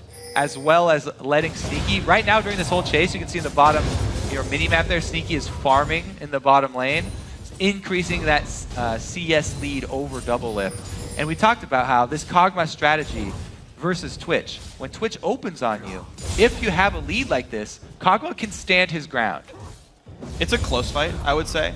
I think Devil would have to ulti to win the battle, but it's one that I wouldn't give to anyone individually right off the bat. The only thing that would really tip the scales is Link with Twisted Fate joining the fight.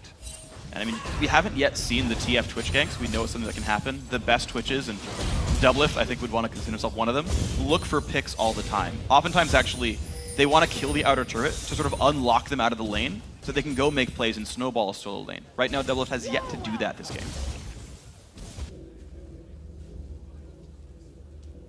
$300 gold separates the two of them. Cloud9 gave up 3 kills early on. Dragon went to CLG. But all the kills, all the farming they've done in the lanes, completely turn this around. Dexter still trying to make plays. Doublelift the same. Meteos gonna get slowed up, and there comes Twitch. There comes everybody. That was not where you wanted to be as Lee Sin, and down he goes. High now, 1 versus 3. This is the stun. I don't know why he went for that one. Down he goes. Kill easily picked up for CLG. Whoa, a little bit of bait in there. Just everything going for CLG now. They also get this top turret. Balls doesn't know where to go defend. He can't defend top or mid. 2 members of CLG, so he farms Wraiths instead. 2 turrets going down. It might even be 3 here. Both lanes still pushing. No reaction yet from Cloud9. Lemon starts to roam up. That's it. They're pinging the mid-tier 2. They're going to Oh, the Ball's camp. gonna It's going to get be a 4v1. Ball's does not get stunned just yet. There we go. Puts the ulti down, but he's still got nowhere to go. Link is around, has turret aggro. One hit from Dead Q, blocked by Aframu, saves his life. Bottom lane out of turret does go down. Elimination flash ignites. Does he have the damage to kill Link? Looks like yes. He's going to trade his life. No! Oh my god. The dangerous game was too dangerous, and Link stays alive. Mid lane 2-2 goes down as well. Plus 2 kills. C9 still slinking in. Wow. Link with that +5 fire resistance has not gone down to either Ignite from High. This one from Lemonation either. So close and heartbreaking for Cloud9. Just that turn of events there. All it took was that pick from the TF. Once again, the Twitch plus TF. You can't go invading in their jungle like that. Meteos and Cloud9 pay for it with their lives as well as their structures. High seems really on edge right now. He went for a 1 versus 3 trying to pick off Twisted Fate, and then he looked for an Elise as well. Yeah, there's the cocoon that misses on the stun target because he didn't expect the stun, thought he would keep moving. Aframu with the exquisite interception, and then Link also dodged that dark binding. He walks back in to that dark, to the tormented soil for a second, even though he already has the ignite on him. He's that confident that he wasn't going to go down, was going to get that kill on Lemon, no matter what. He had to guarantee it. He healed from dangerous game, and as you saw, he lived with about 12 HP, so that was a requirement. It definitely was a dangerous game because he came down to single digits there. Okay, it's Link's middle name is Danger. Austin Danger Shin. C9. Let's see what they can find. High looks for the pick. He finds the slow and an extra Q lands as well. They got to be careful though. The rest of the team is around. Top lane outer goes down. C9, to be fair, only down 1 turret right now. Even against LMQ, they had early game deficits and found a way to crawl their way back in. 1,700 gold is not that bad. Yeah, last time they were able to rely on late game sneaky with Kog'Maw. Might be the case once again. He's definitely doing well for himself. Definitely the bright spot for Cloud9. Once again, sneaky. And their comp is definitely built to accentuate any lead that he can get there. They've got plenty of defense for him, as long as he can bring the damage. And so far, so good. 167 minions, 171 on High as well. 2-1 and 2 on that Syndra. Definitely a good score. 103 as well, good on Kog'Maw. So those two guys pulling their weight. Media's got to be careful. Ward over the wall. Dexter gets a stun, but not too much more. He'll have to back out. CLG is around, though. Dragging up right now. Kale split pushing, does have teleport up. On Dexter, blocked by Aframu, not enough damage comes to him. Here's TF on the other side of the fight. High takes a bunch, Dexter over the wall, and they pick off Syndra. Meteos burning down as well. He will fall. That's 2 for 1 so far. Sneaky, the Kale ulti, pretty much wasted now. Still looking for damage to put out, but uh-oh, this is not good for Balls. He falls 3-1 so far. Doublelift now stealthing up, looking for something to do. Cloud9 get picked apart. Kale, we always mention how important timing is with this champion. And having to join the fight with teleport means you're not going to be there at the crucial moment. Great job by CLG, not hesitating. And once again, jumping right in with that TF ulti, picking off members of Cloud9 before Cloud9's entire team is even able to join the fight. It's really awesome that Mechanilogic Gaming, they have been on point then the whole time, getting there at the right times. So High, yeah, good block by Afro as well. Gets the shield up just in time. And then the Dexter Link combo right here is just massive. Flash out there from Dexter. Afro does go down, but they get 2 up on the top side, and Link is able to even swing back down. Falls in the middle here, does get caught up in the CC. I was really impressed by the fact that Doublelift as well was able to rat-a-tat-tat over the wall the whole time. When High stunned somebody, when Aframu ulted them. There's a bunch of Twitch damage the whole way out. And now that 3-1 and 4 Twitch. Doesn't need to be Kog'Maw for long range. Really great play by him. Yeah, it was High trying to get the advantage with the high ground there. Yeah. But this is not an FPS, and CLG able to use the terrain to their advantage. And Double kills away a couple of more awards, so CLG well in control. 4.2 thousand gold up. They said, every single time they get some kind of big lead against Cloud9, they do something stupid and throw it. Cloud9, they're 2-0 in the head-to-head, but CLG once again looks so good early on. You'd think, you know, Kale, Kog'Maw, both such great late-game champions, but Balls has not had a good time so far. 0-4-0, not the score we expect from this player. Especially And in a champion. this may be the reason why Cloud9 pulled the blue side Kale ban. Balls may not be as comfortable on it as any other after the flash initiate. Hi there, KK. Can we find anything there? Dexter and a half HP. Afro up to defend the team. Doublelift finds the ulti onto himself. He's got to be real careful. 3-man stun from high. And that's 2 kills picked up so far. Now into the chase they go. Meteos look for some a little bit more. Black Shield's on. Out goes Dexter. Gets away from the stun. And just the 2 kills. Yeah, Hai was able to flash away from Afro's flash engage there and turn it right back around. Use that long-range Syndra stun. See how much they can get out of this, though. Cloud9, they're always looking to pick up multiple objectives after a win like that. Everybody blinking red, though. They're just going to have to be content with a single last perimeter turret here. Nice, CLG hold the damage to 1 turret. Watch that fight again. What a flash. As Afro's coming down from the air. Also the Black Shield timing. Got to shout out Lemonation for the Black Shield on Hai that blocked the Seraph stun. So Hai was able to block all of the stuns. And now that they're on the run, you can see Sneaky was able to deal damage this entire time. And great bindings and stuns here from Cloud9 in the back. That one close. Barely missing. I gotta point out a really crucial timing for Sneaky. He hit level 11 by the time of that fight. The ulti range of Kog'Maw goes up per rank. The difference between being a level 10 Kog'Maw and 11 Kog'Maw is I can now hit your backline when you stun things, and the fact that Sneaky can help someone pick off Doublelift is really massive, actually. Oh my gosh. He's okay.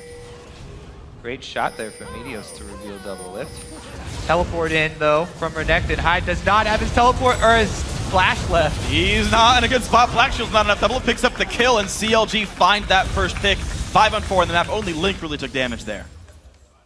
Yeah, but what can they get after it here? They don't have much. Look They at the can mid try lane. and push up this mid lane here. Link still's got his ultimate left, too, so he could rejoin them at whatever objective they decide to swing to. Plenty of ward coverage here from CLG as well. They're doing a really good job keeping up vision on the entire map, both sides of the jungle. Already, only 24 minutes in. And Cloud9 still with only 3 sweepers. Wow, yeah. Balls has yet to switch his trinket ward out. He's yet to get a second item either. Going towards the death cap. Uh-oh, the stun and Lemonation. He's not going to be happy. Flashes out. Black Shield on. Link goes in. And that's going to be a kill picked up on the support. Now C9 in a bad spot. Trying to get away from this one. Sneaky goes down, making that 2. Now Meteos under fire. That's going to be another kill picked up. Triple kill for Doublelift.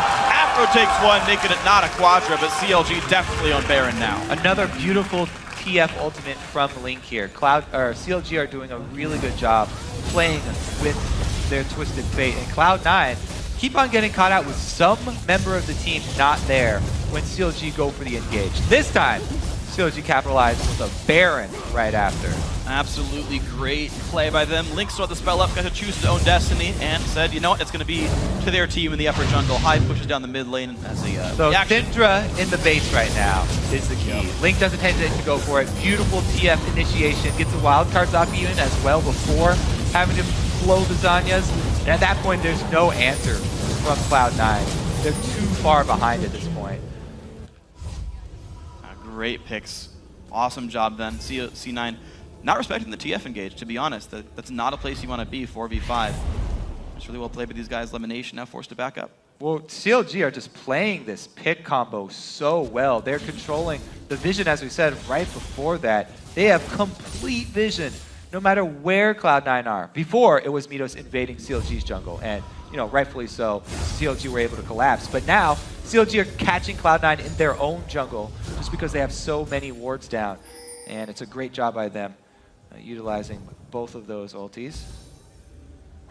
And they're going to get some more gold for themselves. I don't think you even need wards to get this one. C9 would be silly to fight you with this. Dragon up in 2 seconds, and Counter Logic Gaming ready to advance this gold lead past 7,000. C9 just going to grab buffs in their own jungle, and CLG will let them.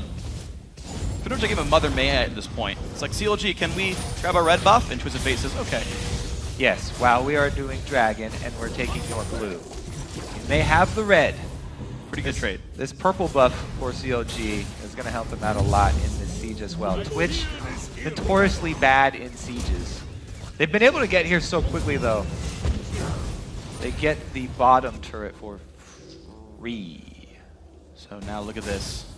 9,000 gold ahead. Counterlogic Gaming 5-3 in turrets, and they've got some time to keep this going. Link has plenty of damage output. Double's got plenty of damage output as well. Maybe going for some magic just to not get one shot in fights, and CLG can just keep turning the screws.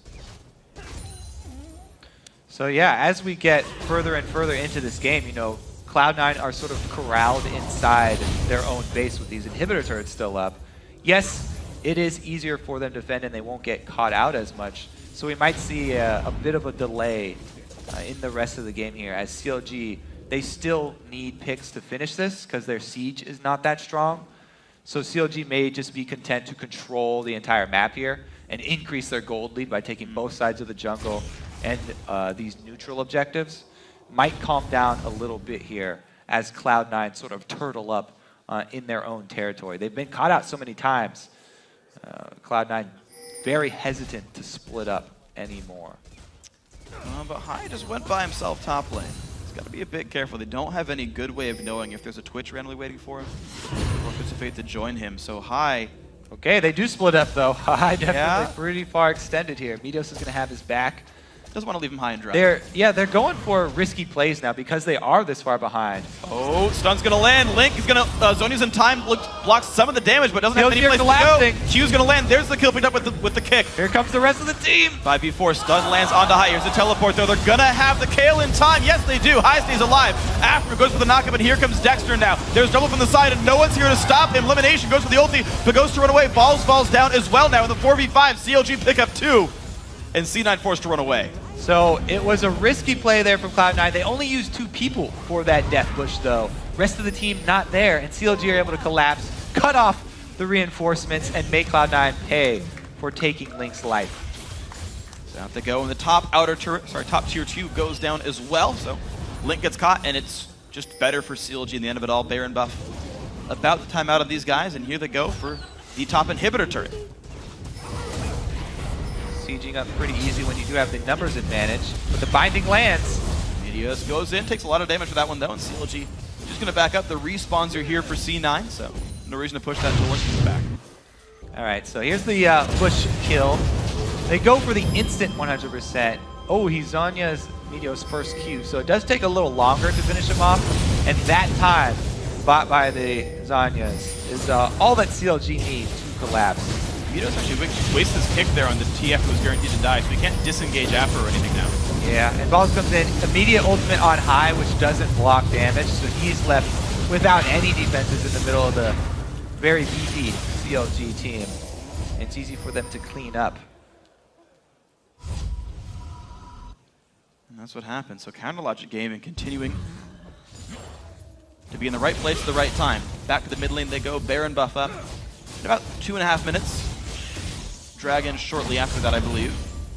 30 minutes in, they're in complete control of the map. Yeah, not only are CLG playing very well to the strengths of their own team, controlling vision and going for those TF picks, but they're also warding themselves against the strengths of Cloud9 here. Double lift with his Negatron cloak that he had very early on so he doesn't get blown up by Syndra. It's pretty much the only thing he is afraid of, getting locked out by one of those long-range stuns and then ultimate from Syndra. So Negatron Cloak been holding on to that for a while, and now he's even got his Infinity Edge though. So late game here from Twitch, gonna ramp up very, very quickly.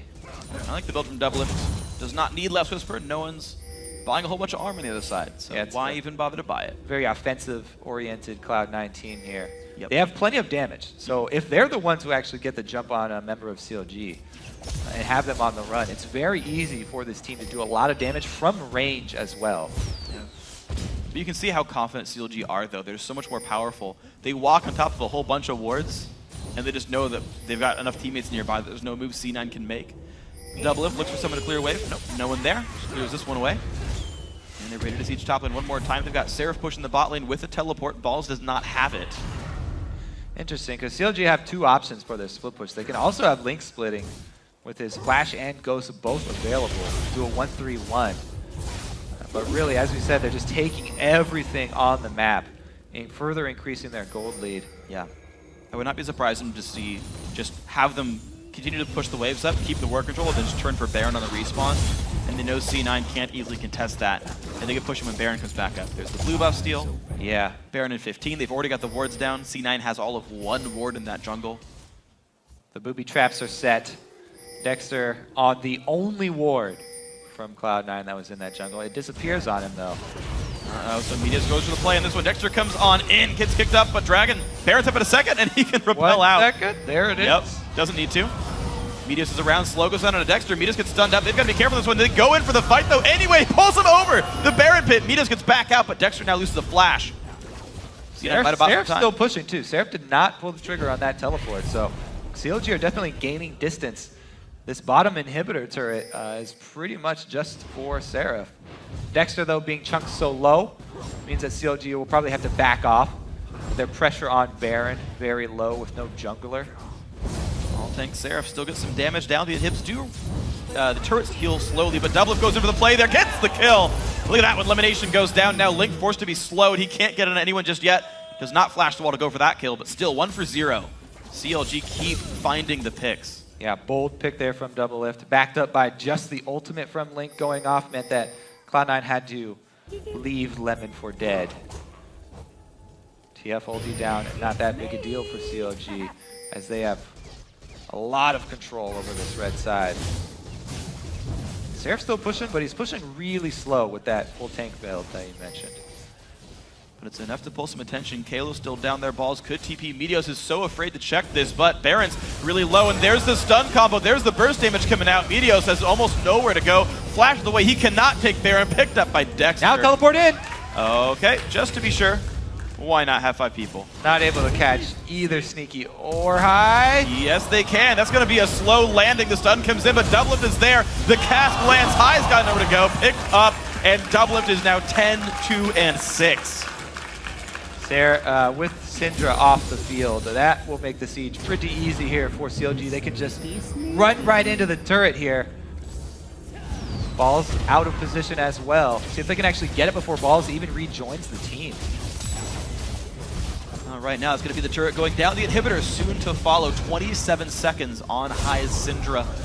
You'd be crazy to fight this one right now if you're Cloud9. Cocoon will get dodged out. Wildcards hit, though.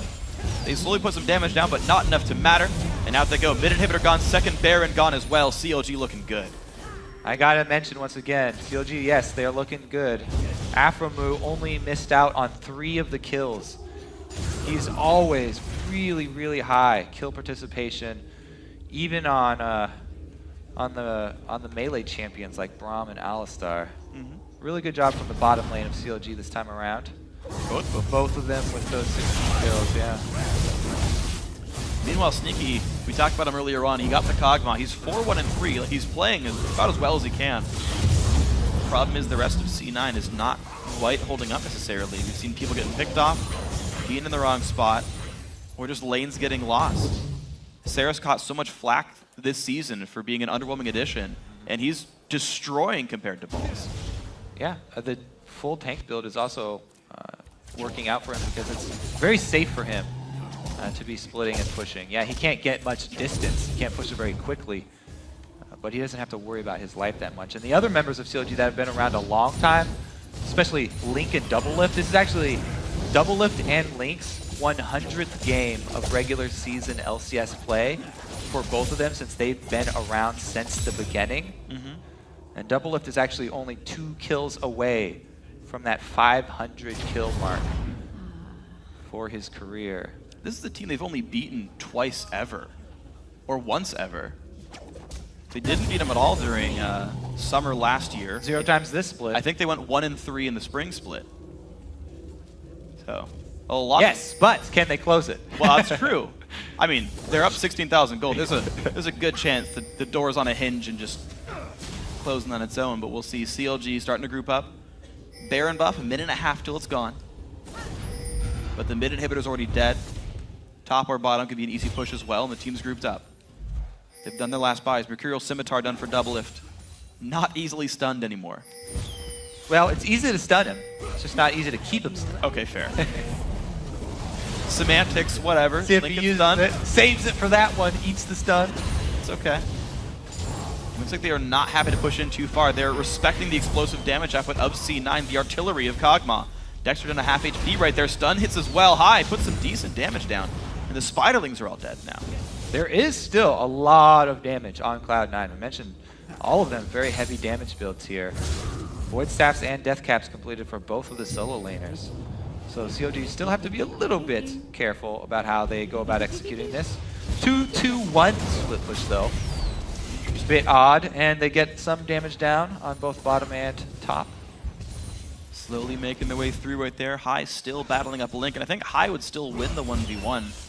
Outplays notwithstanding.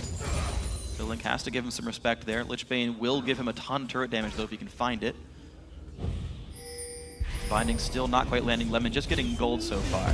Has the locket to keep his team alive and engage. Cocoon won't land. There's the ulti in. They're going to look for the fight right now. Nothing hit from the ult, but Balls explodes before he can cast it on himself. Down he goes, and the engage comes in for Seraph. They're forced back, but here comes High. Can he find double? No, he cannot, and another kill comes through. This is CLG's winning push right there. 3 for 0 so far. I don't think you can leave TF open against CLG anymore. Link has just used him so well this match. You might have to start thinking differently and pick some bans. Doublelift looking for his 12th kill, his 500th kill of the LCS. Looks like he's not going to get it. He'll have to wait for the next game. Sneaky. Oh! He gets it! He got it! 500 kills for Doublelift. And there's the Nexus. CLG holding on to first place. Wow! Doublelift at the buzzer for the 500. Congratulations there, CLG. Actually, they own a lot of records here. I believe they were the... What was the number? I don't remember anymore, but it was like some 1,000 total kill in the LCS. It was Link plus Aftermove a couple weeks ago. It's definitely a really big win for CLG. Just people were even discussing, do they have a mental block against this team? Well, looks like they've gotten over it if it was there ever before. They broke them down. Very well played game. It was close for a time. They got the early kills, but the lanes were rough. The one bad dragon fight, but it did not dissuade them from continuing to keep the communications up, to keep the calls clear, to make the plans good.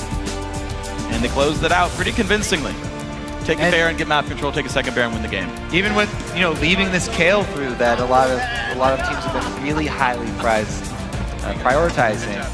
CLG confident once again. They're the team that kept letting Kassadin through, and everyone thought they were crazy. And they won most of their games versus Kassadin. They've won their game versus Kayle as well with some strong early pressure from Dexter. Yeah.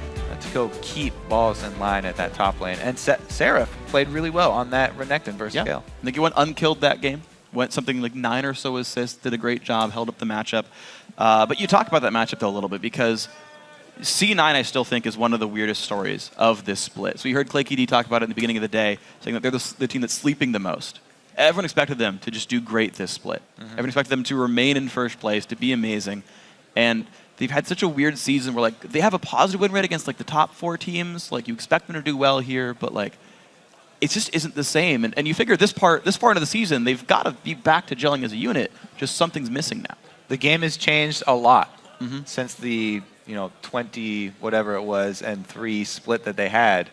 25 and 3. So, summer 2013, summer 2014. It's a beautiful thing about League of Legends. Constantly changing. It's a very dynamic game. Keeping these guys on their toes. It's very hard to stay on top for extended periods of time. Absolutely. That's why it's so impressive when a team can do it. Yeah, I mean, you had teams like world champions SK Telecom T1K, right? One world champions, obviously a phenomenal team. Go and win the next season in Korea undefeated the entire way through. And now they're like, oh, well, they made top 8. Right? They have such a harder time because teams can catch up. You can watch teams that are above you. And I know we interviewed C9 a while ago and they said, we like not being in first because we can watch other teams, we can learn from them. If you win all the time, you don't know how to get better. And, they can keep learning. You only like not being in first for a little bit. Then you want to get back to And for what it's worth, they've been 1 game behind first the entire time. Right? Oh my gosh, C9 is only 1 game behind first. They were 1 game behind TSM for first most of the spring split, and people still thought they were phenomenal. Certainly the level of play in the LCS has gone up. I think actually CLG were at that game, they retain Yeah. sole possession of first place now. Yeah, and they can't lose it for the end of the day. We'll see what happens the rest of the week. Of course, Dignitas could maybe catch them. Of course, guys, remember to share your favorite team fight, wombo combo, rock'em sock'em moments, all the above by tweeting at LOL Esports and using the hashtag LCS Big Plays. Let us know what you thought was awesome. But now we're going to send it over to Dash and Zyrene for the lowdown on CLG's win. Thanks, Freak. We want to welcome Double Lift after a victory over, oh my goodness, over Cloud9. Over Cloud9. Thank you very much. And also congratulate you on your 500th regular season kill in 100 games. You're the first player in the North American LCS to do so. How does it feel? Oh boy, cool. That's awesome. I'm the best. I already knew that. So humble. Well, also another first is this is your first win against C9 this season. Why have you guys struggled against them so much in the past? And why is this the first game you guys have won against them this series? I think, well, this year, this whole like spring and summer split, I think we've been like the primary scrim partners for C9.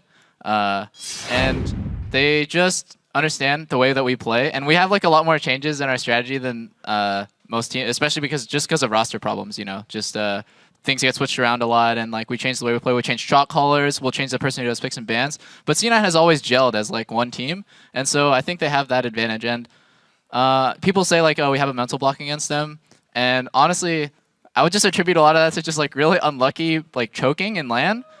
We make a lot of plays that we would normally do in scrims, where we just end up throwing a huge lead, like an insurmountable lead to C9, and when they end up losing, we're like, oh my god, we did it again. Like we suck so bad.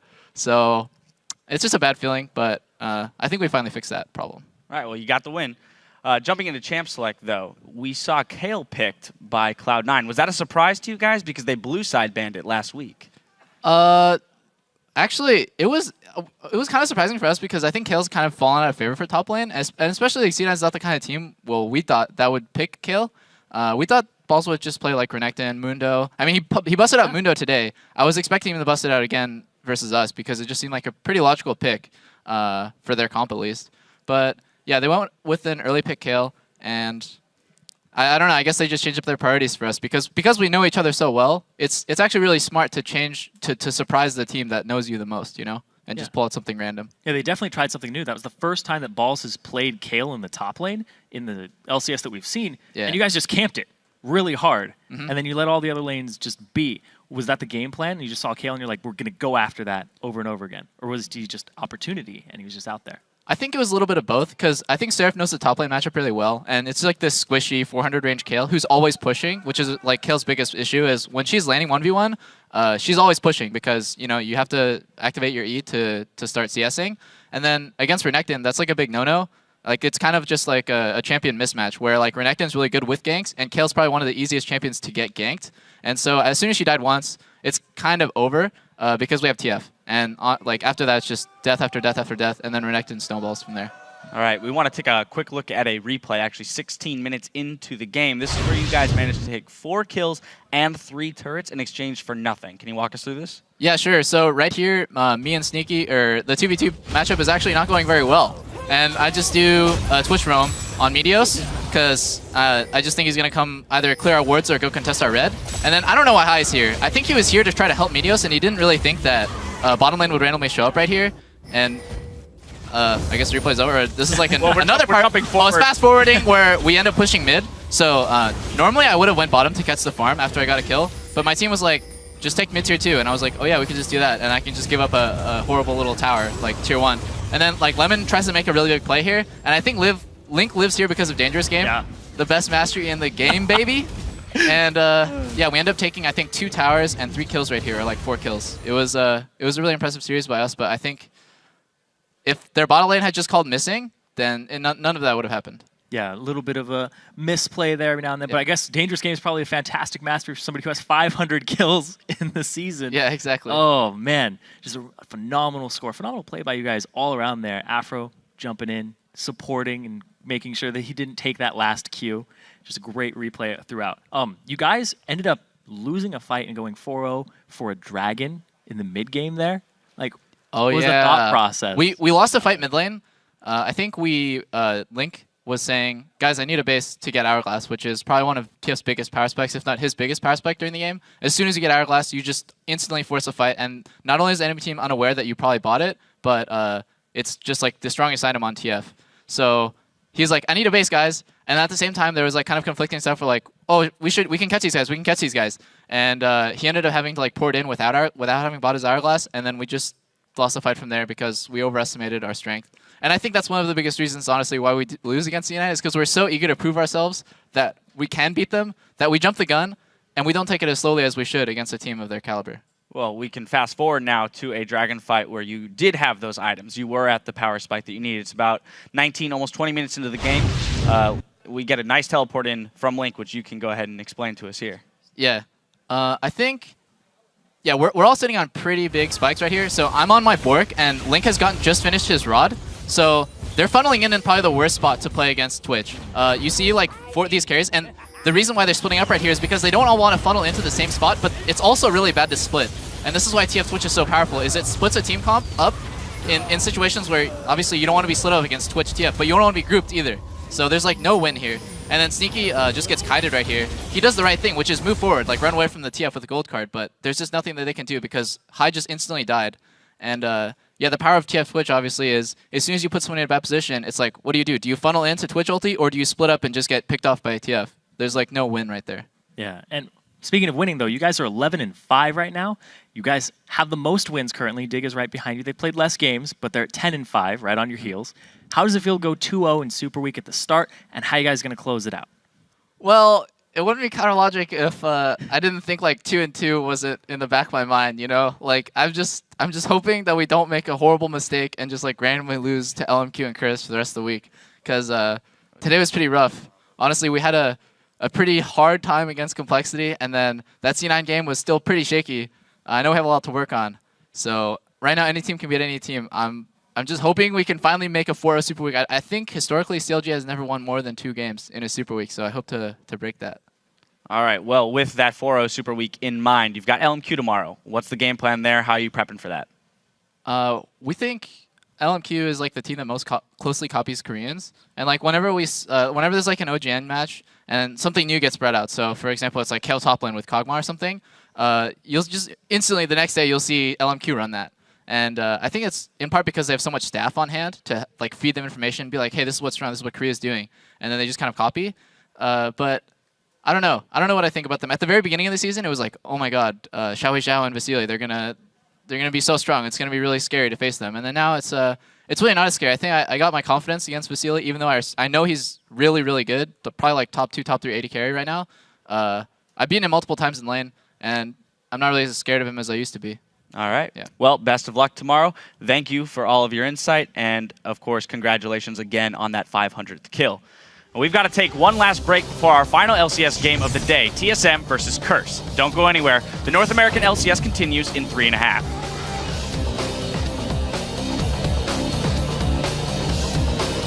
Lemon, high five afro. High five. Go, go, go, go. He did it. He did it. Q lands. Oh, the Cocoon. Lemonation taking damage. Meteor finds the first kill. Afro gonna go down as well. Link makes it a third. Go, go, go, go, go. I'm on my sit. I can take Hogue. I can take Hogue. Yo, back up, Peter. Back up, back up, back up, back up, back up. Kill down. Can you Kill fly? down. Can you fly? Go Cog. No flash. Cog, no flash. Okay, kill. Where's he? Cog, no flash.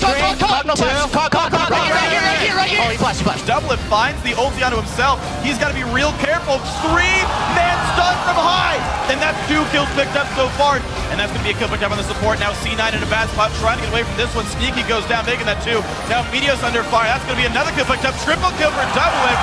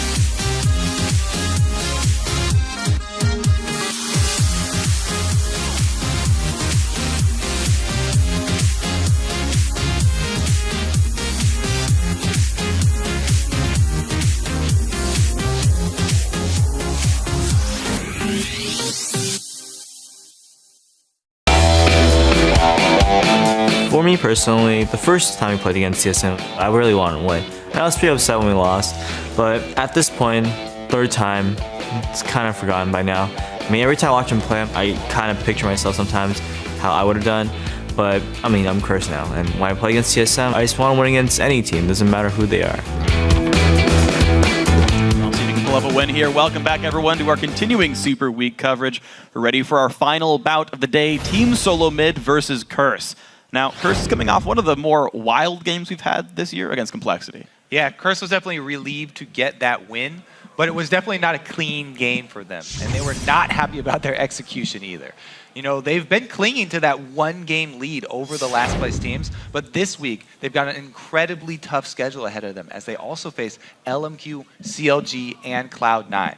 So they're definitely going to have to put in a lot of work just to keep hold of that 6th place. And of course, speaking of teams that have put in a lot of work, TSM have been looking better and better since that. Of course, their first 3 weeks, they started out 4-4. Since then, on week 4, 5, and 6, they've had the best winning rate of anyone else. And the teams seem to be at a loss for how to improve. But with the addition of Loco Doco, everyone has a clear idea of what they need to work on. And you can definitely see it in the results in their record. They're 4-2 since Loco joined the game. And now they're just 1 game back from that first place.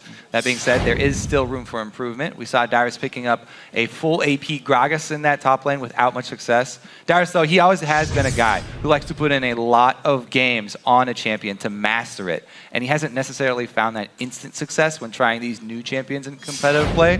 But he also hasn't given up on those champions. He'll return to it and try it again. It'll get better and better. I mean, Wild Turtle started out the season not looking great. Now he's freaking awesome right now. So I'm going to see those players keep going upwards. Now we're going to check out the starting lineups. On the blue side, Team Solo Mid.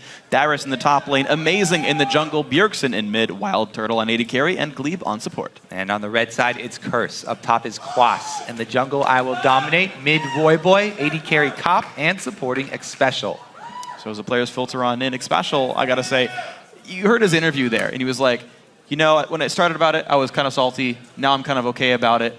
But it still sounded like he really wanted to beat TSM. Like, he wasn't going all the way like, you know what, it's fun, it's water under the bridge. He's like, every time I play against them, I wonder how I would have done on TSM. It's like, that's not a player who's done thinking about his TSM years. So Xpecial, I think he's still the most emotionally charged of the players in this team. Also, Xpecial has played Braum the last 6 games for Curse. So he's fallen into a pattern here. Anytime you fall into a pattern in League, the LCS teams will definitely look to exploit it. So they'll either take that way or maybe ban it. Or let him have it and punish Braum in lane. Sure. I mean, we saw teams that have, like CLG, like, right, we'll let you play Casper, we'll let you play Kale. And if you get especially predictable, sometimes people are going to catch you out for that one. Honestly, though, you know, it's okay. Like, that's the old C9 way, though, from back summer 2013, spring 2014. It's okay to play the same champion is strong, I will play it. If you go like 34-5, like aggregate for those kind of games, like Curse okay. have not gone. No. To be fair, Curse don't have that kind of record. But you know, the summer plus spring last year, etc. of you know C9, like that game plan can work. It can. Yes, you're right that it's not worked right now for Curse, but they're putting together what they can. With all this Mundo talk going around too, I kind of want to see Quas back on that champion. Is one of his favorites back in the day, and we keep on talking about, oh yeah, all these. Sort of fringe champions that Quas used to use that nobody else really did, and how there's an opening for all these champions now with the changes to top lane when 410.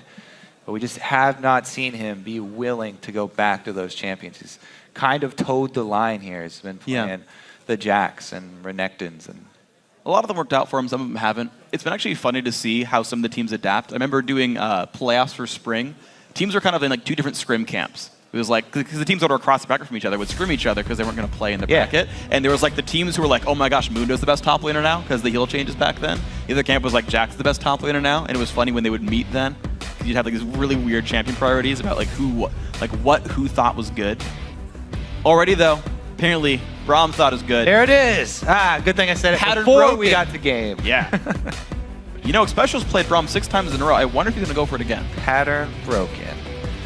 Let's see what he defaults to after that. Sustained supports are extremely good nowadays in the bottom lane. Nami is probably the top of all of those sustained supports because she adds so much other forms of utility to the team. Yep. Engages, disengages, knockups for Yasuo. Or for anybody. Yeah, I mean, you even saw CLG ban Tristana against Complexity because they're like, the Tristana Breaking Yasuo. up the synergy. Yeah, I mean, heck, if you're going to ban something, I think it's a great ban to put up against Robert there. But Yasuo also gets removed. Voyboy, of course, known to love that champion a bunch. So they not only dropped 2 knockouts, but they also dropped Yasuo himself. So they're really making sure Yasuo comps are not going to work this game. Yeah, one of the things on 410 that I'm not particularly happy about is how really the only interesting bans come from blue side, and most of the red purple side bans have been Kassadin into Kale into either Lulu or one of these other main champions that's left open. It's pretty much on blue side to determine what the landscape of the game will be. We'll see what it ends up being. I don't know, I'm still a fan of teams that let a bunch of them up and just pick 2 for themselves. You got 3 top tier picks. Red side gets 2 of those if no one bends them out. I'm personally not a fan of that strategy, but I understand the teams employ it, so I trust them here. Jax does come through for Dyrus, and speaking of champions, and Dyrus playing things he's played a lot, Dyrus was an original Jax player from back in beta. I don't think his win rate's actually very high on it this split of LCS, but the champion knows quite well. Funny because I was just talking to him and he says, I hate playing the Jax and Renekton matchup. And I was like, oh yeah, when you're Jax? And he was like, from either side. Because late game, it feels really bad for Renekton if you have to split push against Jax. But early game, Jax gets wailed on. Actually, there's a lot of pressure as well on the Renekton early game because there's this expectation that you're going to pretty much dumpster this Jax early. And there's a lot of pressure drawn to your lane. Maybe junglers are going to try and interfere with the 1v1. So actually, it definitely does cause both members in the matchup to sweat a little bit. We'll see if Curse actually try and answer that matchup because Renekton definitely does have a huge upper hand against Jax in that matchup early. Yeah, see if Quas wants to do it. I gotta figure he's used to sweating and that their logo's a flame, so like heat is normal for these guys. That's a stretch. I know. That is a stretch. So he's picking Zac, that's what you're saying. Ziggs picked up here for Voyboy in the mid lane. Hop's gonna get Lucian for himself. All the AD carries available, he wants that one still. Lee Sin was banned out, so amazing immediately going to Elise. I like that for them. He has had struggles of his own with jungle champion pools, and this is 410. Definitely Elise and Lee Sin still king and queen of the jungle. I'm strong to lock that one in when you do have such a volatile top lane. You want someone to be able to protect your Jax early. Elise will have pressure on the map somewhere. So even if you do sacrifice your Jax, then she should be able to get something done elsewhere on the map. Elise definitely one of the most volatile junglers.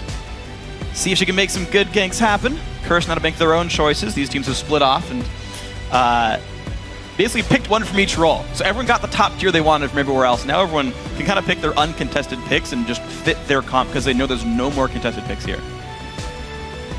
The Lucian is early is kind of interesting because the AD carry pool has diversified so much, and so many people have been going with the Kog'Maw, and even Corki sometimes over Lucian.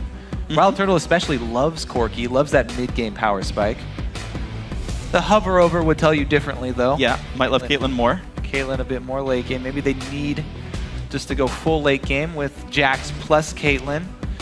Curse have already got that Ziggs, though. Strong at defending versus split push teams, so as soon as the Jax is locked in, they wanted to get some sort of wave clear. Yeah. And I like Ziggs against Jax in general. It's very easy to get the damage done onto him. He's got a block for a lot of his games. If you're Soaz, you like that even in a 1v1 matchup, top lane. So maybe this is a super trick by Curse here. Hey man, Fnatic went 4-0. Style. Yeah. 4-0s. You can't hit on that one too much. Morgana, Elise, Evelyn, all been picked up there. I keep getting those names wrong. I meant Evelyn. The hover on the Twisted Fate is coming through for Bjergsen. So TF, what, 3 games so far in 5? Heavy emphasis in that champion. Kate does come through, so a lot of long-range ultimates here. Got to pick people off. Hooks as well, cocoons as well. And Dyrus can just be a Jax, that's fine. So Twisted Fate with an Elise early is pretty strong as well. Twisted Fate just in general against Evelyn, I do like that. Because even though Evelyn could sneak into a lane undetected and go for a gank, once she gets there, she's definitely extremely susceptible to crowd control. TF can counter gank Evelyn extremely well. Yeah. Not to mention you just getting vision of her, but the lockdown that TF brings when he does join the party can really turn that around. And anytime you have a team that relies on split pushing like Jax. It's always nice to have Twisted Fate to help facilitate that and shore up any weaknesses. It's funny how much of TSM's squad, I mean, it's really only 2 of 5, is like the old best in beta champions, TF and Jax. Everyone who played in 2009 has nightmares of those two. Oh, yeah. And it's back. TSM playing it a little bit old school. Renekton does come through here for Quas, so no really funny business. But there's that matchup we talked about, saying, you know what? It's really on Quas to make things happen, to push Dyrus down, and put him in the dumpster. Especially with an Evelynn. I mean, solo lanes already with Evelynn on the field. Got to play a little bit more defensively just by default. So Jax, if he does go for the 1 vs 1 with Renekton, is going to have to play on his back foot. Probably not anything new there for that matchup. You'd be expecting to receive a CS deficit. Lane swap's a definite possibility here. That's true, actually. Anytime you have a Lucian Morgana, it's very annoying to get hit by one of those. One of those bindings can really ruin your day and just destroy your whole lane. Yeah. Could avoid that whole situation, go for the lane swap, avoid 2 of those matchups with 1 move. Yeah, we'll see what happens. I think Kate Thresh can hold up to the matchup, but you definitely got room for outplays on both sides. We're going to see what happens, of course. Now, we're creatures of habit, so let's pop over to LOR Esports and see who you think will come out on top. 84% of the vote says TSM's going to win, and I think the records kind of indicate that as well. And of course, you can keep tweeting your votes throughout the game at LOL Esports and use the hashtag TSMWin or CRSWin. Remember that the rule for voting, some is good, more is better. And too much is just right. That doesn't make any sense. I mean, is there such a thing as too many votes? No, because we continually tabulate them all. I mean, the good thing is, we're in America, the land of democracy, where everyone can vote and have their own opinions. I think it's only fitting you guys should embrace your freedom and vote on LOL Esports. I couldn't keep going with that one. No, I was enthralled. Yes. Now you have to point at the camera. What can LOL Esports? What can LOLesports.com do for you? Bring you awesome League of Legends coverage. Get ourselves into the game. Look at that one. Beautiful transition. We only saw one rise today, though. Poe Belcher, the only true American It's supposed to be, what can you do for LOLesports.com? Vote on Twitter. There you go. There we go. Yay, we made it all happen. And the crowd cheering as well for their favorite players. Get ourselves going on this one. TSM flooding out of the blue side. Oh, what in the scrying orb? Nice. Start here for Bjergsen. I've been pretty happy ever since all the AD carries have, you know, sort of realized that Scrying Orb is the superior trinket, and they've been getting it pretty much by 20 minutes every single game. Yeah. But now, Bjergsen one-ups the AD carries here. What you confirmed? Yeah, what you can do, though, he might break my heart here. Just use the Scrying Orb for the invade, then go back to base and sell it. However, they're not grouped up. Looks like he will be keeping it. So far, yeah. That's going to be fun. Actually, here's the thing, actually. I thought of a thing. It is easier what kind to... of thing? Is it red? Is it big? Bigger than a bread box? No. It's actually the blue trinket. I'm just continuing on the blue trinket thing. Although Evelynn is blue and bigger than a bread box, so it's close. We should need a white champion, then we're good. We have all the colors confirmed for the American flag. But so it is difficult. You're white. Great. We're done. We've solved it. We've solved it all. No, so it's hard to award for Evelynn, right? But if you can blue trinket when she's clearing camps, you know where she is. So you more just range on blue trinket. Yeah, you just have to guess which camp she's at. And 1 and 4. And then you just have to keep it in your head and plan out what route she's going to go on. But yeah, that is a good point. Being able to Scrying Orb the camps. Now, Scrying Orb level 1, the actual initial version of the trinket, very short range. So I haven't actually ever played mid lane with it. Not quite sure if you can reach all the way up to double golems. He can definitely hit the buffs though from mid lane. It's 2,500 range, so he could like almost reach red buff from where he stands right now. Yeah, if he swings up to that side a little bit. All right, red buffs start here for Evelynn though. Means she will finish double buffs and level 3 down on the bottom side. Might want to get that bottom lane going quickly because bottom lane is one of the lanes that's extremely easy for Evelynn to gank. And as we said, if one of those stray bindings hits at the inopportune moment for TSM, yeah, Turtle just watches that minion die. They got 3 CS in the first wave. The groan from the crowd, actually.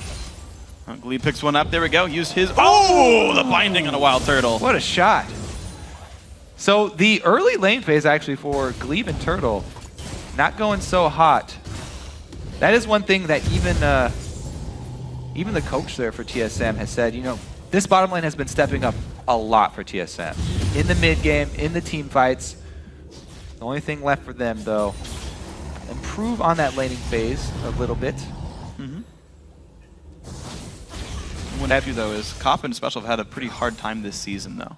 It's true. That being said, you know, they are shoving in Cop and Special.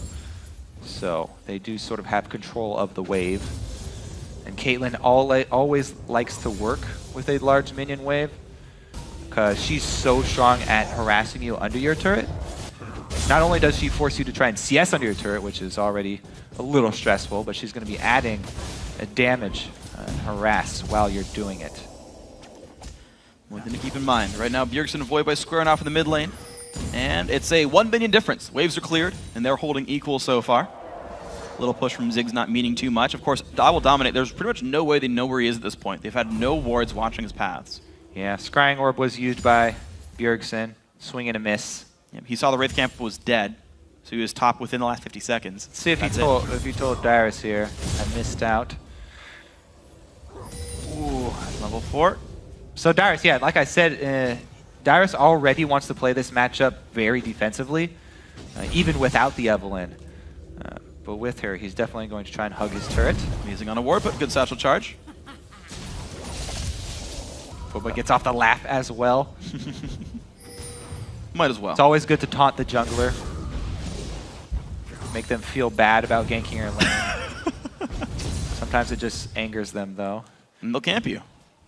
Again, though, recall for Dominate, headed back towards this top side. It might just be clearing top down, though, going from double golems. No action early. Surprised he hasn't tried to pressure mid himself either, because usually liking to pressure that TF before he even gets level 6.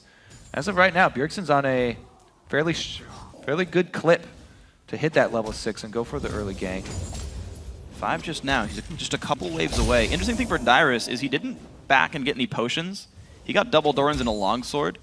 So if Quas does get a good trade, Dyrus has 4 minutes till TP comes back up with no other way of gaining health. That's a pretty decent risk. However, if he is able to stay healthy until Bjergsen hits level 6, as soon as Bjergsen hits 6, he can swing up to that top side and gank Renekton, because Renekton will constantly be pushing Jax in. He's very vulnerable to that TF answer. And if Jax gets a kill on Renekton early in that matchup, oh yeah, things go down poorly for Curse later in the game. Speaking of things going down poorly, you're seeing how far back their dual lane has to play right now. Raltoto farming up nicely. 9 minion lead, and into the turret they go. Elise will not be helping them with the dive or anything, so Kopp will do his best to last hit under turret. Get some of these, miss some others. His best is not good enough. Get used again. Scrying Orb once again, constantly checking race. Hey, Dominate right there. Dominate says, don't worry, right, I got you. Swing and a miss number 2. I'll give you a freebie. Gets a bunch of gold for it. I don't know how free that was. It cost him like 250 gold. Ah, Scrying Orb, too many misses there for Bjerg. Switches over to the Sweeper. Would you say he's crying about how bad his accuracy was? Nope. That was an audible no. Emphatic no from the audience. Survey says... Well, Quas first to 6 up here. No, there's actually no wards for Quas either, so it doesn't even take a TF gank. It could easily be amazing going up there, but he just assumes that that Quas has proper ward coverage, does not make the trip.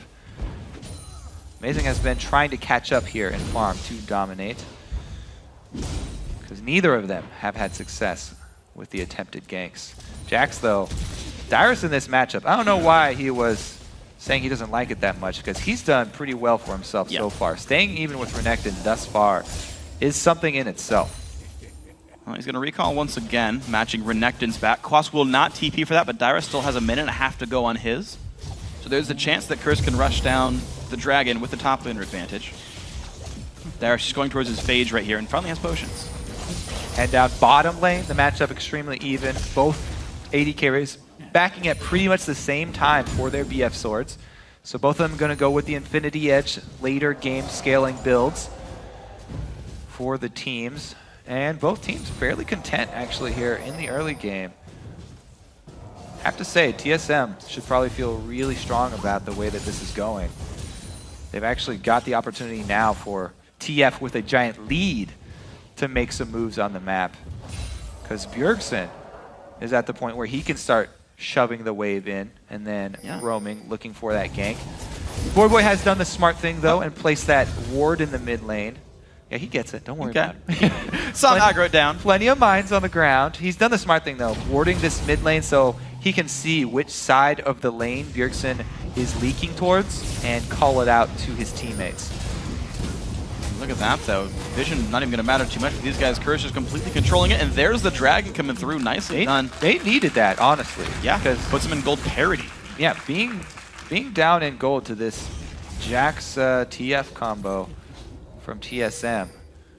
Not exactly the way they wanted the early game to go. However, taking the early dragon, strong for Curse. See if they can make something happen in that mid game. Both junglers up here. There's a chance for a play to be made. 12,000 each. Amazing. Gets Dominate. Spotted by Dominate. Barely able to get. So they look for the dive, but this counter gank is going to be brutal. TF already cheating over. Bjergsen wants this. 3 members. They're going to have to use the repel to dodge tower aggro because this might go south quick. See how Dyrus is able to counter-strike. Can he stun both players? Here's the attempt. TF ulti using. They're like, hey, there's a person here. 3-on-3 is going to happen. Here we go. Ulti pops as well. And it's a whole bunch of damage. Dominate forced to get away from this one, but goes back into range. Goes back here to the comes turret. Amazing. They get the kill. Dominate gets traded back, but now Bjergsen's got to be careful. There comes Ziggs. Misses the Q. Quas picks it up for the double kill. And now Dyrus forced to get the heck away from that one. 2-1. Curse. Nicely done. Yeah, not only did they get the 2-for-1, they forced the teleport there from Dyrus as well. Really, really strong answer from Curse. They saw that one coming a mile away. Voyboy gets his ulti down. And Dominate, cheating right back into turret range, was really big for them. That caused the overcommitment from Bjergsen, using both summoners and just trading kills. Double buffs there. I think Quas ended up with them on Renekton. Yeah. Now that's going to get real painful for Dyrus there in the top lane. He was having a great Jax versus Renekton early game. And now, because the team wanted to force something up there, it's kind of all gone down the drain. I'm surprised they even went for it. They saw Evelyn. They knew Curse knew about it with the fact that the E was right there waiting under the turret. Still pulled the trigger. And I mean, beautiful stuff by Curse overall. That's going to be nice for these guys. Trying to claw their way back into a good standing in the regular season. TSM now down 1,000 gold from some great plays. Let's see what else these guys can do with this one. They've got another minute and a half until TF can do something. Yeah, Quas with not only the double bust, but completed Tiamat now. Zoning out Dyrus. It's going to be hard for Dyrus to get out. No flash. Minion waves coming in the next 10 seconds. Barely gets into that bush. Okay, well, he's got a way out right now, so they can't gank just yet until the casters pass Dyrus by. Yeah, you got to always watch the minion line. He's got a ward too, though. When ganking somebody like that. Yeah. Now that Dyrus has seen that none of these Curse minions are going to go down to the TSM minion wave, he can back off safely without even losing any experience there. Yeah. Good safe call by him. Good stuff so far by these guys. Dyrus comes back into the lane in time. Evelyn's still waiting around. Dominate with the pink ward down there. Looks like no dive available. Quas is winning the damage trades. Dyrus down to half HP right now. Yeah, as you can see, that's one of the big reasons why Renekton so heavily wins this matchup. His W active empowering his attack to go straight through Counter-Strike, and you can even get off of Q. Just completely unanswered harass right there. Voyboy did not have the best start to this mid lane. Bjergsen was actually beating him by 15 minions or so, but that has turned right back around. Voyboy's holding nicely here. Athene's already done, though, for Bjergsen. Not yet for Voy, though. Amazing with another half-hearted gank here, coming through the bush. Not able to get anything out of Voyboy. Even a satchel charge this time. Yeah. I mean, a lot of those Elise ganks, people will go all the way around and come from the upper side of that ledge to try and get off that long-range cocoon from the Fog of War. Yeah. No go, though. And here's the interesting thing is actually Curse is better set up to snowball farther ahead. Dominate finished his gold generation item before Amazing, so he's getting gold off of Conservation Blizzard Elder. Special with the Frostfang. Match the Sightstone already, just gets more gold generation than a Relic Shield here. And so like just the laning phase actually is just nice for Curse here. A bit of a slower game, still going to be nice for these guys. Dyrus wanted to bait a fight, can't do it. He's going to stay in the lane for a bit longer. They're still within 3 minions though, and the buffs have timed out. So aside from the double kill, that hasn't made the lane go any worse. That gold just sitting there not meaning anything really. I think it's just, you know, once again, another testament to Dyrus in this matchup. However, going aggressive here. Now he's tipped off. Well, he's no flash for another minute though. Can't quite set up the dive just yet, but Elise still not around. Curse don't know about that though. Ulti's up for Dominate. Quas basically full fury here. They could probably one-shot Dyrus. His teleport up right about now, so we could TP. He could get back, heal up. Oh, can't land the stun. That would have been the opportunity right there. Also, Evelyn showing on the map. That's a big no-no there for Curse.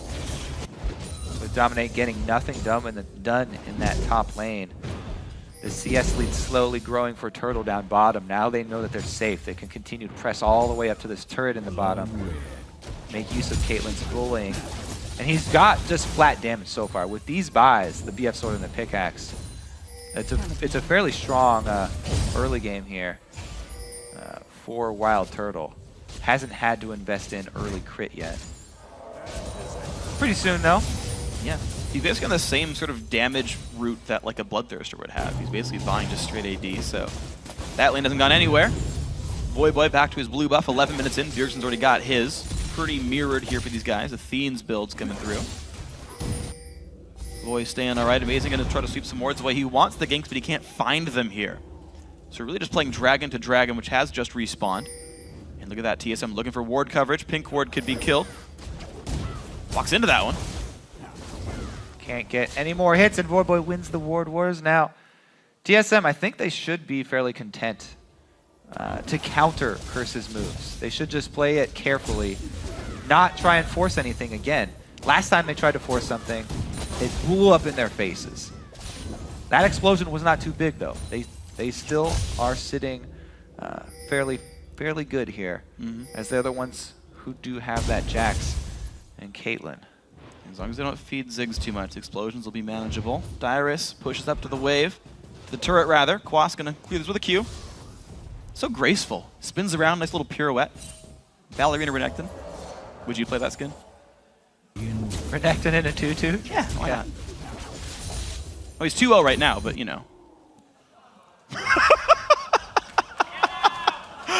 Quas up a level right now in the matchup. TSM though, the bot lane still doing well. Binding's gonna hit Wild Turtle. Gonna hide in the brush though. Stay safe in this one. Turret does go down. TSM's hard work finally pays off down there. And first stone goes over to TSM now. Gold back to equal. Dragon still up. No one trying to contest it just yet. Pink ward getting removed. They gotta be careful. Yeah, defending it here, coming over TSM. They do have the Twisted Fate ultimate available for them as well. Both teleports, so either top laner could join or stop their opponent from joining. Really surprised actually by the defensive play from Curse. I mean, they set up the defensive pink ward line, and they've been playing very slowly here. It's weird because both with teams. With Renekton. Yeah, it's like both teams have this X factor that makes you scared. It's like, okay, be careful because Evelyn's around. Okay, fair point. Eve could show up and that could ruin your day. We actually saw that earlier on in the game. Also, careful TF's in the game. He could show up at any point. You got to be careful. But as you've mentioned, Jax vs Renekton, really rough matchup. He's gonna get outscaled. Dyrus already doing awesome, actually winning in CS. I guess a 2-0 Renekton. One thing too, I'm very curious if Dyrus will actually go one offensive item into tank stats. There was something else that he was talking about enjoying on Jax. Trinity Force is definitely the more tanky of the two offensive items.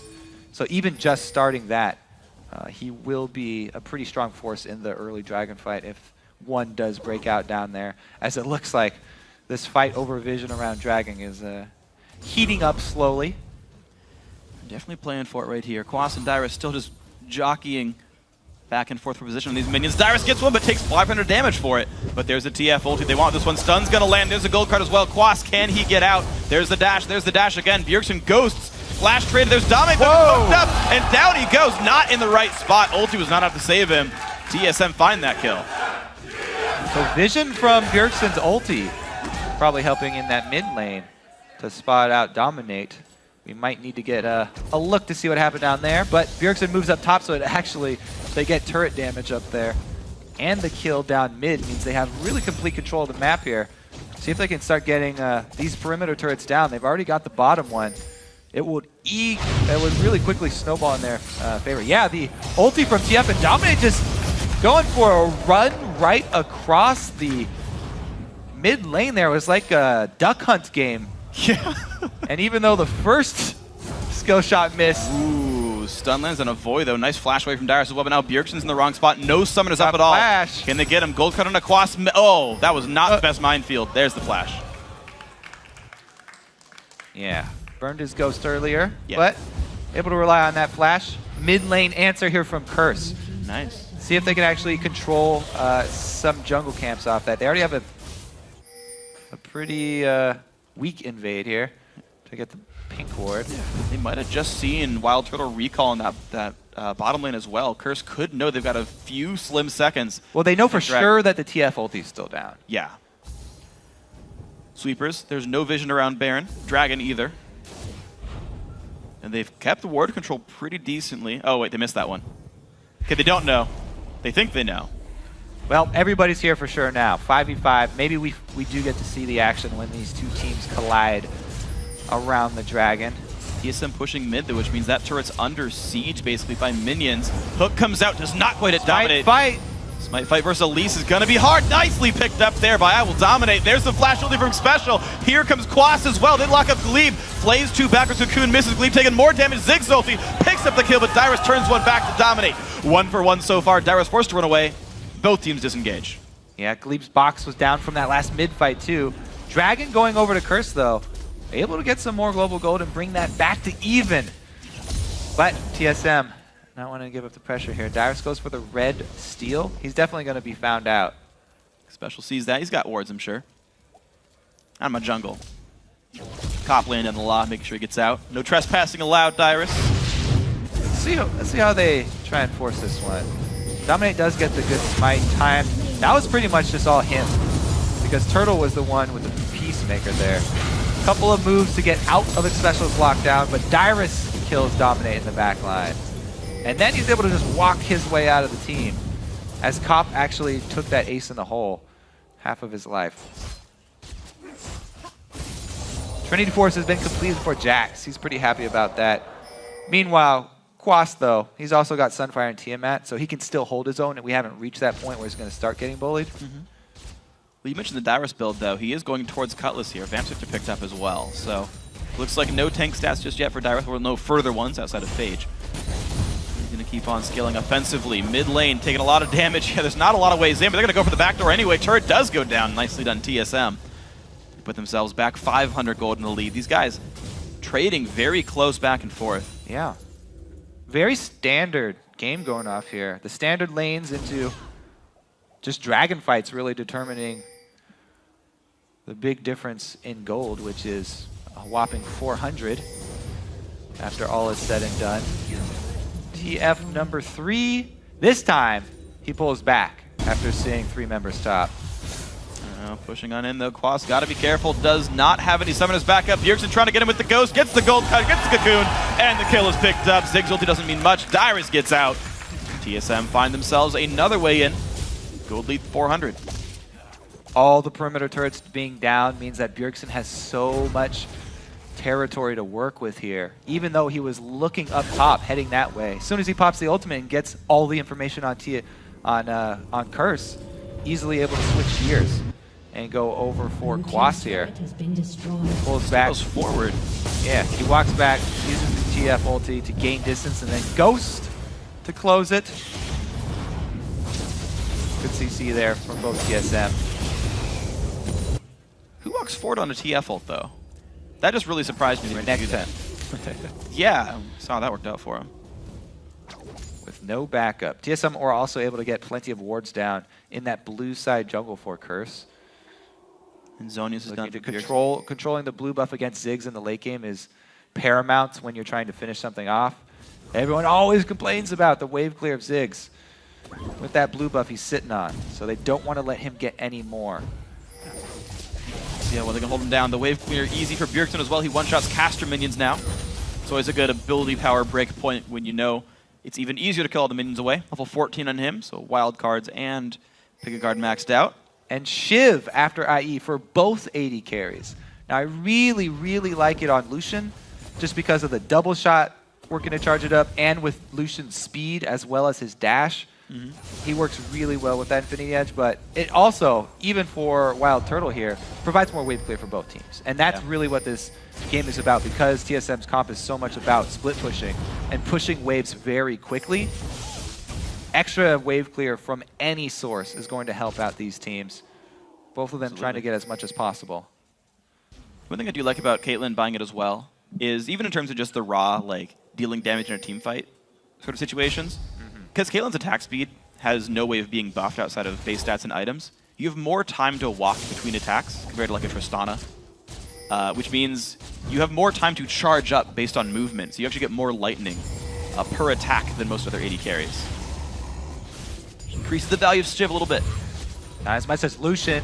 Okay, no, but I'm just saying, she also has this cool synergy. I was backing you up. Okay. Another reason why it's good. Cutlass completed as well for Quas, or for Dyrus.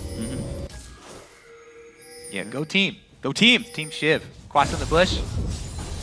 Dyrus in the middle of the lane, taking a bunch of damage here, but doesn't seem too afraid. Happy to keep pushing anyway. 26 health per basic attack there is his sustain right now. Doing pretty well. Bjergsen's still wave clearing as well. TSM still happy to play it nice and slow and say, if you ever step up in the wrong spot, TF will be there. Bjergsen will be there for you. Really, I don't know. This Curse play. I feel like I thought coming into this they were going to be making some more aggressive moves. Especially since TSM are the team that's 2-0 versus Curse right now. TSM are the team that feel comfortable in this matchup. Like if they play it out standard, then they're going to come out on top. Yeah. And Curse, I thought, would be feeling more pressure to create something out of the ordinary. Has not been the case, though. They opted into these standard lanes, just playing out the matchups. Fairly content to have the slow early and even slow mid game here. Yeah. All the really intense fights have been around this dragon. We'll see if this dragon is the same, because it comes back up and Bjergsen just got blue. See if Bjergsen can make it down there. Ultimate is available. Jungler reveals himself. Bot lane turret is actually the only outer to remain up. Mid lane is getting pushed by minions, though. TSM have a choice here. They could push mid. They decide to give up that minion wave and contest this dragon. Jungler's not nearby. This could be a quick one picked up. There we go. Second dragon in a row for Curse. I Will Dominate secures it. No mid lane push just yet, but they've got to get back. They've got to worry about the pushes that could happen.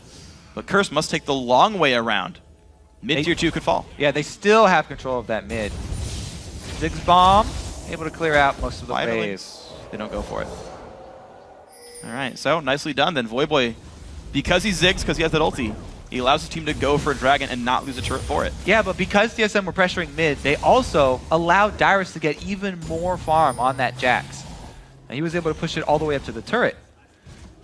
So every little move here for TSM, getting small wins for the team. So far, so good. But the top lane now under fire. Curse not there just in time. Down to half HP it goes. But the static shift wave clear comes out. Finding on a Glaive doesn't mean too much. And another small win for TSM. They are the ones who make the first rotation up to top. They get a little bit of damage on it. Shove the minions into the turret. But the dragon control is putting Curse in a better spot. They actually took the gold lead back. We saw that graph about a minute ago of the gold leads. It caps at like 1K per team because they keep going back and forth. Curse's way in is so far dragon control. TSM, like both teams playing hyper passive. If you don't go in on the dragon, the fact that Curse just went for it means they're getting that gold every time. Yep, they have eked out a little lead. And their team fight is strong. It just seems like TSM have way more options in this game. They have so many options as far as split pushing. They can just keep that Caitlyn in mid and wave clear pretty much forever. As long as Bjergsen with his Flash Ghost is able to avoid getting caught, he can create a lot of pressure and allow Dyrus to scale up. by having solo lane farm. Looks like they do a 3-1-1 instead, keeping Bjergsen mid instead. Now it's pretty much up to Glebe for the disengage on his Thresh. 4 men moving in from Curse. Bjergsen will collapse if they engage. They could get surrounded here. Created a 4 versus 4 though. It would really at best for Curse just turn into an even fight and them having to charge in through Thresh and Elise. So TSM using the extra mobility fairly well so far. Pressuring all lanes up to these secondary turrets. And interestingly also, Bjergsen is itemizing towards a turret-killing build. Lichbane third here, no Void Staff, no Death Cap. He's got the all-important Zhonya, so... Yeah, he's got that for team fighting, but then instead of being bursty on champions, he's doing bursty on turrets. Distortion upgrade as well already, so it'll be easier for him to stay slippery. Extra move speed after flash, extra speed from Ghost. Lower cooldowns. And again, the base from Sheen, just getting Sheen, is a pretty big bonus. The upgrade for Lichbane, yes, it's great, but it's not that massive until you get a death cap as well. Well, there we go. Down goes the double golems. Looks like TSM happy just to say, we're going to control your jungle, get our gold lead that way. 600 gold lead because of it. And Curse also really, I feel like they're just waiting for TSM to make another move like they did in the early game and try and make them pay for it because they have a Black Shield and they have a Mikhail's. So if Bjergsen comes in and he tries to get one of those stuns, X-Special is able to counter it with either of those, Black Shield or a Mikhail's, then they can look to turn around a fight. Morgana as a support is much stronger when the enemy are engaging on you because you don't have that Zhonya's. Like, you can't just splash in and Zhonya's after your ult. You're much more squishy. Yeah. And she's much better used as disengage. Whoa! It's actually TSM who are collapsing on Curse this time around. Oh, they gotta be real careful. TF can comes in, they can't quite find X-Special. Jackson Black Shield is down though, here they come in. Quas makes his way. There goes Glebe, half HP, amazing, forced out by Cop. And the fight continues, Glebe still taking damage. Dominate flashes in towards Turtle. Gold card comes out, but the Zig bombs do enough. And Curse find 2 in the river. It looks like TSM were getting the pincer off, but really Curse bring in the teleport from Quas and they completely zone out the 3-man squad of TSM. The damage, Turtle and Bjergsen both get zoned here by Quas. And a big pickup for Curse, finally making their move. Actually, it was again TSM making the move and Curse reacting to it. Curse have really not been the ones starting off the plays. It was another good reaction from Curse though. Now is the first real offensive call that they've made. After that pickup, getting this Baron within Fog of War, it's going to be dangerous for Dyson. Face check. 1,000 health, it's going to go down before he's in smite range. There we go, Nasher picked up. Dyrus forced away, Special takes a stun. He's got to be careful, but he survives. Amazing forced away on top of a ward. Takes some bombs. Yeah, he's got to get out of this one. So Curse finally get their way in that mid-game fight, and they hold a 2,000 gold lead now. So the patience pays off for Curse. You know, they play the patient game. 2 times TSM have made moves. 2 times TSM have been penalized for going for those moves. And all the while, Curse are passively increasing that global gold through dragon control. So really, they have had a fairly good handle on this game. And for what it's worth, we talk about Jax having to be held down by Renekton, how hard the split push is going to be. I haven't seen Dyrus claim much of anything by himself. He's gotten farm. He's prevented from getting killed. He's maybe set up a kill for TF a couple of times, but he's not actually creating pressure that's really requiring attention from Curse. I haven't seen him create these openings that allows TSM to do something. Yeah, he really just hit a pretty big spike though with the double offensive items. In teamfights though, those don't do that much for him because he's got to work through the minefield from Boy, and as we said, Morgana disengage. Curse are actually with this Baron buff. Oh! Not able to steal it away. Dominate again. He's been so quick with his smites. Hasn't let anything go to TSM. Very beautiful stuff with this guy. Now 3,500 gold lead. Curse still have more than 2 minutes worth of Baron. We've seen them play a slow objective control game so far. Special wanted to have a bigger voice in the team ever since joining Curse and leaving TSM. Gotta imagine he's a voice here with this one. Figuring out how you beat TSM. Keep your friends close, enemies closer. His new enemies are close to him for a while. And one of the things that he, as well as the rest of Curse, were talking about and were worried about were those mistakes that they would make when they would go for those mid-game calls. So it looks like their answer was, don't make calls and just play reactively. Yes, they've controlled the dragons, but outside of that, some good reactive play. Is Cop buying 2 Infinity Edges? Could be 2 pieces, and he just makes one of them into Last Whisper, and then BF Sword into Bloodthirster or Mercurial. In terms of the math on the item, I doubt it's going to be a double Infinity Edge, but it would be interesting to see. I've done it before. It's reasonably gold efficient. This split push, though, this standoff is very interesting because a lot of wave clear for both teams, as we said. Static Shiv on Turtle is definitely paying off here. Look at that by Dyrus, finally going in for an aggressive play, and he's going to by himself take down the bottom inhibitor turret and the inhibitor itself. Curse don't get anything from their mid lane push, anything of value. Dyrus walks away easily. There you go, Dyrus creating for himself. And he has also started to go tanky here, as expected. 4 Jacks after the main 2 items. Randuin's up next for the guy. It's going to be really hard for Nekton to kill him at that point. Banshee's Veil for Kwas does not help much against Jax. He's about 80% physical at this point in the build. Are you going to give him a badge or something? Cop got it. Double Infinity Edge build. Woo! All right.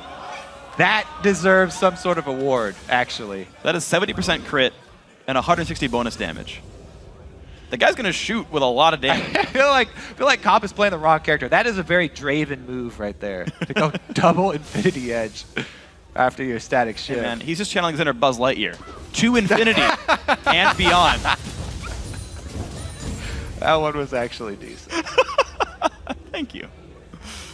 0-0-1 Cop. Oh man. Chilling for now. Gonna need a Last Whisper next. That is brutal right here. Pollution. That'd be much cheaper, actually. It would be. 2 brutalizers. Yeah. Much cheaper. Less synergy. More unique passes. Yeah, exactly. Did you know Infinity plus Infinity is still Infinity? I did, Freak. Yep. I did.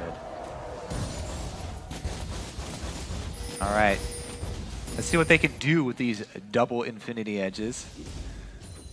I want to see how big of a crit Cop actually gets. He's got a long ways to go still. He can add a lot more AD onto this. So, critical strikes, they scale multiplicatively with your damage. At the beginning, crit is a very bad stat to get because you have low damage. Yeah. Maybe you have, 70-something damage. So buying 1% of crit is 1% chance to deal 70% damage. Yeah. As you get more, though, you get 200 damage, then your percent crit is a chance to deal 200. Increases in value over the life of the game. And with those Infinity Edges, yes, I guess we do have to reiterate for everybody. There's no bug right now. There's no change that's been made. Infinity Edge passive is still unique, so he's only buying the second one for extra damage and extra crit percentage. It is reasonably gold efficient, to be fair. Yeah, it is, because you do get the extra damage. And Cop has been receiving a lot of criticism for not being aggressive enough. So he says, hey, I'm just going to go 100% offensive build. I'm not building a Mercurial. That's a defensive item. I'm not building a Thirster. That's a wussy defensive item as far as I'm concerned. What happens if he buys a PD last? He's 100% crit. That'd be awesome. I hope he does it. Then I'd Last Whisper and just I kill everything all the time. Be great. All right, well, 40 seconds left in the Baron timer here, so things may get interesting again, as the inhibitor will probably come up at a similar time, and they may just want to send Dyrus back down to the bottom side. The choice really gets much harder for Curse at this point, since the inhibitor turret is already gone. Dyrus can take that inhibitor very quickly. True. And then join the fight around Baron. So even though Curse have the gold lead, and even though Curse have 2 Infinity Edges on Cop, TSM still with more tools as far as the strategy is concerned. That Curse last week teleported a Jax to the base during a push and took down a Nexus turret and almost the game by himself. And that was Quas. They did indeed. They know all too well. Hey, Freak, we've got a third pickaxe here. Last Whisper. What's your money on Last the third Whisper. Infinity? Nah, there's no way it shouldn't be Last What Whisper odds right now. would you give me on that? I give you like 3-1. Only 3? I mean, he already bought 2, right? Like the chances are higher than before. All right, now Quas says, hey, I can split push too, man. Renekton down here with the Sunfire Cape and the Tiamat clear. Finally going to get the last perimeter turret. Let's see if he does get collapsed on by TSM. They are going to be attracted by Dragon, though. Let's see if it's enough to lure them away. TSM goes away. Curse are going to look at Baron right now. It's up. They could get ward control. Dragon will go down rapidly. Dyrus and Wild Turtle duo that one. Gold for the team. Not even time to clear that pink ward there for Curse. They get zilch out of it because Quas was very scared split pushing down there. He had no wards to go for that split push. Curse very, very thin on vision thus far. They've been struggling to keep it up. Pretty much all they've been able to keep up are their pink wards. Scrying orbs back in the game though for both AD carries, of course. Normal build. Too bad the yellow trinkets are yellow instead of white, because then you'd have very thematic 4th of July trinkets. But that only worked, you know, for a small percentage of the players, a small percentage of the time. But it'd be cool either way. TSM. You know, if you combine the nameplates, the health bars, Cursor, red, like what was red, white, and blue right there? Okay, here we go. Disengage. Can they get it? Black Shield already used. There's a jump over the wall as well. Gold card used to stop down Renekton. TSM does get out safely, but now Curse owns vision over the Baron area. TSM very far away. TF ulti used to spot this, but they're still going to take a few seconds to get there. Caitlyn actually goes all the way back to base. There was no vision for Curse, though. They don't know that Turtle went all the way back to base. And look at this by Dyrus, who's pushing mid instead. Great pressure. They're basically bluffing for Turtle to get his purchase off. Now he's got that 4-item Caitlyn. Going to be a big help if the fight does break out. Kill the spider. Oh, the babies. It's a massacre. 5 gold. The slow special. All right, out he goes. More CS goes in for Dominate, though. Dyrus goes in. Going to draw somebody back here. Quas does have his teleport as well. Dyrus doesn't want to risk going too deep. He's playing incredibly defensively here. Now he goes in for this one. It's going to pull Quas over. Both have TP. Thornmail. Dyrus has red buff, though. He can just bully Quas. I think he could ignore. No, he actually goes. I'm surprised he's actually fighting Quas, but he is pushing him away. Now the inhibitor down a half HP. Quas cannot win this fight. Has to back off.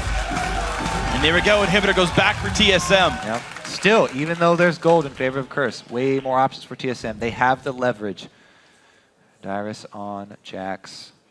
Too strong right now. Able to create pressure for them. I want to check it out on the gold, actually, here in that matchup. Because even though overall the team, Curse has more gold, Jax Dyrus has almost as much as Quas. At 200, that's not going to make a difference here. In the 1 versus 1. That's not going to manifest itself in any sort of item difference between the two. And since Jax definitely, as we go over every single time, has the upper hand in scaling, as far as those two are concerned, TSM have the big upper hand. So if TSM can create scenarios where they isolate Jax with Renekton, those are perfect for them. To be honest, the only guy with a real gold lead as far as just cash is concerned is Xpecial. The Spell Thief and a Frostfang just worth more than the Relic Shield here.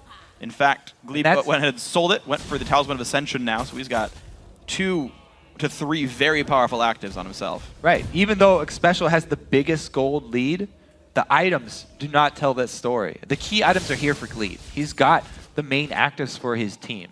As long as he can speed boost, he can Mikhail somebody, and he's got enough wards. He's definitely doing his job. I'm actually surprised Xpecial bought a Chain Vest to go for like a Randuin's as opposed to going for a Zhonya's. Dyrus takes some damage. Quas has to get out, though. Anything longer than 2 seconds in a fight, and it's going to go poorly. Banshee soon for Dyrus. Hook. Gonna land Xpecial. Good shield. Doesn't go. Whoa, look at that juke from Glebe. Dodges the bouncing bomb. There comes Dominant, though. Wants to spike. Glebe gonna hook on in. Here comes the fight. Dyrus joins Black Shield on the frontliner here, and there's Quas as well. Can they get into this fight? Turtle's gonna get away pretty safely. 4 items for both AD carries. Both teleports. This bottom lane, though, is shoving for TSM. That bottom lane will take out an or a Nexus turret by itself. Curse have to choose. Do we want to give up this Nexus turret, or do we want to contest Baron? Beautiful manipulation here by TSM. They babysit that double super minion wave long enough, and it does take the Nexus turret, plus they have control over the Baron already pit. dead. Look at that one. What TSM a beautiful maneuver got everything. from TSM. They got the kill as well. Special. The flash cocoon not going to land, but here comes Twisted Fate. What's Bjergsen going to look for? Looks like nothing just yet, but there's a flash in. They pick up Comp. Now Dominate forced to run away, but TSM crushed that. Yeah, that's pretty much the entire story here for the rest of the game. Well, turtle going in. Quas takes it away, but still 2 kills. And now the turret's going to follow suit as well. Curse still stuck in their base, stopping minions from the bottom lane that Dyrus earned them. Mid inhibitor going down as well. 40 seconds until Cop respawns. TSM can keep going forward. Another wave coming in right now down on the bottom side. Minions already in the mid. 1 Nexus turret alive. TSM want to make their way into the #1 spot if they can. And here they go. Quas gonna take damage, the stun comes in, Dyrus gets the kill for Bjergsen, now Dominate running away as fast as he can, but not enough cards cut him in the back of the head. And now the Ziggs not gonna be enough, 44 minutes in, only 8 kills. But it's enough for TSM to win the game, congratulations. One Super Week. TSM knew that they didn't have to overextend for kills. They didn't have to push it too hard. They had so many more options for ending out the game with TF and Jax late. With the ability of Dyrus coming out in a Renekton Jax matchup, even for the beginning of the game, really gave them so much leverage. Even down in Global Gold did not matter at all. It's all about the map positioning and the pressure they could create with that bottom lane. They manipulated it so well in the end there, sending the double super minion wave into the Nexus turret right when they were able to force a fight mid. Glaive came up huge. Yeah, he securing the slow and then hook onto Dominate to force all of Curse into the mid lane and open up that window for the super minion wave to push in. Yeah. Really, really well played by TSM. But how lost does Curse look then? In that they know the bot lane's pushing in. Everyone's seen that play before. Oh, bot inhibitor's dead. Guys, there's a Baron play with the 2 super minions down there. Tried and true every single game you're going to see this happen. Misplayed around it, got caught in the mid lane. They got caught and gave up kills afterwards by like limping back in towards the Baron pit. Like very, very strange play by them to do that. They got their own Baron 10 minutes ago. Did almost nothing with it. Sat there on a 3,000 gold lead, even gave up the dragon that came up afterwards. Curse just did not look, they were trying to press any kind of advantage. TSM did a great job with their comp, of course. Dyrus definitely pulled his weight though. Yeah, he did. Dyrus From minute great. 1, he had a very strong performance. Curse were able to make a couple of good moves after a TSM aggression and capitalize on it. Yeah. But those small wins, not really able to turn that into much. You know, Dragon Control was good. You know, yeah, they gave you a little bit of gold, but they weren't able to manipulate it into any structure kills. Yeah, so unfortunate for Curse, we're going to have to see them throughout the rest of the week. Of course, 4 games per team this weekend. TSM starting 1-0, Curse 0-1. We'll see how they go for the next 3. We're going to send it now over to Zyrene, who's down on the winning side. All right, thank you, Freak and Kobe. I'm here alongside Bjergsen and the victorious TSM. Bjergsen, how important is it to start off the Super Week on a win? Obviously, it's really important. It affects our confidence going into all the other games in the week. And even though it could have been a more convincing win, we still got the win, and it's going to make us feel more comfortable going into the 2 games tomorrow. Yeah, and speaking about those 2 games tomorrow, you're up against one of the front runners, Dignitas, right now. What's the preparation coming into that, especially for a 2-game day? Yeah. We already have picks and bans planned, but we're going to go more in-depth as we get back. We usually take it day by day, so we don't have 4 games in our head. We just have the Curse game for now, and then we'll go and... We have the general strategy already planned, but we're going to plan more in-depth when we get back. All right, and final question for you. Your first 4th of July in the States, what's your first impression, and are you going to celebrate? Nothing has happened yet, really. I just had like a couple of tweets saying happy 4th of July and stuff like that, but maybe we'll grill, maybe we'll, I'm not really sure, fireworks and stuff like that. I think that's how you celebrate it. But yeah, maybe something will happen, not sure. All right, thank you very much, Bjergsen. We're going to go throw it back up to Freak and Kobe. Check out the standings at the end of the day. We got some red, white, and blue for him. Yeah, already ready. We planned this one. Planned that one. Thank you very much, Zyrene, and of course Bjergsen as well. So 5 games in the books. Here's where things currently stand in the North American LCS. First place, Counter Logic Gaming. 2-0 start to Super Week, and they look great. In second, it's Dignitas, followed by LMQ and TSM, who are tied for third. Then dropping into 5th place is Cloud9. Curse still holds on to 6th place, while Complexity and Evil Geniuses are once again tied for 7th. But you won't have to wait long to see how that changes, because we'll be back right here tomorrow with another day jam-packed with 6 matches. That starts with Dignitas versus Team Solo Mid. Then Complexity will duke it out with Evil Geniuses, followed by LMQ taking to the Rift against Team Curse. Be sure to check lolesports.com for the full schedule. And of course, tune in Saturday at noon Pacific time, 9 p.m. Central European Summer Time. Of course, that's going to do it for us today. We want to give a big thanks to our analysts, Zyrene and Claky D, for sharing their insight tonight. And now for myself, Kobe, Jat, Riv, Dash, and the entire live broadcast crew, thanks for watching. Enjoy the rest of your 4th, and we'll see you back here tomorrow.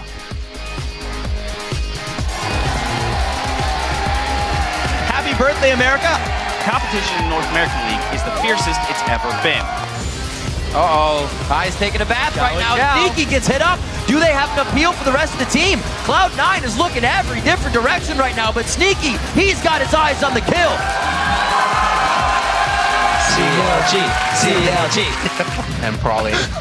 Going in on the Kaz, he has to be very careful here. He's got some slippery opponents. He's trying to fight a double kick up.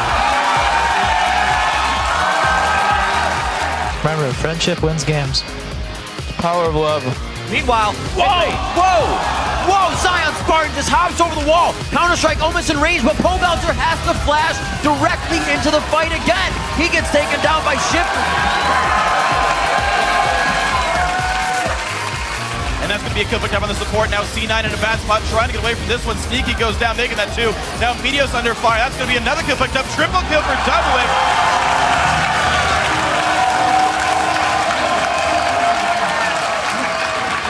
Ready for our final bout of the day, Team Solo Mid versus Curse. 3-on-3 is going to happen. Here we go. Ulti pops as well, and it's a whole bunch of damage. Dominate forced to get away from this one, but goes back into range. Here comes Amazing. They get the kill. Dominate gets traded back, but now Bjergsen's got to be careful. There comes 6, misses the Q. Quad picks it up for the